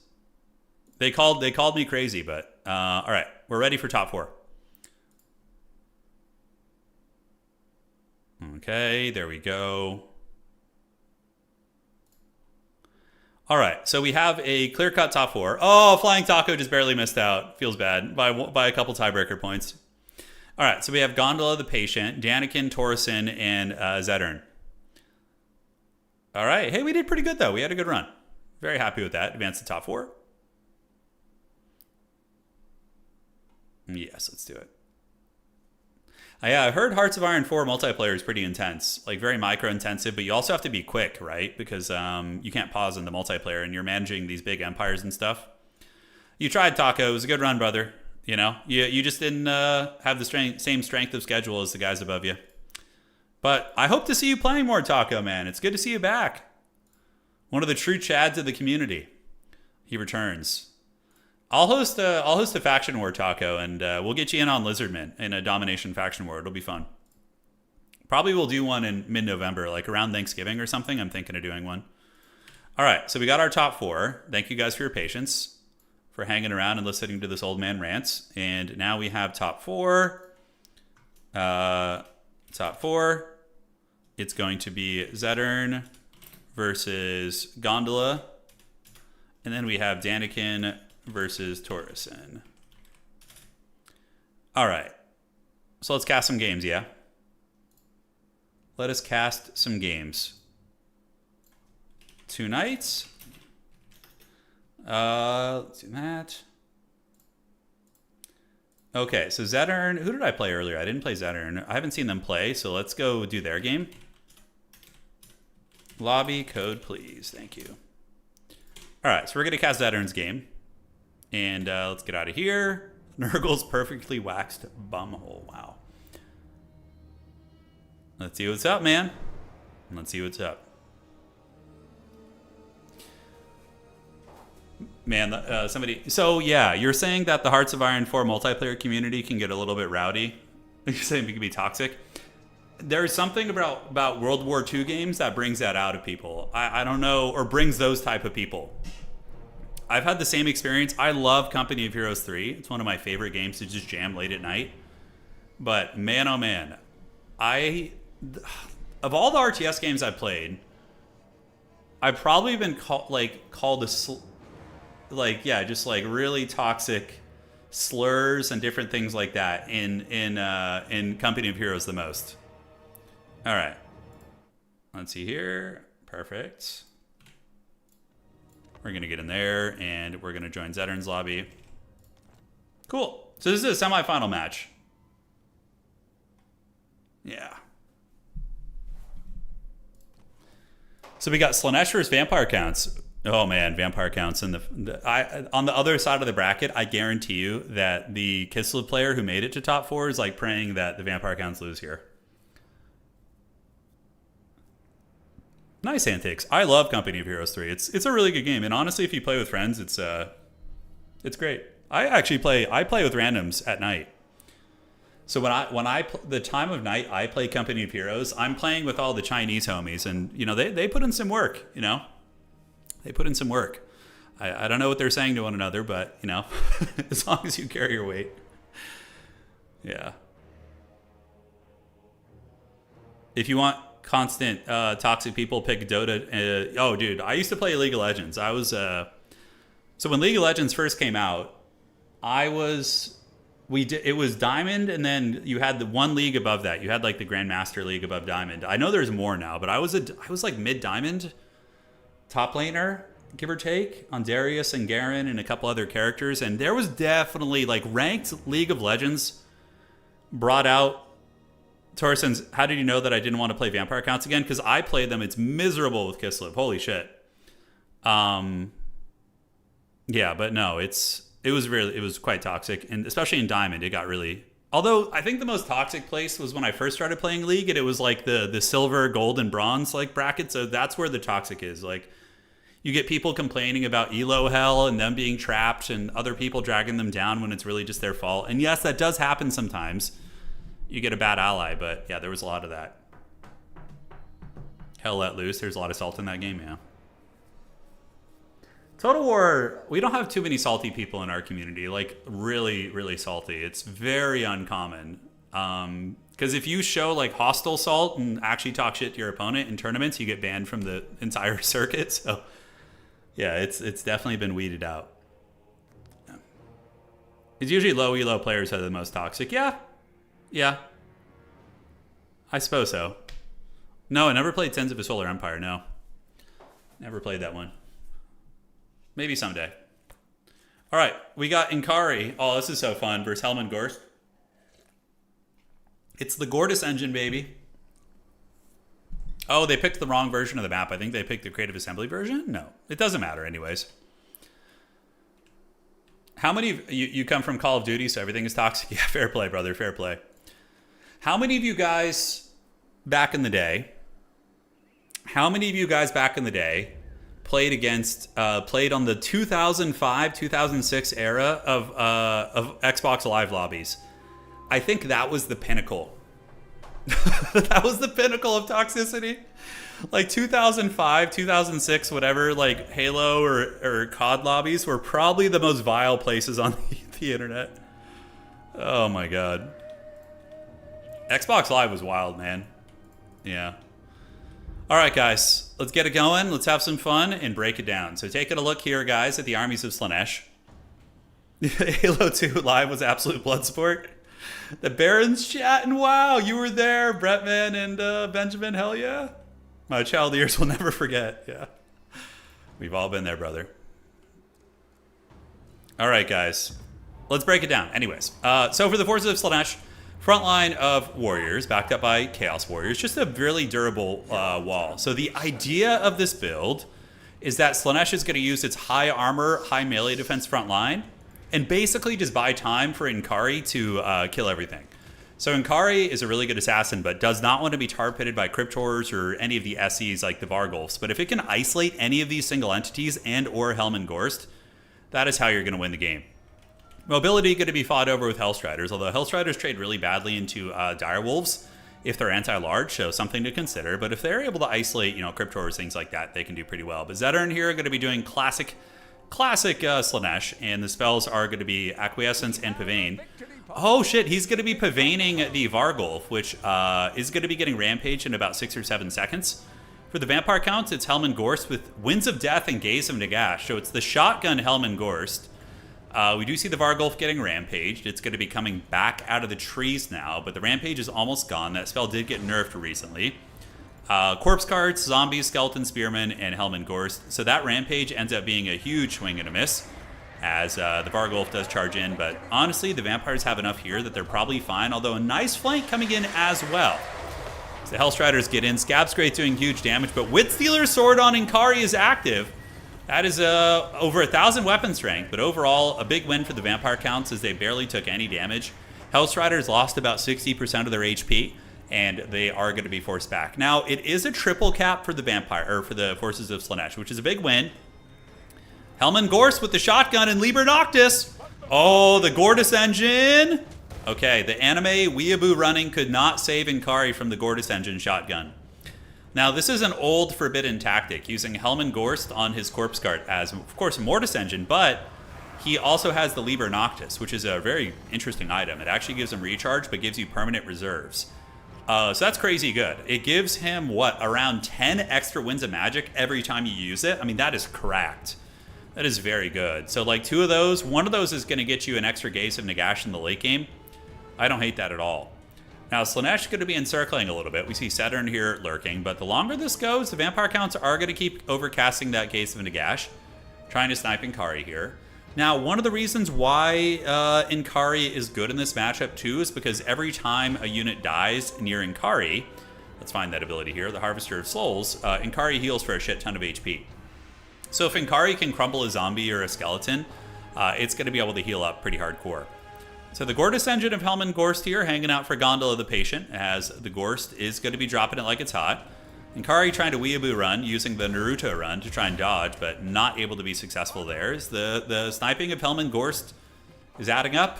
It is adding up. It might be time for the forces of Slaanesh to engage and try and get some units to break so you can heal Inkari. Otherwise, Inkari is just going to be dead weight. So I think getting in, killing a zombie with some Chaos Warrior Hell Scourges could be very, very nice, because Inkari needs to heal. And if this just keeps waiting for the cooldowns to refresh here, it's going to be a disaster. So Slaanesh Cav coming around the backside of the army, and the Giga Chad Chaos Warriors going to be meeting the zombies in the front line, looking super cool in the process. So there they go, and zombies for sure are going to get worked on, but the Vargulfs will hit hard. Fiends of Slaanesh circling around the back of the army, and Inkari is coming back there as well. And it looks like Slaanesh is going to be doing the classic Hammer and Anvil. Chaos Warrior armor front line. We do see Fiends piling in the back, which is very risky because now they're going to get trapped by Skeleton Spears. And Inkari is creeping, going after the Corpse Guard of all things. I mean, look, taking down a Corpse Guard isn't a bad idea. Witstealer Sword active. The Corpse Guard's 0 melee defense holds firm for the first attack, which is very unfortunate. And Inkari is not clicking on the right target. Looks like it had switched on to zombies. No, it stayed there. So White King is out on the board. Hellstrider's coming in the back, but being run into by zombies. Inkari Weeaboo running away from the White King is able to squeak away right there. Now, Vampires are threatening the objectives. They are threatening the middle objective, excuse me, but Slaanesh is threatening its back objective a little bit. It's a nice play here. Luring the White King into the Seekers was beautiful by Zedern. And now the White King is going to die, 100%. Inkari's going to turn around. That is like the most Slaanesh-y play possible. I really, really like that. All right, big attacks getting in there. We do see the White King getting karate chopped. It's going to be dying here in a moment, and that will actually heal Inkari. No, Inkari needs to stay. You got to stay nearby for the heal. Oh, that could be a big misplay. Oh, what a throw.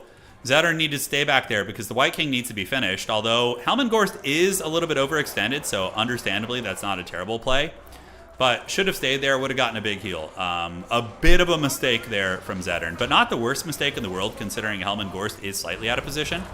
On the backside, Hellstrider is battling it out versus Cryptors. We got a huge Hellstrider Brit going after these bad boys.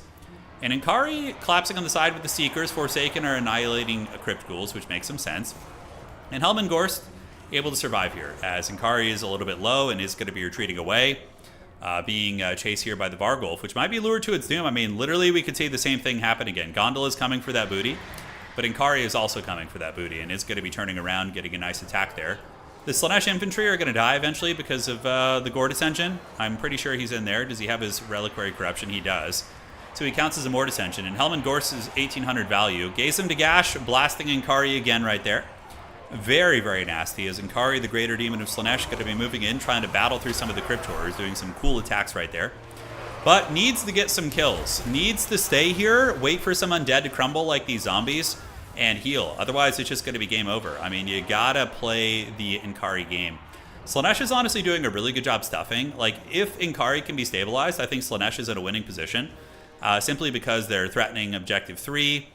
They have a lot of infantry still fighting here. Looks like Inkari is going to be going back in. Gotta stay there and wait till that thing is finished off, man.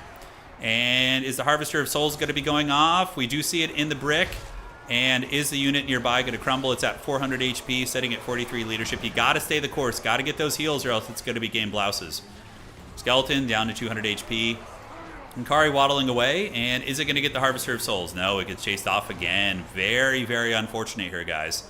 Weeaboo running into the distance, still being hunted by these SEs, by the Vargulf, as well as the White King right there. And pulling back here, we do see Inkari retreating. Forsaken going to be charging up here. And Bro charging in. And now is Inkari going to be turning around? Hard to say. Now, more Crypt Horrors and Scary Boys coming up. Schmeagles, the Crypt Ghouls. Hellstriders need to be unsummoned or used for some sort of an objective capture, like pull them down here. Inkari sitting at 250 HP is going to be wavering. Holy shit, that's dodgy. Now charging into the undead here and needs to get that Harvester of Souls, man. It's going to be really, really tough. Honestly, Zettern is playing very well in most ways. Just the Inkari fumbles are going to cost them the game. Because if Zettern had kept Inkari alive, you know, with the Harvester, it would have been... Inkari would probably still be alive right now, for sure. These units are all going to get crumbled down. Slaanesh still has the triple cap. We have about 1,000 points coming in. Slaanesh can still win this for sure by just playing the objective game. Not going to be easy, though. Likely, the Vampire Council will be able to clinch it, considering a massive value difference. And your Greater Demon, not only losing your general, but also your magic. You know, when you lose your general in this game, your entire army takes a big leadership penalty. Currently, negative 16 for Slaanesh, which is pretty significant, especially for some of the immortal units that can tend to break and run. So these guys getting punished, and looking on the other side, we do see some devoted marauders trying to hold back skeletons. This is a good play, maneuver over here for Slaanesh. And here, let me give you guys the proper Slaaneshi. We need to wait for those orbs to disappear, those lines, and then I'll tell you. All right, so Slaanesh needs to get its Forsaken. There's one right here, and move up towards the point right there, and then just kind of spray all over it with those Forsaken and see what we can get done. On the side here, Forsaken and company trying to fight, but being overwhelmed by the vampiric gorillas. And I don't think you resummon Inkari here. Resummoning your lords is usually, unless it's like a cheap lord on a leadership-centric army, then it's not usually the best idea. But saving up for Inkari would basically be just getting wrecked. All right, so Forsaken going to be scurrying away, and it does look like the points are going to be 1,000. But the vampires very, very dominant here, guys, as they've gathered in the caravan of the Blue Roses. And Gondola the Patient going to be advancing to the grand finals. Now, we're going to see if my poor KISLEV compatriot is going to be suffering against vampires in the finals, but maybe he'll think of something cool to win. Who knows? Gondola is extremely good. They go under the name ERWD here, but yeah, on the leaderboard they are Gondola the Patient. One of the stronger players in our community. Very, very good. Yeah, honestly, a winnable game for Slaanesh. Just got to keep Inkari alive. That's it. So, let's do this. Turin finals. It's the final countdown. Da, da, da, da. Oops, wrong one. Okay, Turin finals there. Cool beans. Let's do that. And we're going to go ahead and get Gondola to the finals. And see who won on the other side. Who emerged victorious? Daniken drop in here looking scary as usual. Daniken is always a menace in the top 4. Currently, I think Daniken and Ench have both won a couple tournaments this season if we're looking at the new leaderboard right there. So we just had a season reset. Anticity has won 4 tournaments already. Danikin has won 2. And I'm lurking in the dregs at number 10. But hey, at least we're there. I'm happy to be on the leaderboard. Always fun. But yeah, this is our current run. We got Blood Penguin in here. We got Navigator winning Attorney. But Danikin and Ent have been farming a lot of these tournament wins. Okay. Here we go. Let's have some water. Gondola is very good and he's really drunk right now. What? You're saying Gondola is getting crunk at the moment?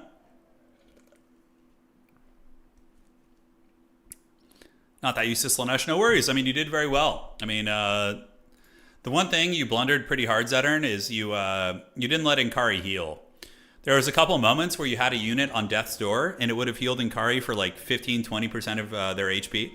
And you ran away. And Inkari missed out on the heal. But other than that, you played great. The Warriors, maybe staggering less of them into the blob fight, so the Mortison isn't as punishing, kind of like layer him up. But yeah, it would just be my newbie advice from the shadows here. Okay, so Danikin and Torreson are still playing. That has got to be a fun matchup, I'm sure. Okay. Okay. Did you start yet?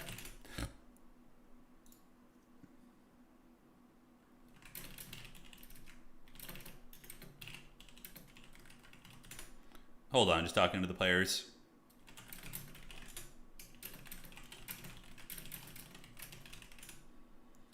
All right.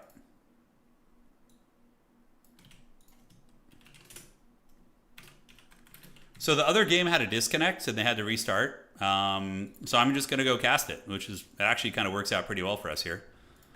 Let's do that and spectate this. Okay. Is that the game actually? I think it is. No, it's this one maybe? Weird.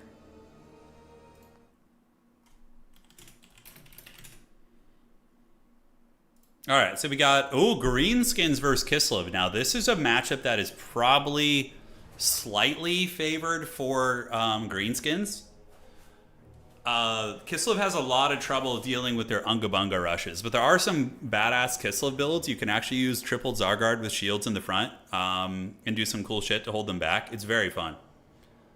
It's very, very fun.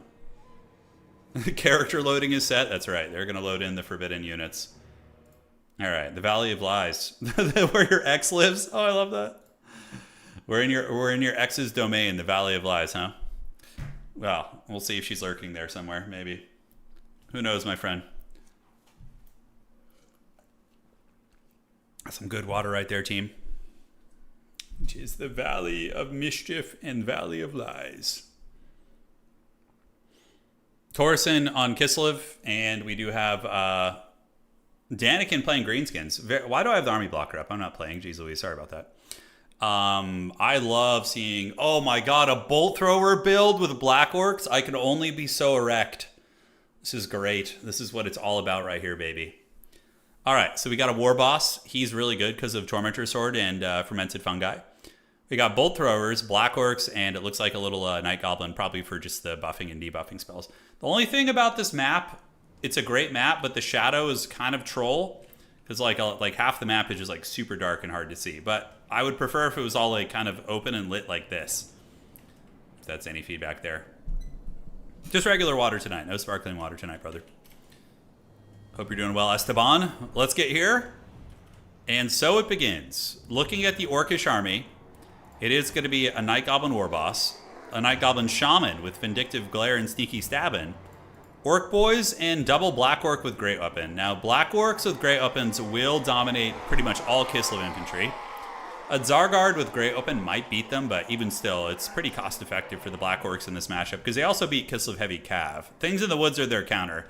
Now, Bolt Throwers, in theory, against Things in the Woods and chipping away at the Cav, if they can be protected, we'll see. And the rest of the build is going to be Night Goblin, War Boss, and Shaman. This is an extremely off-meta Greenskin build. Extremely off-meta. All right, now looking at the army here of Torreson, it is an RTK versus a Rat Clan Civil War. We have Armored Kossars, and then in the back it is going to be double Streltsy. Little Grom into the sunset. So Little Grom here is going to be poking and it's going to be stroking. And yeah, Little Grom is great. Just put pressure on the trolls and boar boys and different things like that with a couple horse archers. And you always want to have a terror unit against these guys. Having the big ice switch here to rampage, not rampage, but terror out things is going to be good. Hey, Micah, welcome to the stream. All right.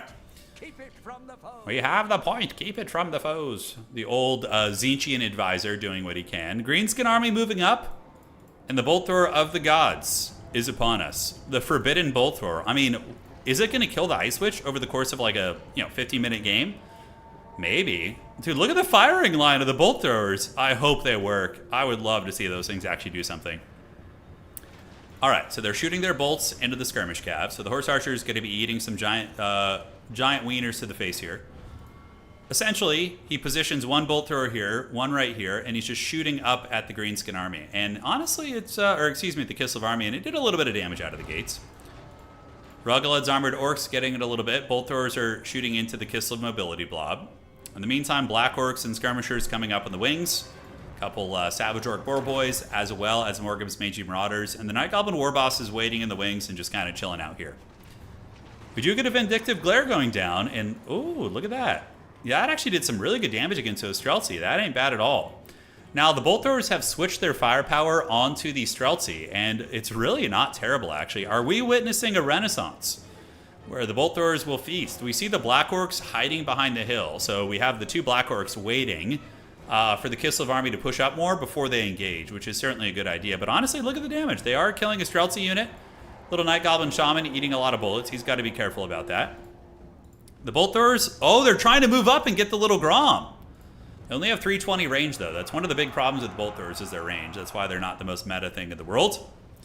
On the backside, Greenskin's calling in a lot of boar boys. So we see Bacon and some wolf riders coming around. Black orcs are now advancing up. And the orc boys are going to be eating a lot of hybrid firepower. You can see the KISLEV gun line unleashing a lot of fire, but mostly being mitigated here. And now the little Grom is being focused by triple bolt thrower, so it's going to need to turn and run, otherwise it's going to die. That little Grom is getting it pretty good. Wolf Riders poking into the horse archers here, able to get some nice pressure on as the Savage Orcs do secure that point. Black Orcs are going to need to do some heavy lifting here as the little Grom is down to half health, and Homie just now realizes, oh, he hasn't noticed! This is a bit of a throw from Torsen here.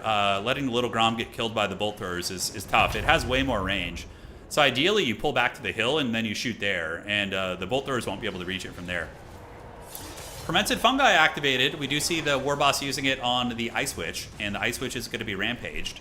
Not a ton of follow-up, though. Just some Savage Orc Boar Boys who aren't even anti-large, so they're not going to do a whole lot of damage there. So honestly, a bit of a win for Torsen. But Little Grom is now running. Okay, so he is running with his Little Grom, which is very smart. And if he can get the Little Grom away, stabilize it on the hill, that's going to be very strong, but it is very, very close to breaking, ladies and gentlemen. Greenskin's pretty up in value, and the Black Orcs will win. Spider to Bad Moon is here, giving them anti-large. So the Black Orcs and the Baconators going to be putting a circle beating down. And Tormentor Sword on the Ice Witch. So using the Warboss Tormentor Sword and Fermented Fungi to get a lot of HP off the Witch. And the Witch is probably also going to be targeted now by some of the bolt throwers. We'll have to see as the Wa does go down to the valley. And the Black Orcs able to dominate the Dervishes, and the Baconator is going to be trying to squeeze through. So getting their big hog wild push here. Sweet Pig getting into the KISLEV gun line. There they go. So the Bacon does arrive. More magic from the Night Goblin Shaman is able to blast the Ice Witch. Ice Witch is actually legit broken now.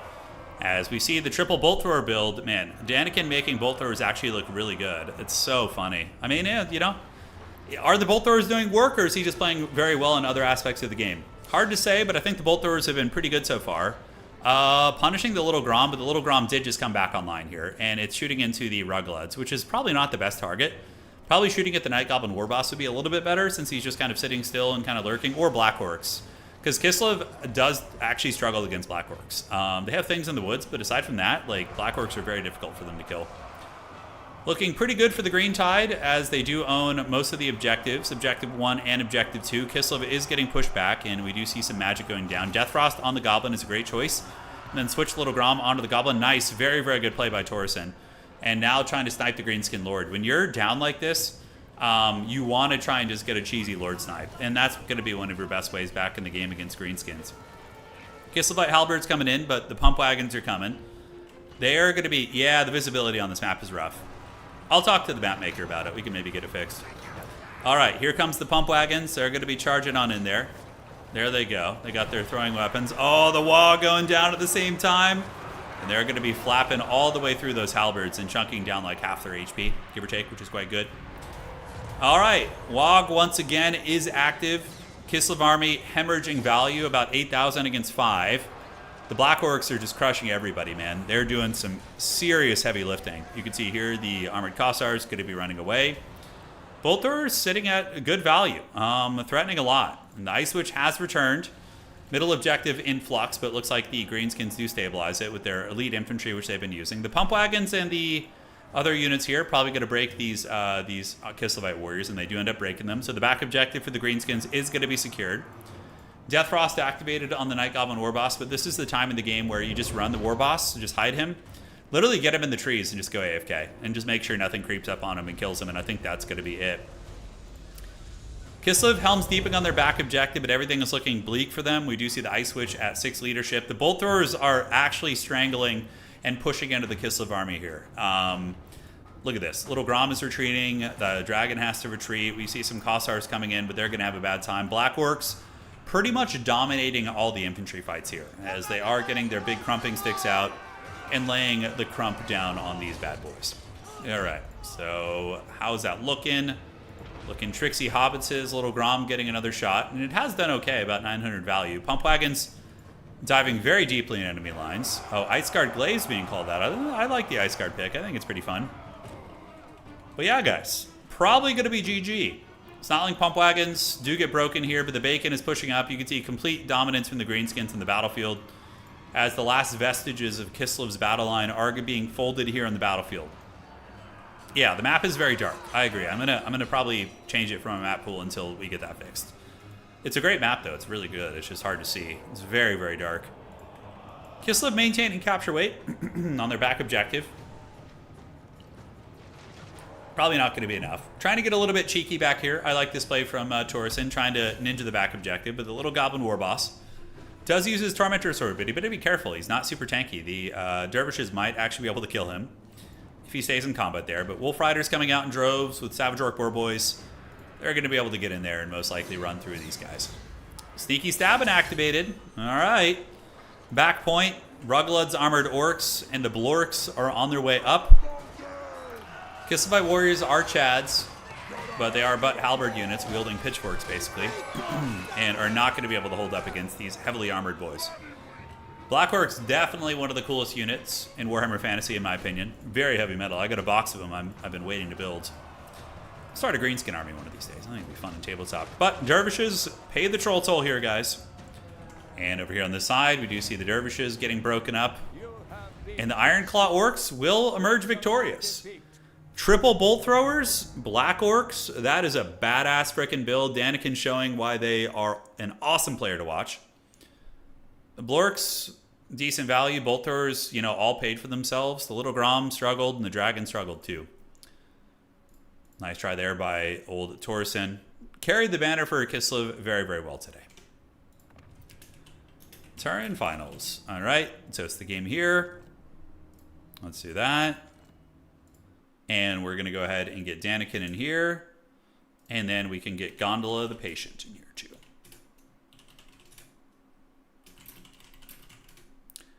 All right, so the homies are coming. This is the grand finals tonight. Tis the grand finals. Black Orcs look pretty good in tabletop too. Even though their models are a little bit old, they hold up well. They hold up well. Okay, Black. Let's see if we could find him here. Yeah, I mean, they have that new model too, which is really nice. Yeah, here they are. Pretty awesome infantry unit. I think they're very, very good. They have excellent rules too. Pretty easy to paint as well. These guys have a fair bit of detail on them, but overall, not too hard to paint. Big T, are you feeling an FFA after the finals? We might do one. Yeah, we might. Don't do it, Daniken. I have the high ground. That's right. Okay, so let's see here.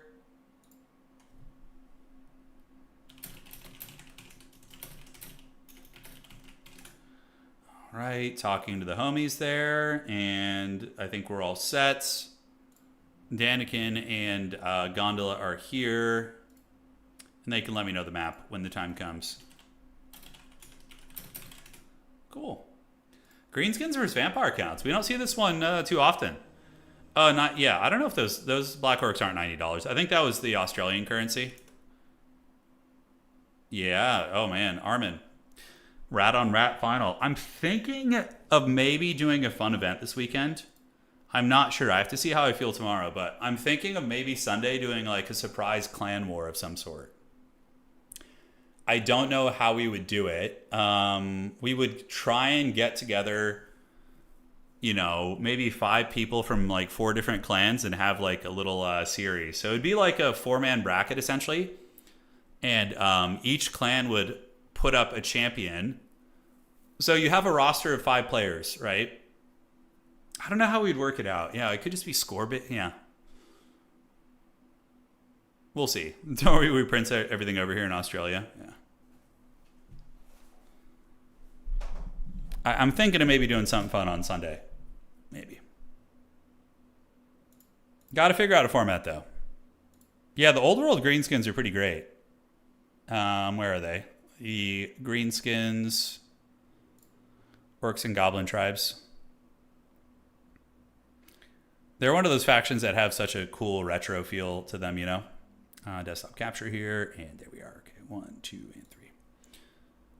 Yeah, we might be on US prices. Little goblin shaman, chariots, black orcs. Yeah, look at the haggard pig chariots. Those are great. Oh man, and the frickin' Doom Diver catapults are back. I would for sure 3D print that thing. Oh man.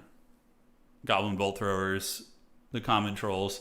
What's really cool about these guys too is you can just use a lot of the Age of Sigmar models for them. You don't need to pay the troll toll too much.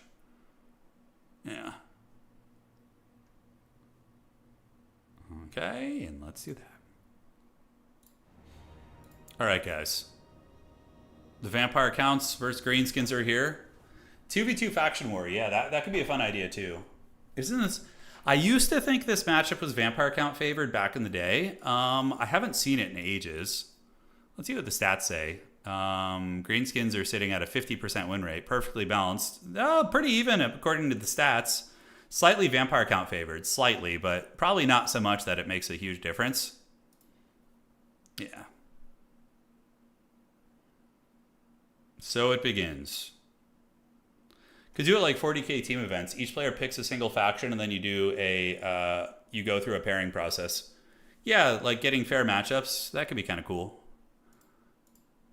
And they can't like repeat factions also. Yeah. Okay, so they're getting ready. I'm going to be right back, guys. Going to fill up my water for the grand finals here, and we'll see you in just a second.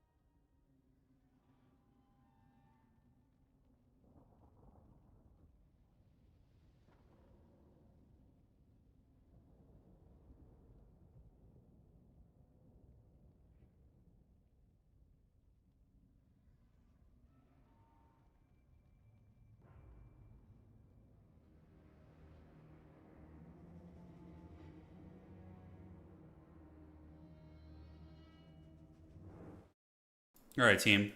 We're back. I think we're just about ready to go.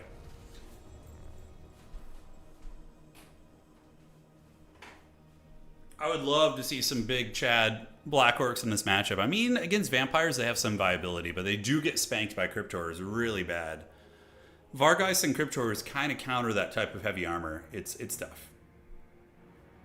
This guy is sponsored by Big Water. I know, it's true. Big Water is taking over the stream. I'm going through it, man. Going through it. Oh, the Bone Grinder Giant? Yeah, that thing's insane. It actually has its own rules and everything. Yeah, it's like a custom rule compared to regular giants. All right, here we go, man. Let's have some fun. Thank you guys for joining. Driven not by skill, but by a desire to feast on flesh. Very scary. All right, so we got a Necrarch Vampire Lord and a, shielded Black Orcs, my precious.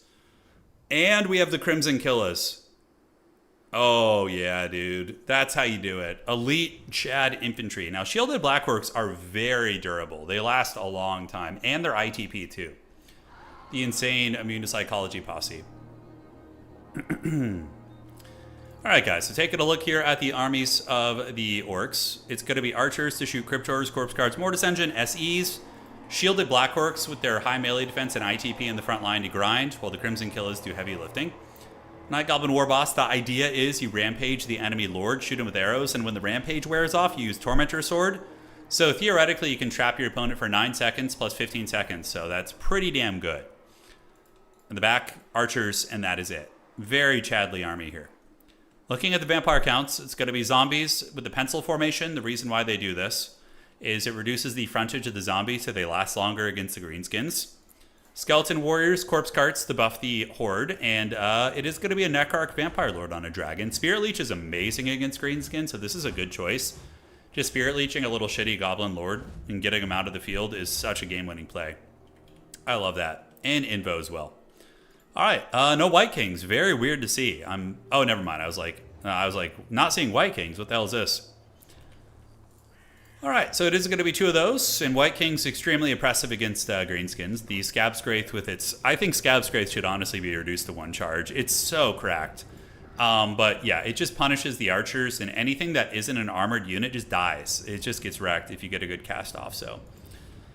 That is something that I think needs... I don't know. And do you think Scab Scraith needs nerfs? I personally do. But maybe 2 charges is a compromise so the vampire count players don't cry too much. But I think at 3 charges, it's so freaking powerful. It's so good.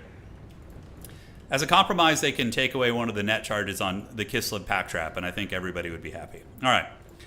White King's heading up to the middle, and we do see the objective here being taken by... Oh my god, it is a big black coach. Let's get it. Oh, dude, I love it. The black coach is such a cool unit. This is the Halloween coming early for you guys, man. This is great. All right. So where's the black coach going to go? Honestly, there's nothing that can really stop it right now, so it should just get a little bit dirty in melee and start building up its charges. And yeah, the black coach here, if you guys haven't seen this unit, as it gets kills, it does build up vigor, ward save, as well as damage, which is quite good. So it's going to be charging in. Gotta watch out for the little goblin. Goblin's on the wrong side of the battlefield, though. So here comes the big black coach, yeah, getting in there, running over some of the orcs and building up its charges. But those orcs actually punching back pretty hard, those orc boys, as we do see some goblin wolf riders sent in, and the black orcs are going to move in to try and contest that as well. Time for some OP Scab Scraiths. Most likely going to be used on the archers or the orc boys. We'll have to see. The goblin for Janikin hiding in the bushes. Doesn't want any of that smoke. The vampiric army coming. Do we see Cryptors yet or Mortis Engine?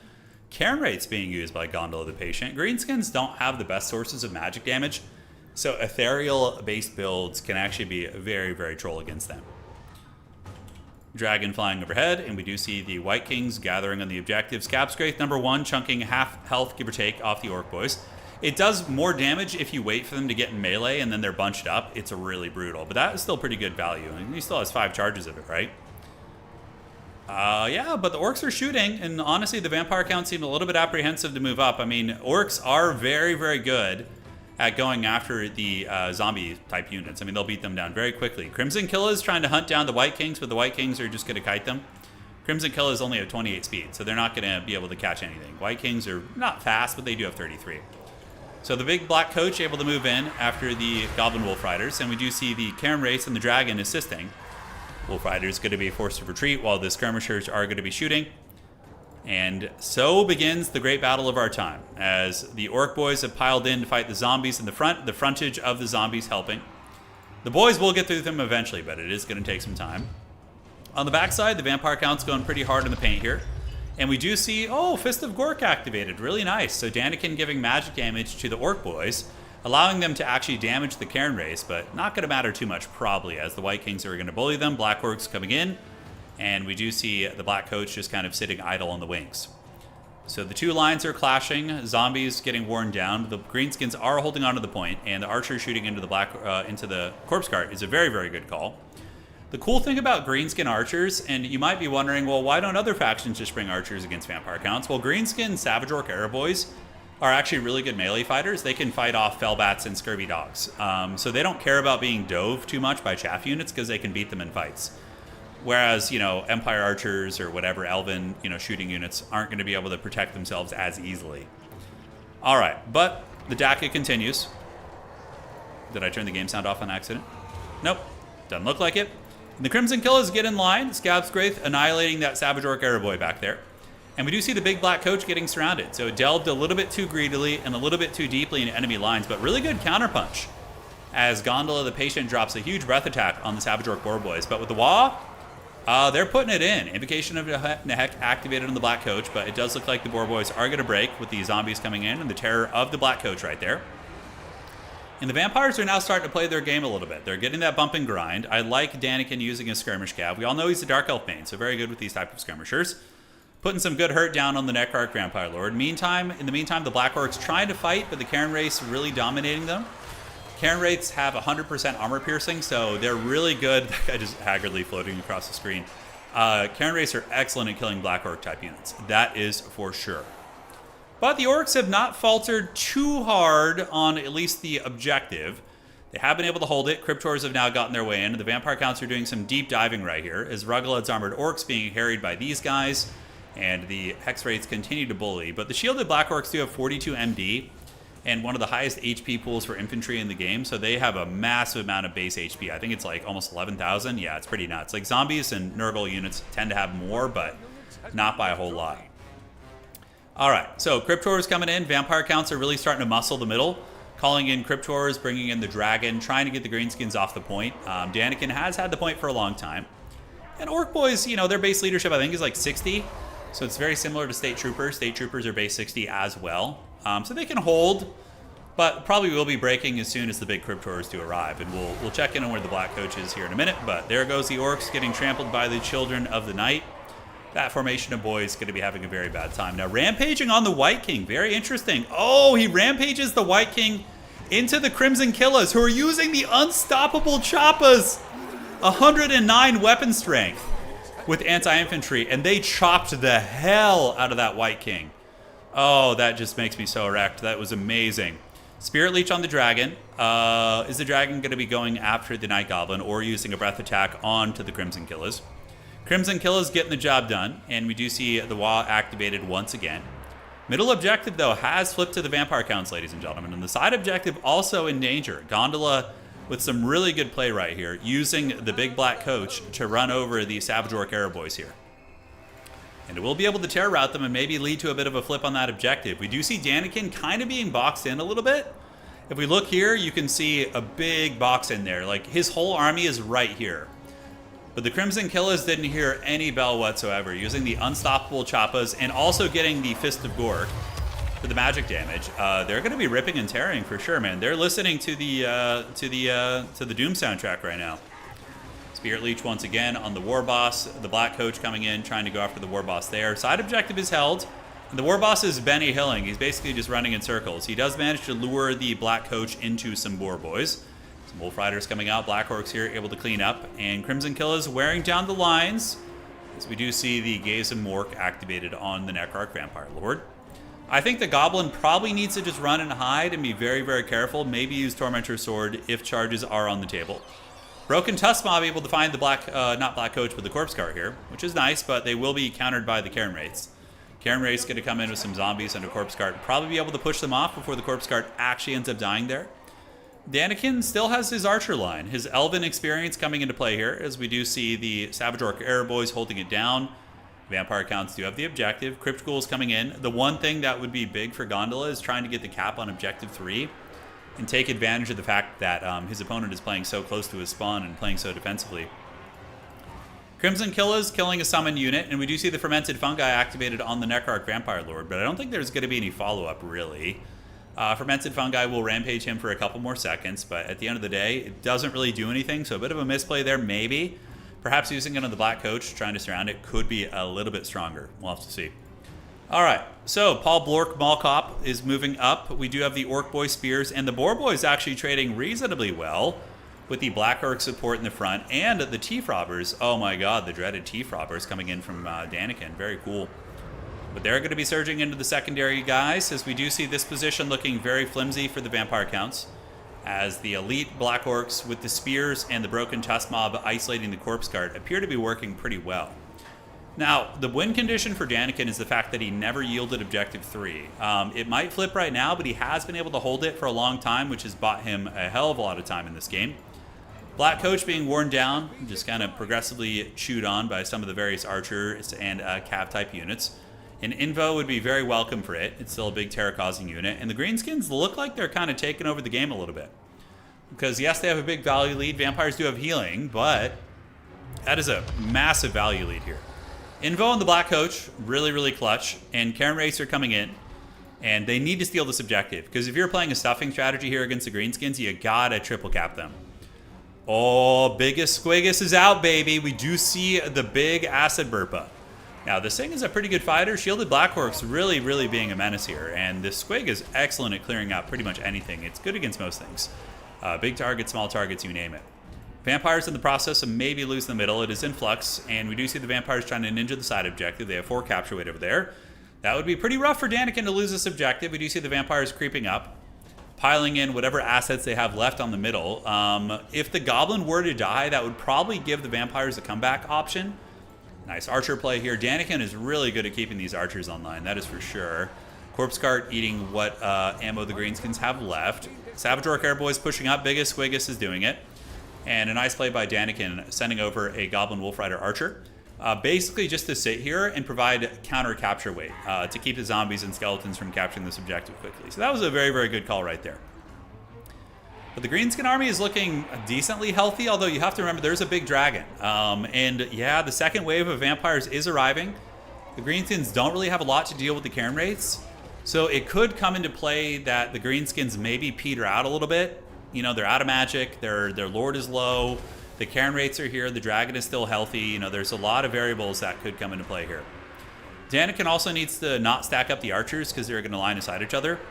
And the side point isn't going to be flipping. We do see the Wolf Riders fighting here, but being pushed back by zombies and skeletons. And the Goblin Wolf Rider's just going to be sitting on the side of the objective to mitigate the capture, which is a brilliant play.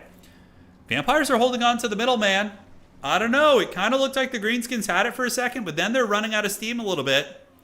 So you do see the Vampires starting to lead into their game. Look at the value gap closing too, by the way. The big Chad Dragon Lord really causing a lot of havoc.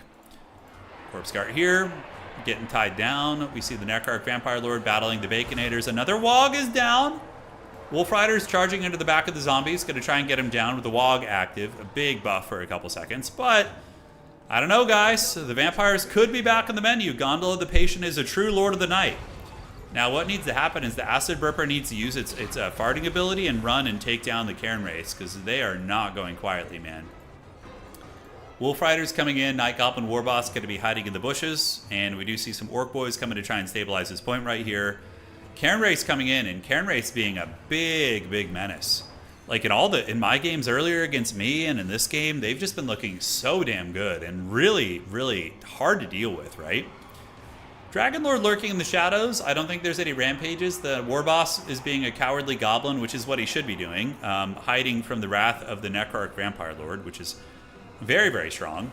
See the Wolf Riders coming in, charging Skeleton Warriors. Should be able to win. Skeleton Warriors are very low, but Wolf Riders are only a 300 gold unit, so I don't know. We'll have to see. That's going to be a tight one there. Biggest Squiggus is also a really nice sustained piece. I mean, though he doesn't do magic damage, he still hits very hard against infantry. And we do see the Orc Shaman getting attacked here now by the big dragon. Tief Robbers on their way in. Bacon Cav going to be coming in from the flank. Warboss popping out of the bushes. And here the Cairn Wraiths have now arrived, terror-routing these units off. Orc Boys going to have their work cut out for them. You could probably kill a Cairn Wraith by engaging it in the front with the Orc Boys and then flank charging it with the Goblin Wolf Riders. That might be able to crumble them down. We'll have to see. Daniken starting to muscle the objective back, though, guys. Value is basically even now. With Vampiric healing taken into account, this game is like right down to the wire. The Night Goblin War Boss hiding, trying to help out where he can, and the Greenskins really able to kind of stay the course, and the Squig is just kind of doing whatever he wants. There's not really anything here to threaten him. He's just hanging out with the 7,000 HP. We see the Dragon Lord landing, and the Corpse Guard is being taken down by Biggest Squigus as well. Now, Gondola does have the points lead, but is about to lose it, and we're going to see if the Necrarch Vampire Lord is going to be able to maneuver over here. Probably would be a good play. Support the Cairn Race. Cairn Race somehow taking quite a bit of damage here. I don't know what did it, but... Oh, they got rear charged by the Wolf Rider Archers and started to crumble down a little bit. But Schmiegel's arrive on the point. Gondola probably needs to maneuver over here and secure Objective 3, and then Helm's Deep on Objective 1 for the win. Although it looks like he's already heading over to Objective 1, but he's going to need another one because Daniken will just win on 2 points for now. It's not going to be enough. He needs more meat on this objective here. So Schmiegel's moving in. Really nice cycle charging by Daniken. See more Wolf Riders. Dude, Homie uses a lot of Wolf Rider units. I guess he plays Dark Elves, so he's like, oh, they're just Dark Riders, but a little bit worse. And he's just kind of playing them like Dark Riders, which is fun to see. Moonhowlers have okay stats, though. I mean, look, numbers, surround those guys. If you can't do damage to Cairn Wraiths, crumble them. Get their leadership low with rear charges and surrounds. That's going to be enough. Looks like the Greenskins are going to hold. Daniken is pretty firm on Objective 2 with Biggest Squigus now. And we do see the Necrarch Vampire Lord fleeing over towards Objective 1, so he is going to be heading that way. He's doing what he can. Over here on Objective 3, what do we got? We see the Orc Boys and the Moonhowlers and company hanging out there. Well, more Orc Boys are going to be on their way up. I've seen more and more people using Wolf Riders. Yeah, Ents. We're seeing it. I mean, Daniken's making him look good. You would never expect him to be good into the Vampire matchup, but maybe it's like a cheap chaff clearing unit. I don't know. Vampires Helm's Deeping, but they will not win on just the 1 point. The Vampires are going to need to consolidate their strength and get a push and get the Greenskins off. And here we see Fermented Fungi being used on the War Boss. These must be out of charges now, yeah. But it does help finish those guys off. And ladies and gentlemen, the Greenskins are in a position to win this game. They are in a position. Cryptor's coming up, Zombies, and Crypt Ghouls. He's going to have like one opportunity, one shot, one opportunity. It's everything that Gondola the Patient ever wanted. You know, he's gonna have to make an 8-mile play here. The final rap battle is upon us, as he's going to have to move in and wrestle Objective 2 from his opponent. We do see him go after the Squigus, and the Biggest Squigus still has 6,000 HP. Oh, he gets it rampaged, kind of clutch. Rampage it, attack it with Cryptors, surround it with spears. I mean, hell, that's pretty great. You know, Squigs are big feral monsters, so they can rampage. They do have the Squigs Gone Wild. I don't know if it's actually called that. Rampage. No, I don't think it's called that, but basically the same thing. So he is losing the fight to the Cryptors. The Skeleton Spears could pile in and help as well, but he's going to have to move soon. He's running out of time, and it's going to take him time to get that objective, so I think he's got to go for it now. You got to just basically move all your zombies and skeletons to Objective 2 and just basically spray and pray, you know? Spray and pray. Crypt Ghoul's moving in, and yeah, he's not being aggressive enough, I don't think. He's not going to have enough time to get that objective. He's going to get past them points here in about 4 seconds, and we're going to be seeing Daniken reach the point and overturn. It's GG. Not that I think he could get Objective 2. I think there's just too many orcs there, but what a great game, man. What a great game. Yeah, so Daniken able to pull off a win here. Now, I feel like 95% of players, even good intermediate tournament players, would have lost this game with the same build against Gondola. I think Daniken just has exceptional, dreaded Eastern European micro that's able to pull it off. That it just looked like he positioned his archers so well, had them shooting the entire game, and really just positionally played very well. Gondola, playing from behind too, very impressive. Was able to chat it out, but not quite enough. Here comes the Undead for their final push, but the Necrarch Vampire Lord may be meeting his end, getting eaten by the Biggest Squigus, as the Acid Burpa here going to be piling in, and the Skeleton Spearmen are going as well. Great final, but the Orcs have a million capture weight here. And look at this. He kept the little goblin alive. See, I would have lost the goblin. You know, my archers would have died. But somehow Palpatine has returned. And Daniken Trop has gotten it done. GG, well played. Love seeing a Greenskin victory in the finals of a very competitive tournament. Always fun to see. And here we go. 5 seconds left. 4, 3, 2-1 and victory for the old greenskins. Let's get a big wog in chat. If you guys are a greenskin fan, now is your time to celebrate. Let it all out. Daniken Trop showing that they are not just good at Dark Elves, they can also win with other factions. Looking forward to seeing Daniken play in the upcoming season finals as well, which is going to be taking place on November, I think, 7th or 8th. I think the 8th. It's a Saturday. So it's going to be coming up first week there, which is going to be super fun. All right, guys. Big, mean, and green. Yes, using the Black Orcs also just gives me a fat chub. 2100 value on the Crimson Killas. I mean, it doesn't get any cooler than that. All right, guys. That's right. Let it all out. Corn is pleased with the greenskin performance. Yeah, Corn would be down for that. Well played to Gondola, though, too, man. Gondola is a big menace on the vampire counts. I almost feel like a Mortis Engine could have been good at one point, too. But the Black Coach play, very cool to see. All right, guys. So that's going to be it for today. Although maybe we could do a little something to close it out. You know what? Let's have some fun. So we're going to do a Turin 2v2 Dom.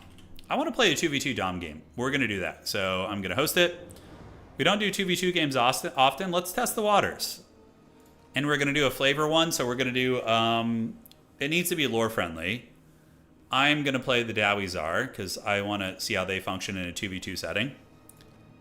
And let's pick a bigger map. So we're going to do the oil fields, Hashit's oil fields. Okay. That's a big map, so it'll work. Go ahead and join if you guys want to play. We went 3-2 tonight. We had some really good wins. We didn't make it to the grand finals, though. Not this time. All right, so Chaos Dwarves on my team, and Good Guys Order on the other team. So Torreson. Oh, Shaq's Craft betrayed me.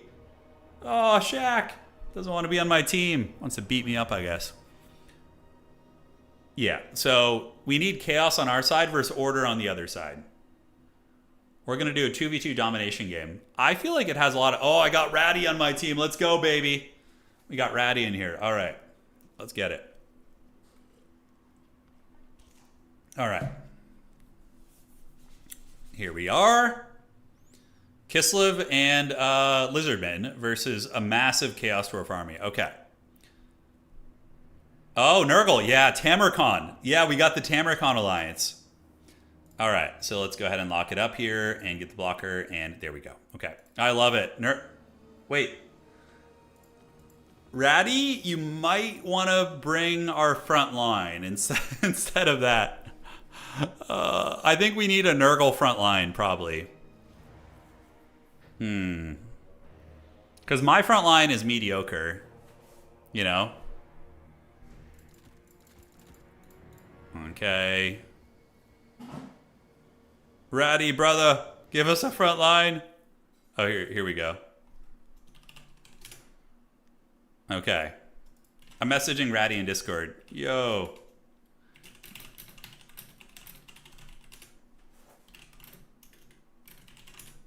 This is going to be super fun, though. Okay. Now, bringing artillery for Chaos Dwarves normally would be very good, but... If against KISLEV, it's really stupid because little Groms just dominate you, so it's just not a feel good situation there. All right, so let's go ahead and get you guys. Oh yeah, Ratty brought exactly what I wanted to see. Against KISLEV, yeah, gotta worry about a lot of hybrid shooting. That is for sure. That's kind of fun. We could try you.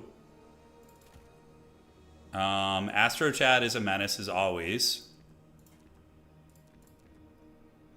Okay. Nice. Yeah, you have very little funds to work with. I feel like 2v2 domination has a lot of potential. If we could get... Okay, maybe that's what we'll do on Sunday, guys. How about a 2v2 domination tournament on Sunday? I think that sounds like a lot of fun.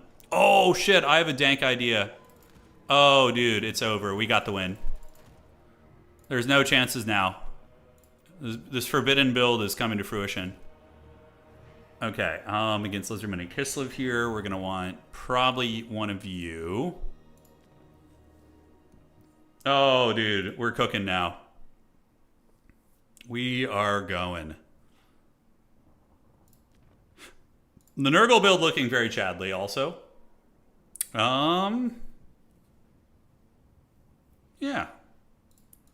Could bring you in reserve. And you as well.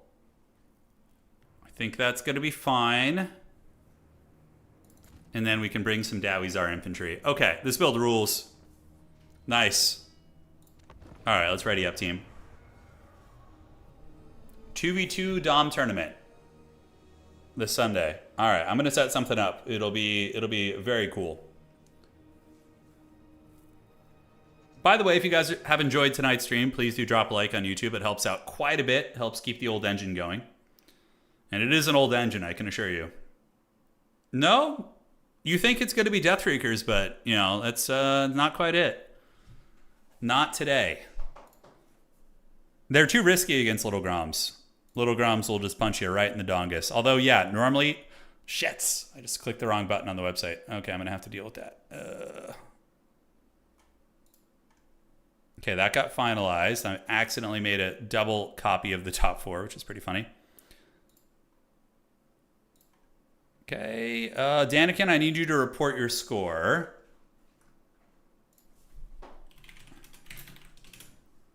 We'll take care of that later. All right. Nobody else is ready, dude. Everybody else is big scheming over here.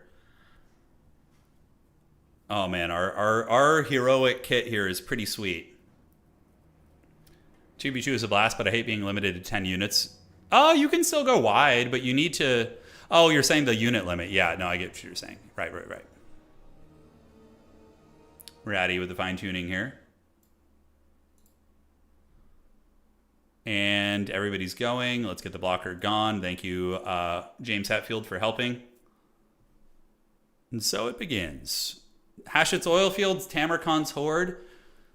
So maybe I will do... Yeah, I'll come up with flavor 2v2 combos.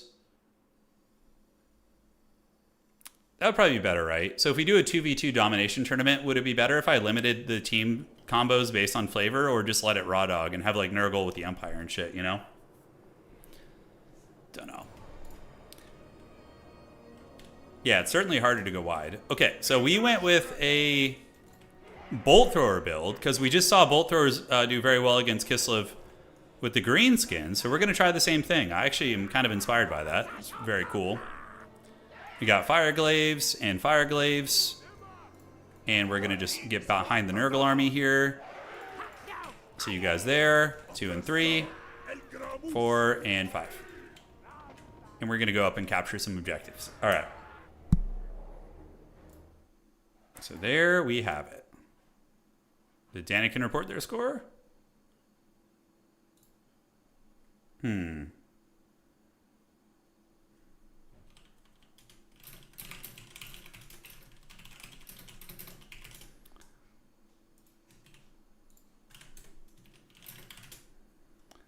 Okay, guys. Perfect.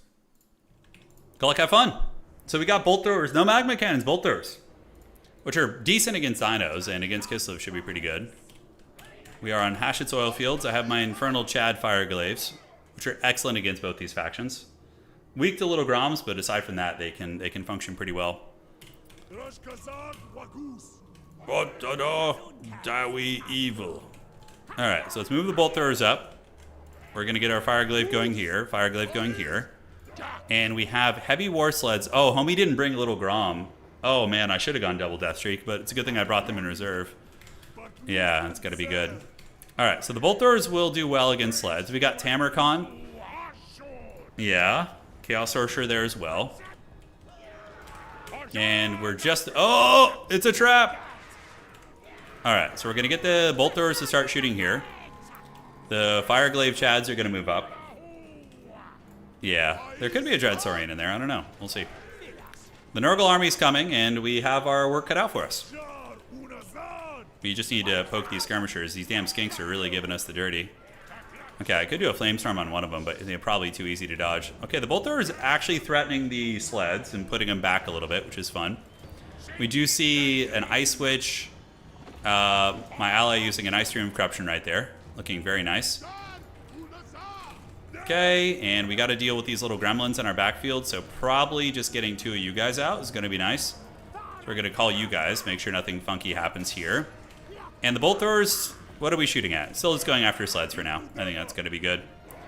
All right, so Tamarkon's getting whooped on. He's going to need some healing, that's for sure. We do have some isolated skinks who can get wrecked here, potentially. So let's go after the red-crested skinks here in the front and get one in the back. In Tamarkon, we see some flanking coming in, so we're going to get you guys back here on these guys, get you this way. And where are our other Fireglaves at? They're over here. All right. Let's move like this. We're going to potentially need some call-ins to help out. All right. So you guys shoot the feral cold ones. The bolt throwers are doing something against the sleds, nothing too crazy. And how are we looking here? Did we ever get our surround off? We didn't. I totally blanked on it. Okay, so we're going to get you here, get you right there. And you guys are going to get Fireglaves, and now we can just get you guys to intercept them. Make sure we keep the bolt throwers online. All right, let's shoot those guys. And the bolt throwers of the gods, let's shoot at the dragon character there.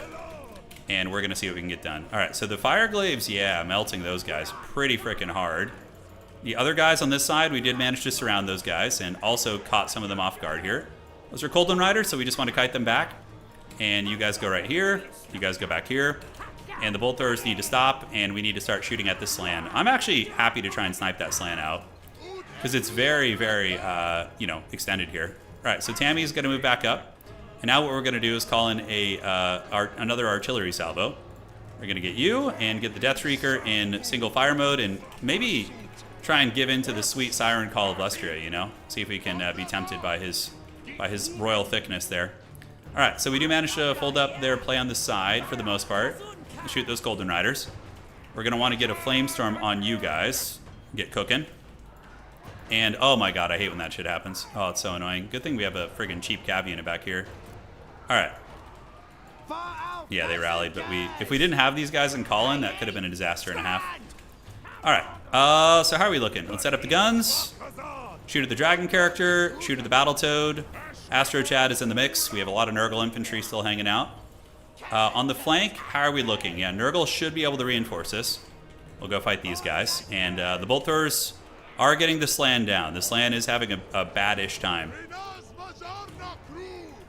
Itachutu Dawi. Alright, so is it worth it? Yeah, the Slan is very overextended, so I think we're going to keep doing that. And next we're going to call in another Fireglaive. Astro Chad maybe delving a little bit greedily and deeply. We do see the Slan trying to get away from the bolt thrower fire. Oh, Tamarkon! With the throw up back here, guys. Yeah, dude. Tamarkon with the sickness. He's down with the sickness, guys. All right. Let's get the Wolf Riders lurking. We see the armor still doing it. The Slan is almost dead. I don't think he's going to be able to escape. He's got like 4 artillery pieces just blasting on him right now. All right, let's go run these guys down. Let's get you back here. Homie's doing his thing. And the Slan is getting healed somehow. Yeah, if he gets out of range of the bolt thrower, we're going to want to switch targets. All right, so we're going to switch targets here. Can we finish off the Slan? I think he's going to get out of range, unfortunately. All right, so do we have any Wolf Riders nearby? We have some. We can call in you guys. Just do a little bit of this. And we do have some Wolf Riders back here who can intercept those guys and run them down. Bolt Thrower is now switched on to the KISLEV Lord. Points still pretty close. But yeah, we do manage to run those guys down. Sometimes it can be a little bit hard to see who's on whose team and whatnot. I think we're pretty secure over here. So let's call you guys in, do a little bit of poke and stroke there. We do see some Clausedon Hunters coming in. So we're going to try and Last Samurai those guys, if at all possible. Just get all our shooting online there.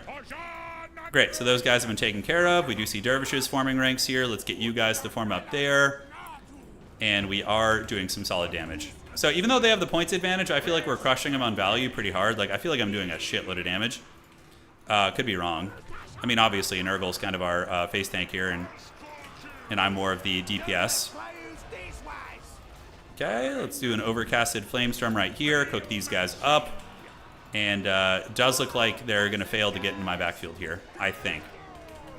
Tammy's still very much alive. It's a good Flamestorm right there. That was a decent one. All right, so do we fold up these Dervishes? Not quite. The Death Shrieker did get taken offline. I'm hoping it'll rally. And we can start moving these guns up. It's getting shot by, I think, a little Grom. Okay, so the KISLEV character running out of range. Dude, who would have thought the bolt throwers would be such a feared asset here today, huh? Alright, let's just target you down. You guys go after the heavy war sled. Save up for a bull centaur render here. One bolt thrower is in slightly dire straits. Yeah, Tamarkon's trying to help the homies out too. We need to get an objective soon though. That's the one thing that's a little sketchy here. Okay, let's get up and get on you guys. Or probably just unsummoning actually is better. Tammy and company going hard in the paint. And let's go for the war sleds. Get the bull centaur renders to fight here. And see if we can push them back. Alright, how are the bolt throwers looking? Okay, the Slan is almost dead. The battle toad is in trouble, but he does have a lot of streltsy here. We need to get Astro Chad into those guys. This fight's a win for us too. Oh, it's always the rats in the back. The rats and the gremlins. I think we lose this. That is a dervish. Okay, but we need to deal with it because it could shut down all my bolt throwers. Aye, big cav charge there too, man. So we do get on top of these guys. The Slan is down.